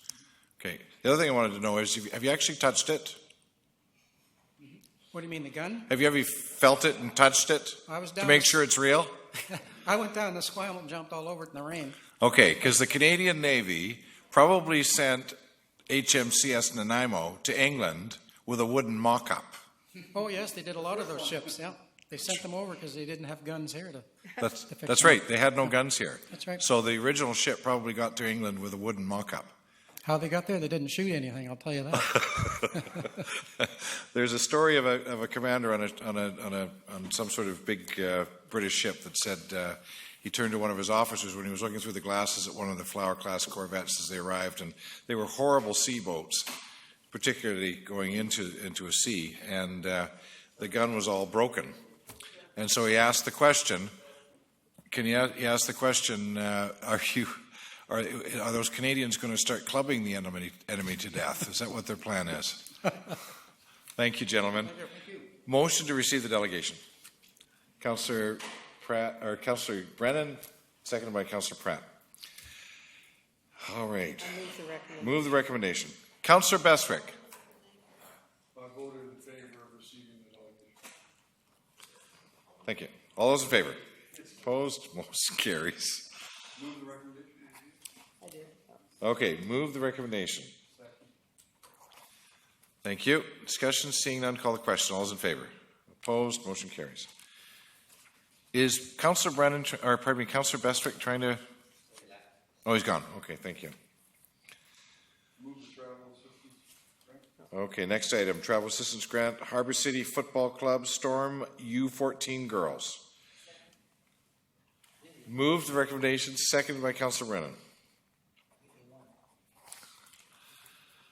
Any discussion? Seeing none, call the question. All those in favor? Opposed? Motion carries. Next item. Colliery Dam Park Improvement Process and Action Plan. And that's to provide council with an update on the community review process of the Colliery Dam Park spillway restoration and introduce a proposed Colliery Dam Park Improvement Action Plan for the park. There's a presentation by Ms. Kirsty McDonald, Parks and Open Space Planner. Ms. McDonald. Thank you. Your Worship, we've just lost quorum. Oh dear. Yes, so we need to just put the meeting on hold until quorum is returned. Thank you. Thanks.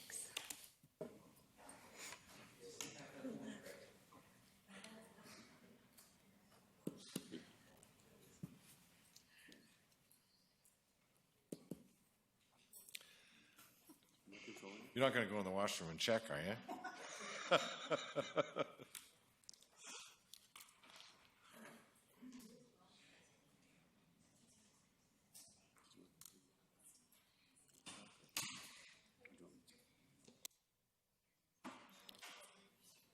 Sorry, I just felt in a conflict with Colorado. I didn't want to listen to it without. All right. We have quorum back. Okay. Ms. McDonald.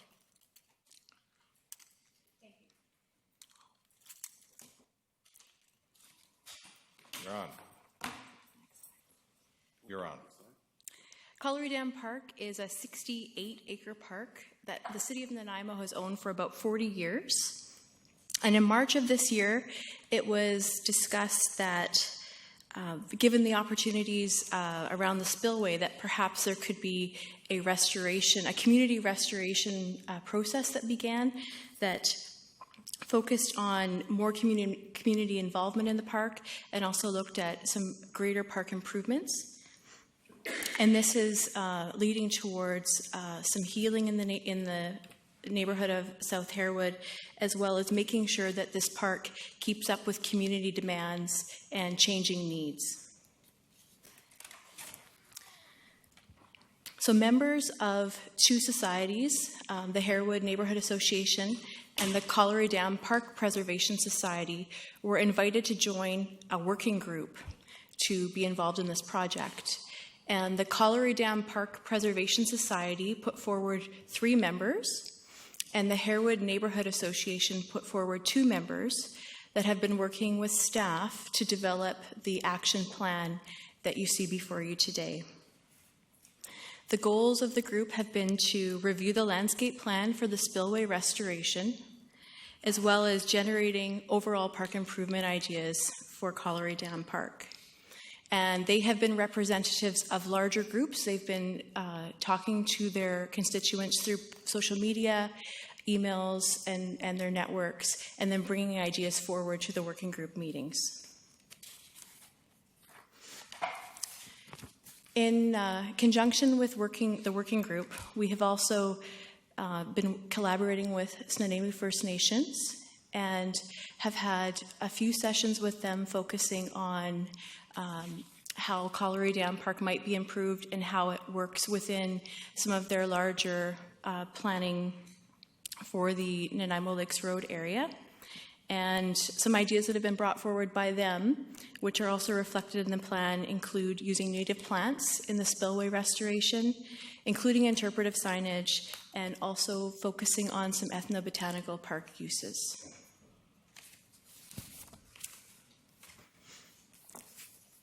In the end of March of this year, a sign that you can see in the top slide was placed at the park to also let users of the park, general park users, also have input into the spillway restoration planting. And the picture on the lower portion of the slide reflects the actual detailed design of the spillway restoration. And a number of comments were received from the community while these discussions were happening about how we could best restore the area around the spillway. Basically, the key themes of this were to include native plant material, and that has solely been what is used around the spillway, as well as blending the site into the adjacent forest and increasing park biodiversity.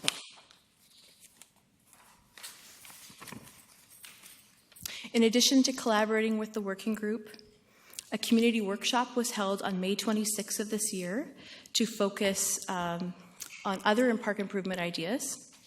And the workshop was co-hosted by the City of Nanaimo, the Colliery Dam Park Preservation Society, and the Harewood Neighborhood Association. About 75 people attended this workshop over 3 hours and provided ideas into park improvements. And I know a couple of you were there and participated in that session as well.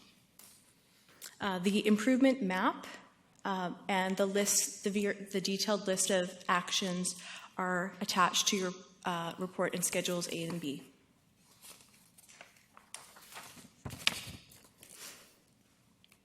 The proposed action plan in Schedule A details out each action and the budget implication if adopted by Council. Again, the overall goal of the improvement plan is to keep the park current with changing park use and community needs. Top ideas that have come forward include making the park more comfortable with additional picnic tables, benches, garbage cans, amenities that facilitate special events, and to restore a swimming beach, especially at the lower dam.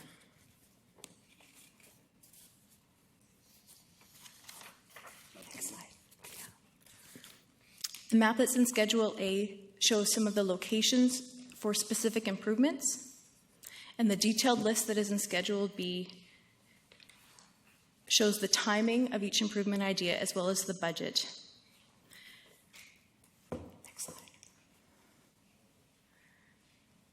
The budget is presented with both capital and operating costs, and what you see before you now is the combined totals of all the actions and how they might be incorporated into future capital plans. If Council does recommend that staff proceed with these figures, they could also be deliberated at future budget discussions, but these are the added amounts. So staff are recommending that in accordance with option 1, Council approve the Colliery Dam Improvement Action Plan and direct staff to develop budgets for consideration in future years.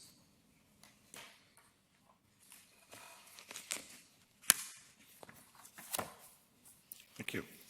Any questions of the presenter? Councillor Brennan.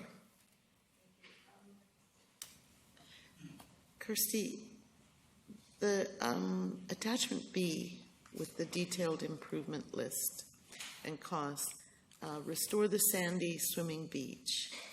That would be a capital project. And it says implementation. I'm sorry, I'm really tired. Implementation of the work during fisheries window in summer 2017. We received an email today asking if that could be moved up to 2016.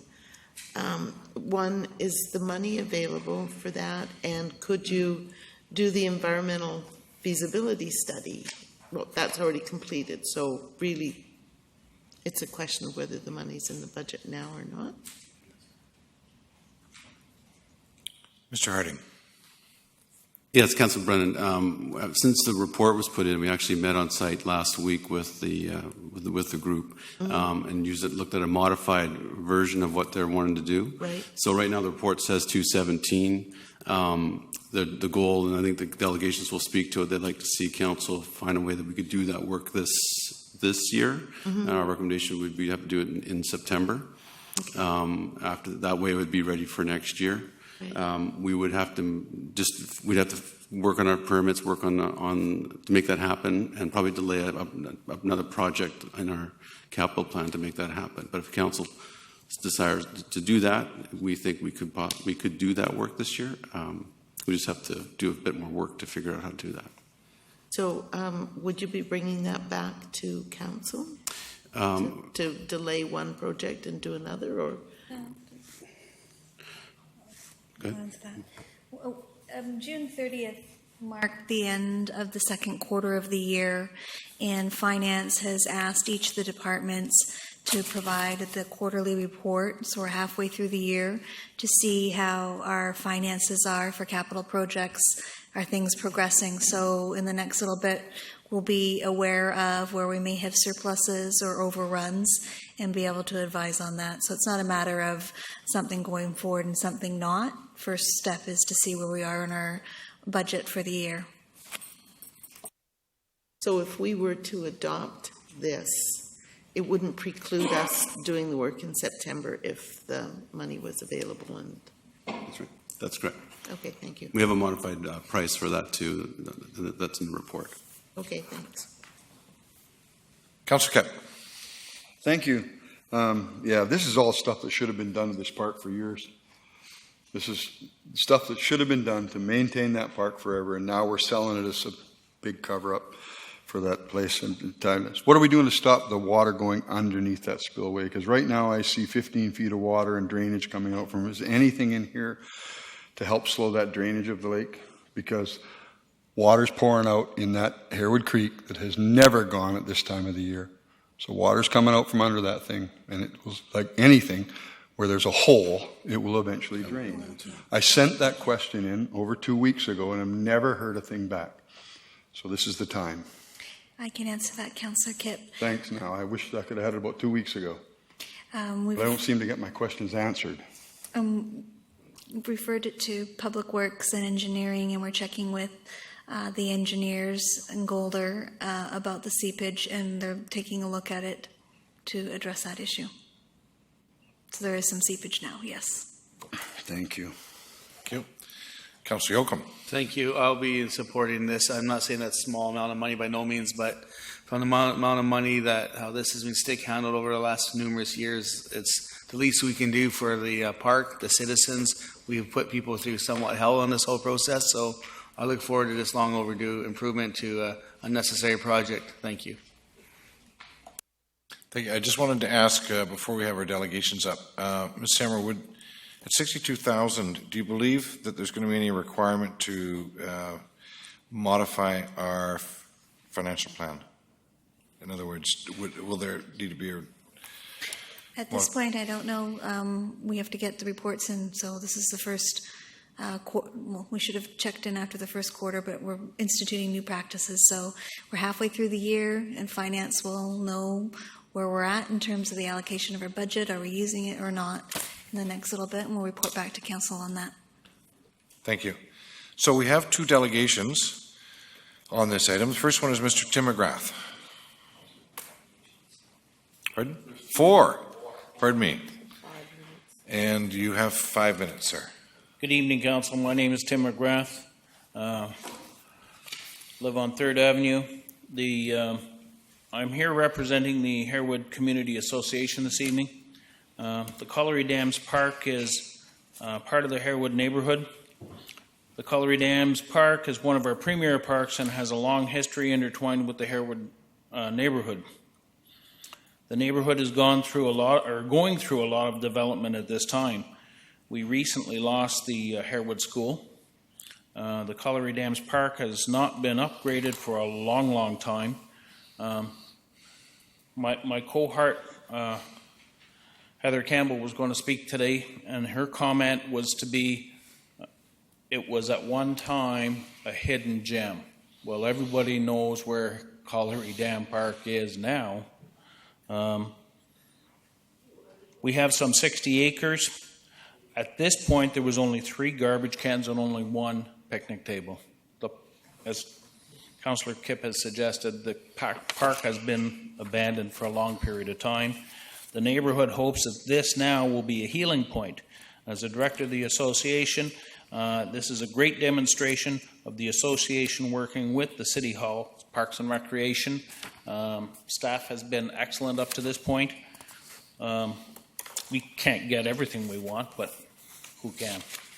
I know most of council fought hard to save the destruction of the park. Now is the time to help the neighborhood heal. Thank you. Thank you, sir. I see no questions. Motion to receive the delegation. Councillor Yocum, seconder. Councillor Hong. All those in favor? Opposed? Motion carries. Next speaker is Ms. Roblin Hunter. Now, are you together? Yes. Great, thank you.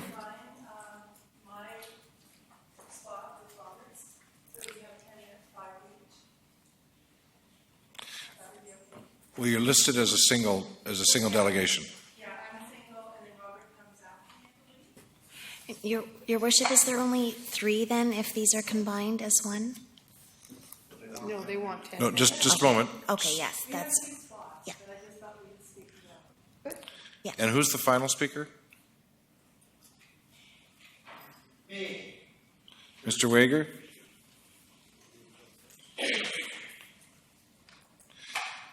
Can you help us, Ms. Gurry, if they were signed up as a single delegation? At 4, they would only have 5 minutes combined, would they not?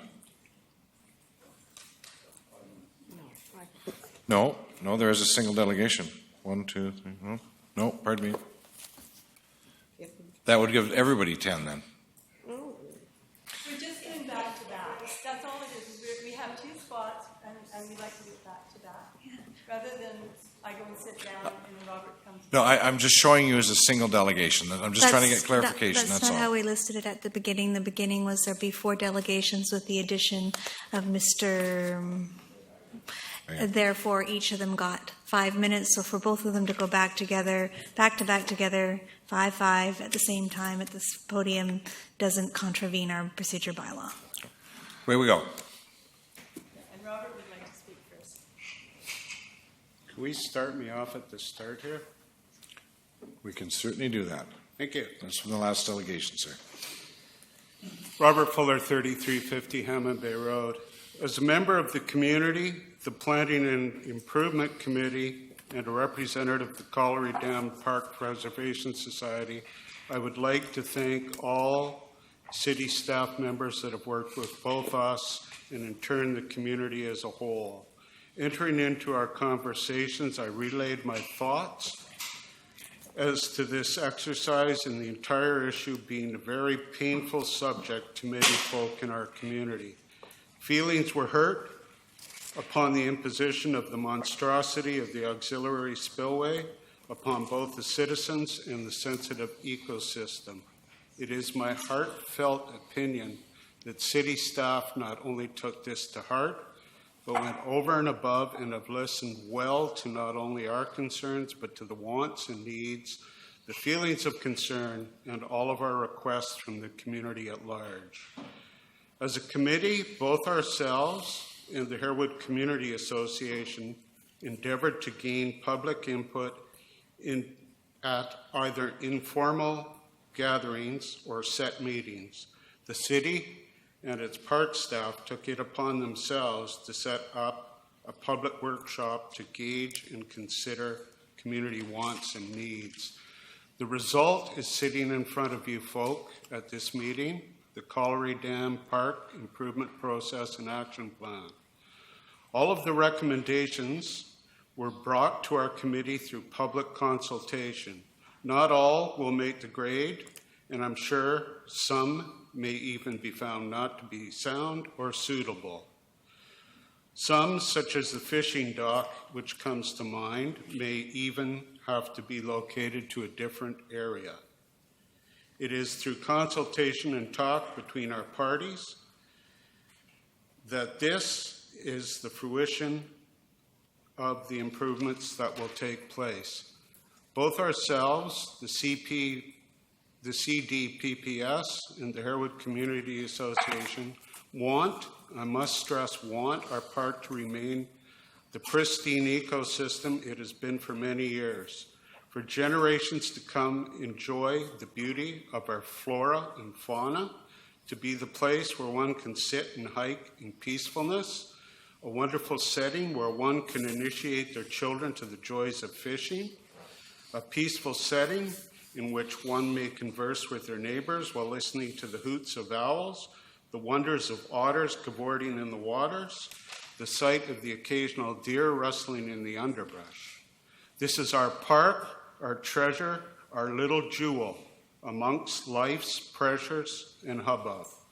I am very happy that our counterparts in the Parks Department are putting forth work on the Kids Beach, that wonderful area for families to gather and initiate their loved ones and children to the joys of our lower lake. With the addition of a sandy beach and a few picnic tables, this will be a focal gathering point for picnics and family get-togethers. Likewise, the addition of a covered area to shield one from inclement weather to host get-togethers and events is one of our community's top recommendations. The repair of the cement stairs addressed the safety issue, well known and needed for years. As such, I wholeheartedly encourage Council to endorse this plan. It's a great place to start with, and I, along with my friends standing with me, look forward to a long and fruitful relationship with the folks in our Parks Department in bringing our community's wants and needs to fulfillment. Thank you. Ma'am? Hi, I'm Roblyn Hunter. I will forego what I was going to read because you got to read it and my question was answered. I'm glad that, Diane, thank you for asking the question. So the Kids Beach is really important to the community and it was neglected, so I'm glad to hear that that is, everyone seems to be supporting it. There's another topic I wanted to bring up in terms of improving the park, and that is the lands above the park. I'm just introducing it now. I know that it's a long way to go yet before that is really going to be addressed. But I would really like to ask that our society be involved in discussions around what happens with those lands. The land is city-owned. We don't need to purchase it. It is special in its geography, and it is a corridor to other green spaces. There is so much undeveloped land that surrounds it, which will eventually be developed, so development land is definitely not lacking in the area.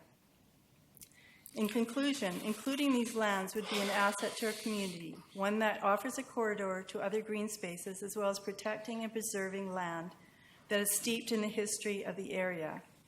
If preserved and protected, it would be a lasting legacy. I would ask that we be included in future conversations regarding this land. So to recap, I hope you will support the work being done at the Kids Beach this year, and that any conversations that happen, that we be included in them for the lands above the park. Thank you. Thank you. I see no questions. Councillor Kemp. Thank you. Development in the parks nowadays. I know the federal government's just concerned with developments going on in the park, and they're saying that the parks are being developed, buildings put in and that. Do you have any concern with that? You want to put in some shelters and things like that, but you talk about protection of the environmental species and that. We've talked about that being a natural park, but I see here buildings and things like that to go in. You just believe they'll service. The dam is not a natural structure. I mean, the park it's always balancing. Ma'am, can you step up to the microphone, please? Right. Thank you. There is the balance of trying to maintain the natural integrity of the park as much as possible. And the beach itself has been there for decades and had sand so that families could enjoy it. So that's just maintenance. That's not introducing anything new. As far as structures, I see it as being community driven. So, and it's always a balance between trying to maintain as much of the natural feel of the park as possible, and then looking at those areas that, like the dock and the beach and the different things that offer recreation for the community. Thank you. And I guess one question to you on the Colliery Dam. Previously, you separated your group out and had meetings. You're not doing that anymore, are you? We separated what? Well, when you invited the mayor up on that day and didn't invite Leon Cake or Geraldine to the meeting, when you had with the mayor and Toby Seaver at the site, you're not doing that anymore, are you?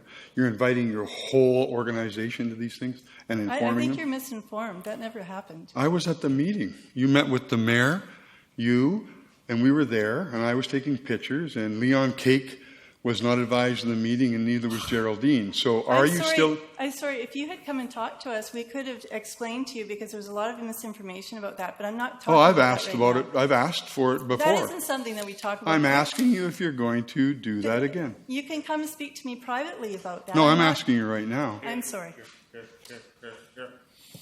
No, Oh, good, that thank won't you. happen. I don't know if it ever happened, and it will never happen again. Mr. Mayor was at the meeting. He was there with Toby and them when they separated the group out. I said, no, it will never happen again. Thank you. If That's it good for happened me at to hear, all. Bob. Thank you. But whatever happened, I'm sorry, you're misinformed. Jim, I would really appreciate if you came and talked to me privately if you have concern about this. I talked to you that day, Robin. You don't remember? Council and the I talked to you delegation, that day, this is Robin. not You do intended not to be remember? for debate. This, I'm asking a question as a councillor to a and your delegation. question's been answered, Councillor. Okay, now I'd like to ask one to staff. What are we doing to protect the old infrastructure of the dam? Is anything being done? Are the old dams being... Are we finished? I was talking to staff. I guess, yeah. Move or see the delegation. Seconded by Councillor Holland. All those in favor? Opposed? Motion carries. May I ask now, what are we doing for protection of the old dams as they exist and upgrades of our assets or maintenance of assets? Because we're spending more money in the park again. We spent, I would suggest, $10 million in a few years with staff and everything. Now we're spending more. We still have old dams, and we still have a risk downstream. And everybody seems to be happy here. But the whole idea was the 149 cubic meters per second running down to Harewood, and we've done nothing for that. It still arrives downstream, the flood. So we're prettying up the park now that we destroyed with a big blob, in my mind, that we had no real plans for. There was no proof that that was ever going to happen. We never did flow management. We never did anything. Now everybody's happy because we're putting in things that should have been done before, and this park should have been maintained. And now we're selling as that we're doing something great here. And this is a problem for me, a real problem that we're getting. Everybody seems to be happy, but the risk hasn't been, nothing's been done with the risk. So what is staff doing for that? So I can advise in part. I'm still coming up to speed with what Public Works and Engineering are doing. There's a number of different things happening. I know that we're going to be involved. There's going to be a study on the water flows that Paul Rosen was bringing forward in a report. And our next step is, over the next 2 to 4 weeks, I'm going to be working with them to look at how we're going to approach the Middle Dam and our proposal and the approach that we want to take with Golder, and Golder is going to provide a quote on supporting this as to, and we still have meetings that we have to take place, I just haven't got to it yet, is the approach for the Middle Dam is monitoring and looking at it over the next 5 to 10 years and looking at what our needs are. So we're proposing studies rather than construction at this point. Yeah, so we didn't do the studies before and built that. It came from bottom up. It was pushed upon us. It had all sorts of risks in it, and now we're just spending more money on beautification, which the park needed. I mean, I got to put a plan forward. It was my plan before to put in access and beautification and amphitheaters and that. And we didn't have public input, but that should have been done a long time ago. And it's frustrating for me, this $10 million project, boondoggle. Thank you. Councillor Fuller. We have another delegation, too. Great question here. Well, no, I just wanted to apologize for being out of the chambers for a while and missing whatever delegations we've had. It's a work thing. These things happen with some of the clients that I have that are chronically homeless, so I just wanted to apologize for not being here. I know there's a group out there that will probably slam me for leaving the meeting for as long as I did, and I just wanted to clarify. So thank you all. They were here for less than 75% of the meeting. Okay, thank you. One still. Next delegation is Mr. Terry Leweger.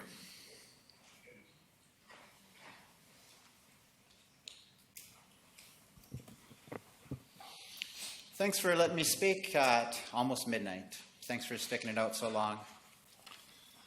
And thanks for allowing the public a chance to have input into what goes on with the park finally after 40 years or so.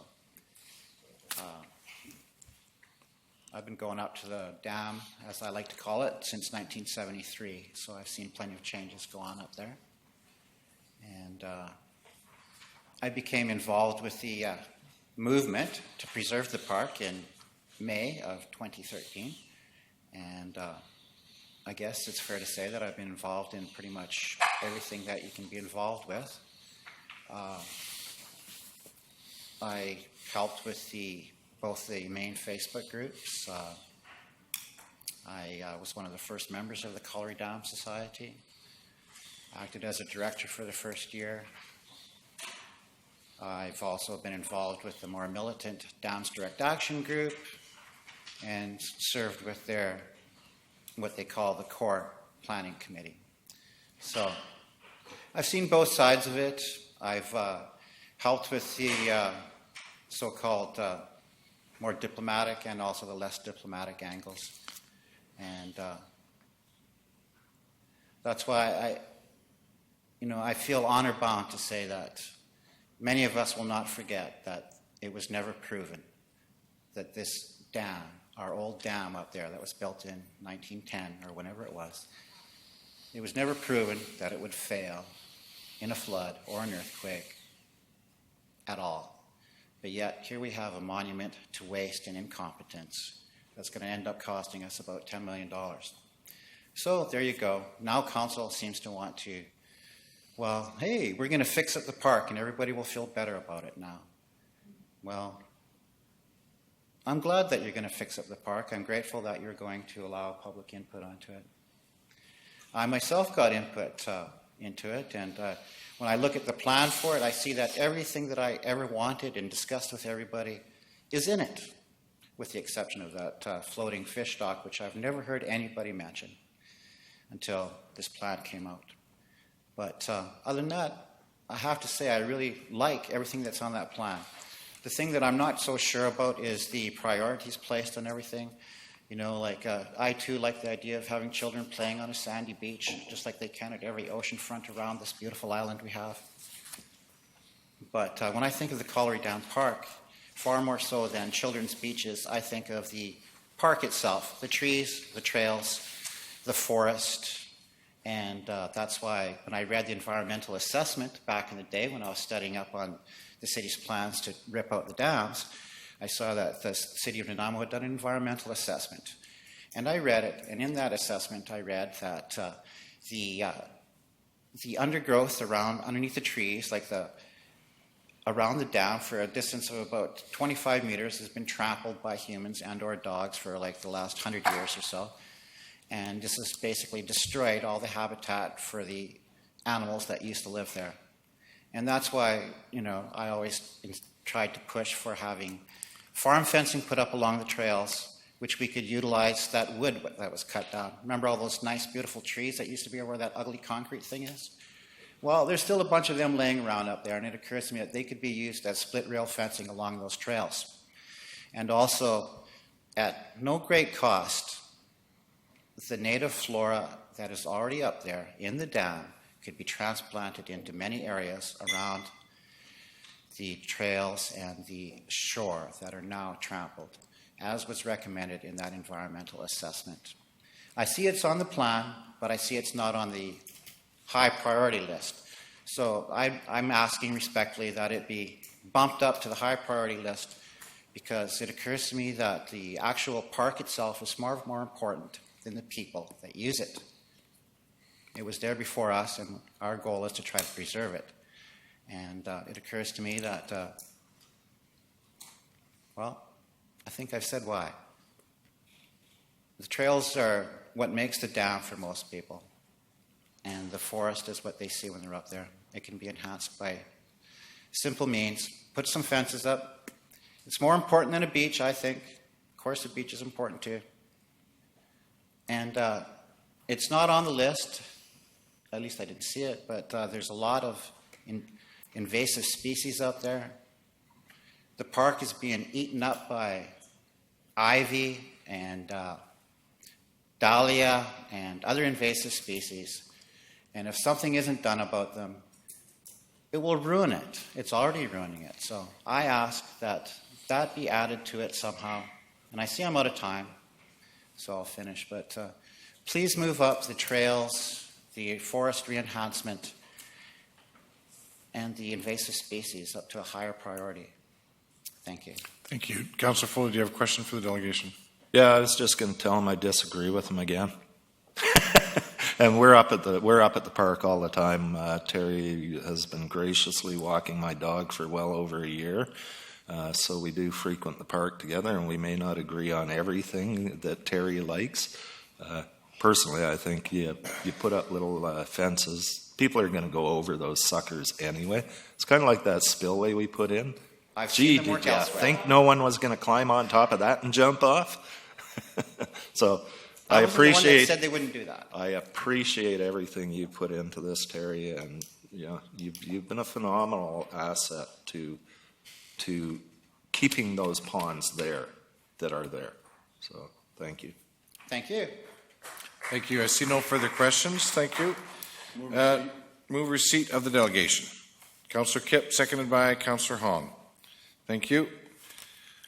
Discussion, seeing none, call a question. Actually, I just wanted I had one thing to discuss, and it goes to the public art thing, because it literally took me a month to figure out what the word was I wanted for this thing, and it was to have a competition. I couldn't figure that word just would not come to me, as opposed to just going in and painting something or getting someone to paint something. Have a competition, put it out to the city, 6 or 8 artists, because it's a phenomenal area that needs to be painted, that could be painted for murals, get chosen out of however many put in, whatever it is you would call that they would put in. See, I'm losing the word thing again. And, bump the cost. Make it realistic. And if you do this and have 6 or 8 artists come in, half of them need to be First Nations, if not more, depending on the art that comes in, because I am sure there could be some good stuff comes out of this and makes the concrete W or M, depending on the way you look at it, better. Thanks. Thank you. So, there's a staff recommendation. I did hear council. We moved and seconded the receipt of the delegation. Oh, yes, pardon me. All those in favor? Opposed? Motion carries. Now, there's a staff recommendation on page 221. Did I hear council say that they wish to put forward a modified motion? Or leave it as recommendation? Move the recommendation, and second by Councillor Kipp. Thank you. Any discussion? Councillor Fuller. So the recommendation is that we approve the attached Colliery Dam Park Improvement Action Plan and direct staff to develop budgets for consideration in future years. This implies that this is the plan. My idea is totally out the wall. Terry's ideas are totally out the wall.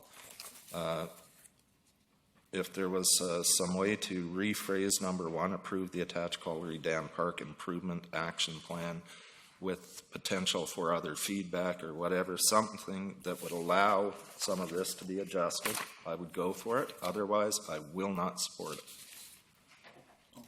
Thank you. Councillor Kipp. Well, I mean, the whole idea here is that they've had public input. I heard 75 people attended the events.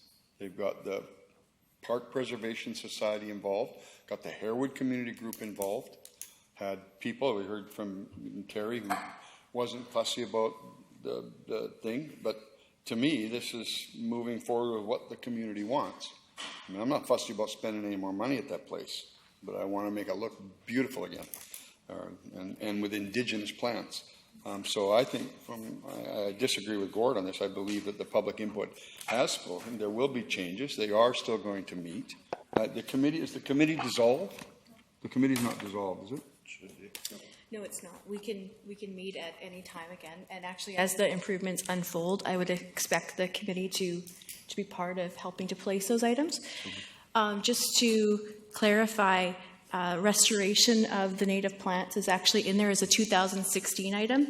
So I think, Terry, that does speak to some of the areas that are trampled in the park, as well as ongoing invasive plant management and planting more native plants along the trail, especially from Harewood Mines Road, where there's quite a wide trail. Making that more narrow was actually something we had as a priority one for 2016. But just like community needs change, I think those priorities could also change, and I would see this as being an ongoing collaboration between all the partners long term. And Councillor Fuller, with regard to the public art, the community plan for public art details out how to do a call to artists, and given the threshold of dollars for this, it would definitely be something that we would do a call for and hopefully get maybe even some national as well as local proponents to be involved in.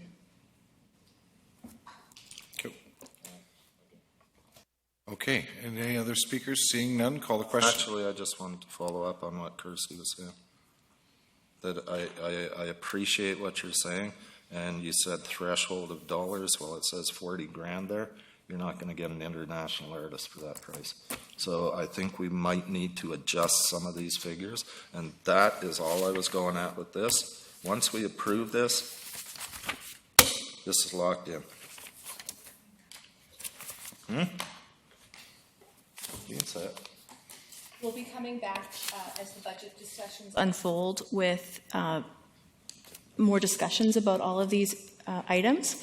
Right now, our draft budgets are showing the total dollar amounts in each year, which was in the slide where it doesn't go through each individual action, but it has the total that would be allocated for each year. But this could be discussed at a later date when budgets are discussed in the future. Okay, I'll take your word for it. I'll support it then. Thank you. Okay, no further speakers. Call the question. All those in favor? Opposed? Motion carries.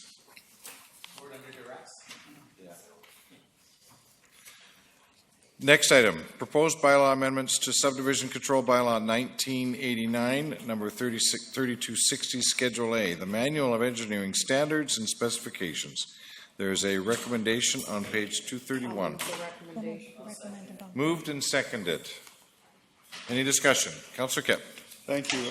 I noticed that staff has had a moving to stainless over brass, which I really appreciate in the APL and things that I've seen, some of the stands in that. But I also understand that we had a call for proposal out for some brass fittings still. Will that be updated, or will they have to meet the stainless criteria, or will we still be buying brass in our stands and things like that? I know we break more brass than we do stainless. So my understanding with the brass and the stainless issue on the valve stems is that there was a small number of incidences where the brass stems broke on very small diameter valves. We've never had an issue on the normal sort of distribution main and the larger main valves. And so we've allowed both stainless and brass for the routine size fittings, but for the smaller valves where we did have an issue, we're only allowing the stainless. Okay, thank you.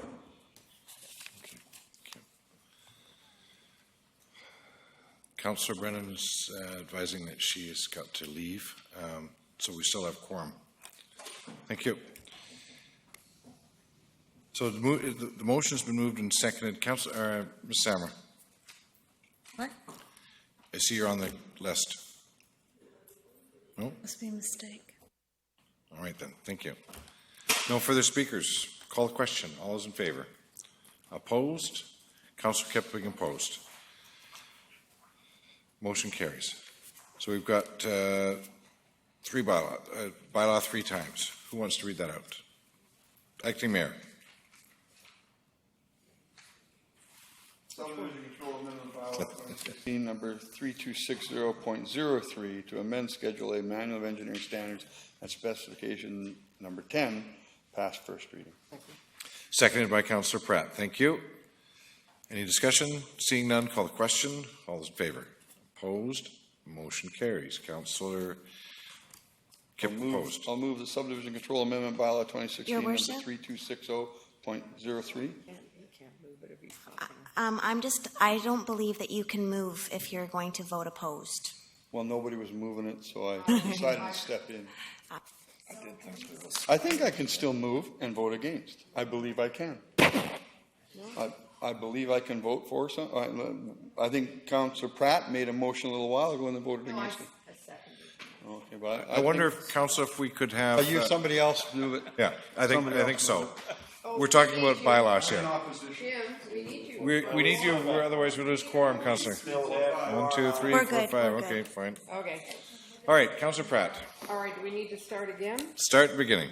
I move that the Subdivision Control Amendment Bylaw 2016, number 3260.03, to amend Schedule A, Manual of Engineering Standards and Specifications, number 10, pass first reading. Seconded by Councillor Hahn. Seeing no discussion, call the question. All those in favor? Opposed? Motion carries. That the Subdivision Control Amendment Bylaw 2016, number 326003, pass second reading. Seconded by Councillor Hahn.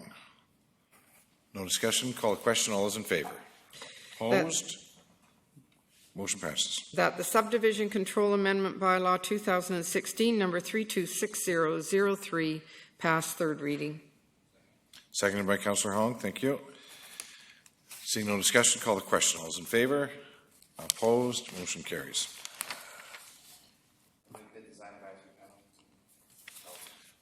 I'll second it. Okay. Motion for the to accept the advisory commission minutes. Moved by Councillor Hong, seconded by Councillor Pratt. Thank you. Discussion, seeing none, call the question. All those in favor? Opposed? Motion carries. Next item is correspondence not related to a report on council. Move receipt, seconded by Councillor Hong. Thank you. Any discussion arising from the correspondence? Seeing none, call the question. Oh, pardon me. There's just another item as well. There's 2 items of correspondence, just to remind you. Okay, thank you.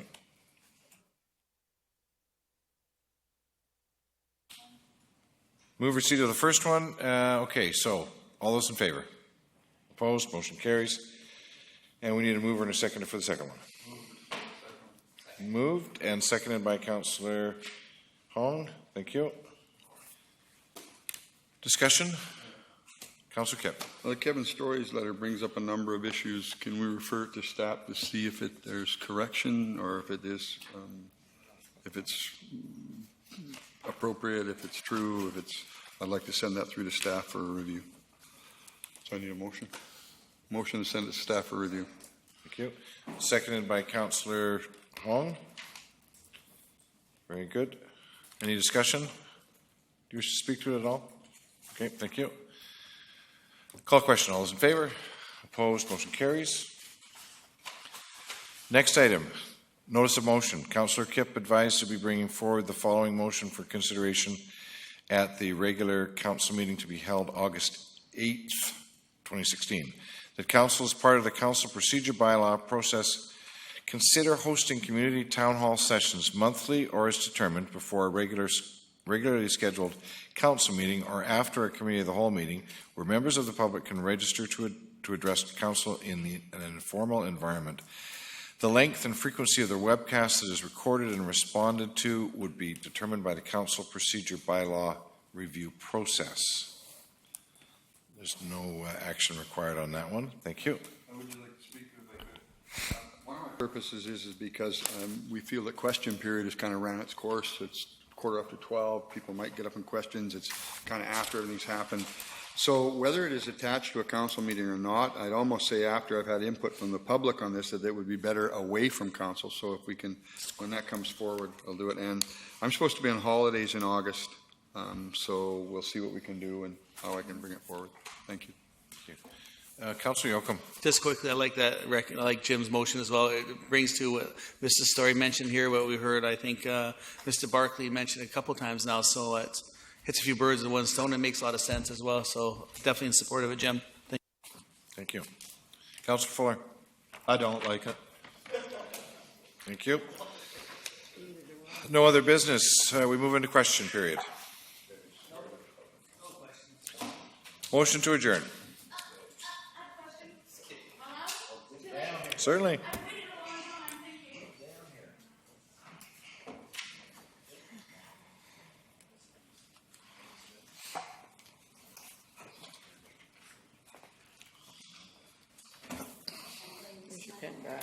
Thanks.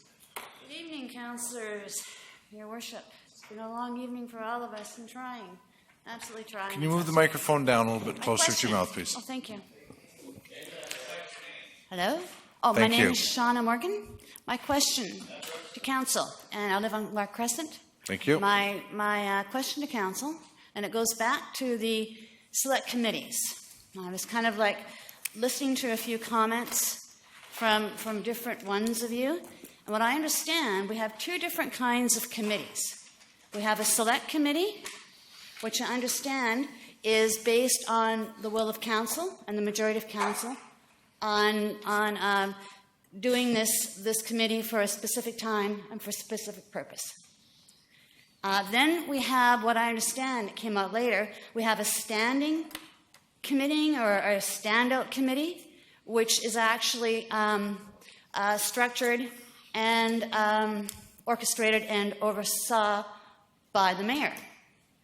Now, when we were discussing about the differences in how these select committees are actually falling under what is a standing committee, my question to you is, do we have any standing committees currently? I'll answer that. May I? Councillor Hong. Yes, we do. It's called Committee of the Whole. Okay. And what does it serve? What does that standing committee do? It's moved away from what the purpose of the original Committee of the Whole was supposed to do. So I can't tell you what it was supposed to do. I can tell you what it does now, and it's not what it's supposed to do, what it was originally set up to do. You become quite a politician. I can answer the question, or Ms. Samra. corporate officer may. Originally, my history of it used to be Finance Policy Committee of the Whole, and it used to deal with all finance and policy matters of the council. I didn't quite understand that. I didn't quite hear that. Sorry. It was originally Finance Policy Committee of the Whole, FPCOW, we used to call it, and it used to deal exclusively with finance policy decisions of council, and then it slowly and surely just was turned into another form of council meeting. And we got rid of the finance from the finance policy from the COW title, and it turned into a committee of a whole. Which is why we now have a recommendation for a Finance and Audit Committee to Exactly. function in much the same way. And if you looked at the PowerPoint presentation, I urged Council to consider making that a standing committee. Because of the merit of having a forum, we were able to do that type of heavy lifting on the policy front for finance, risk management, legal, and audit functions. Okay, so my question on this, with from what I understand, the standing committee is basically orchestrated and controlled by the mayor, who chooses who is going to be on that committee No. and oversee it. Is that not correct? And I can answer that question as well. Section 141, sub 1, the mayor must establish standing committees for matters that the mayor considers would be better dealt with by committees and must appoint persons to those committees. Subsection 2, at least half of the members of the standing committee must be members of council. Subsection 3, subject to subsection 2, persons who are not council members may be appointed to the standing committee. Section 412, select committees. A council may establish and appoint a select committee to consider or inquire into any matter and to report its findings and opinion to council. Subsection 2, at least one member of the select committee must be a council member.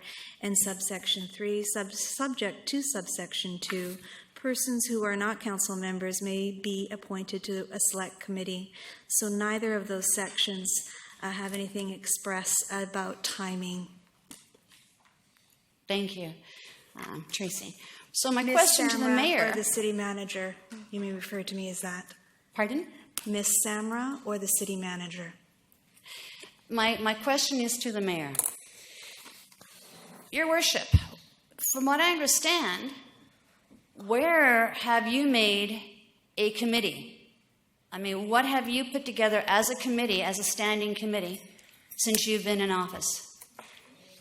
Have you done one?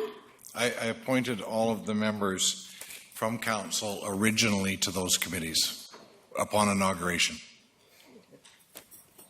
And can you rescind that, or does that stand once it becomes, once you form a standing committee, and now does that become the will of the committee to do as they please? Is that how that works? No, it's based on the terms of reference of the committee. I don't understand. So once a committee is established, Yeah. the committee, all the committees that we have right now were actually established prior to the inauguration of this council. So upon inauguration, I appointed members of council to those committees.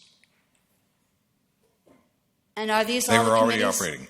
And these are the 18 committees that are under discussion now? Yes. Thank you very much. Okay. Have a good evening. Thank you. Motion to adjourn. Seconded? All those in favor?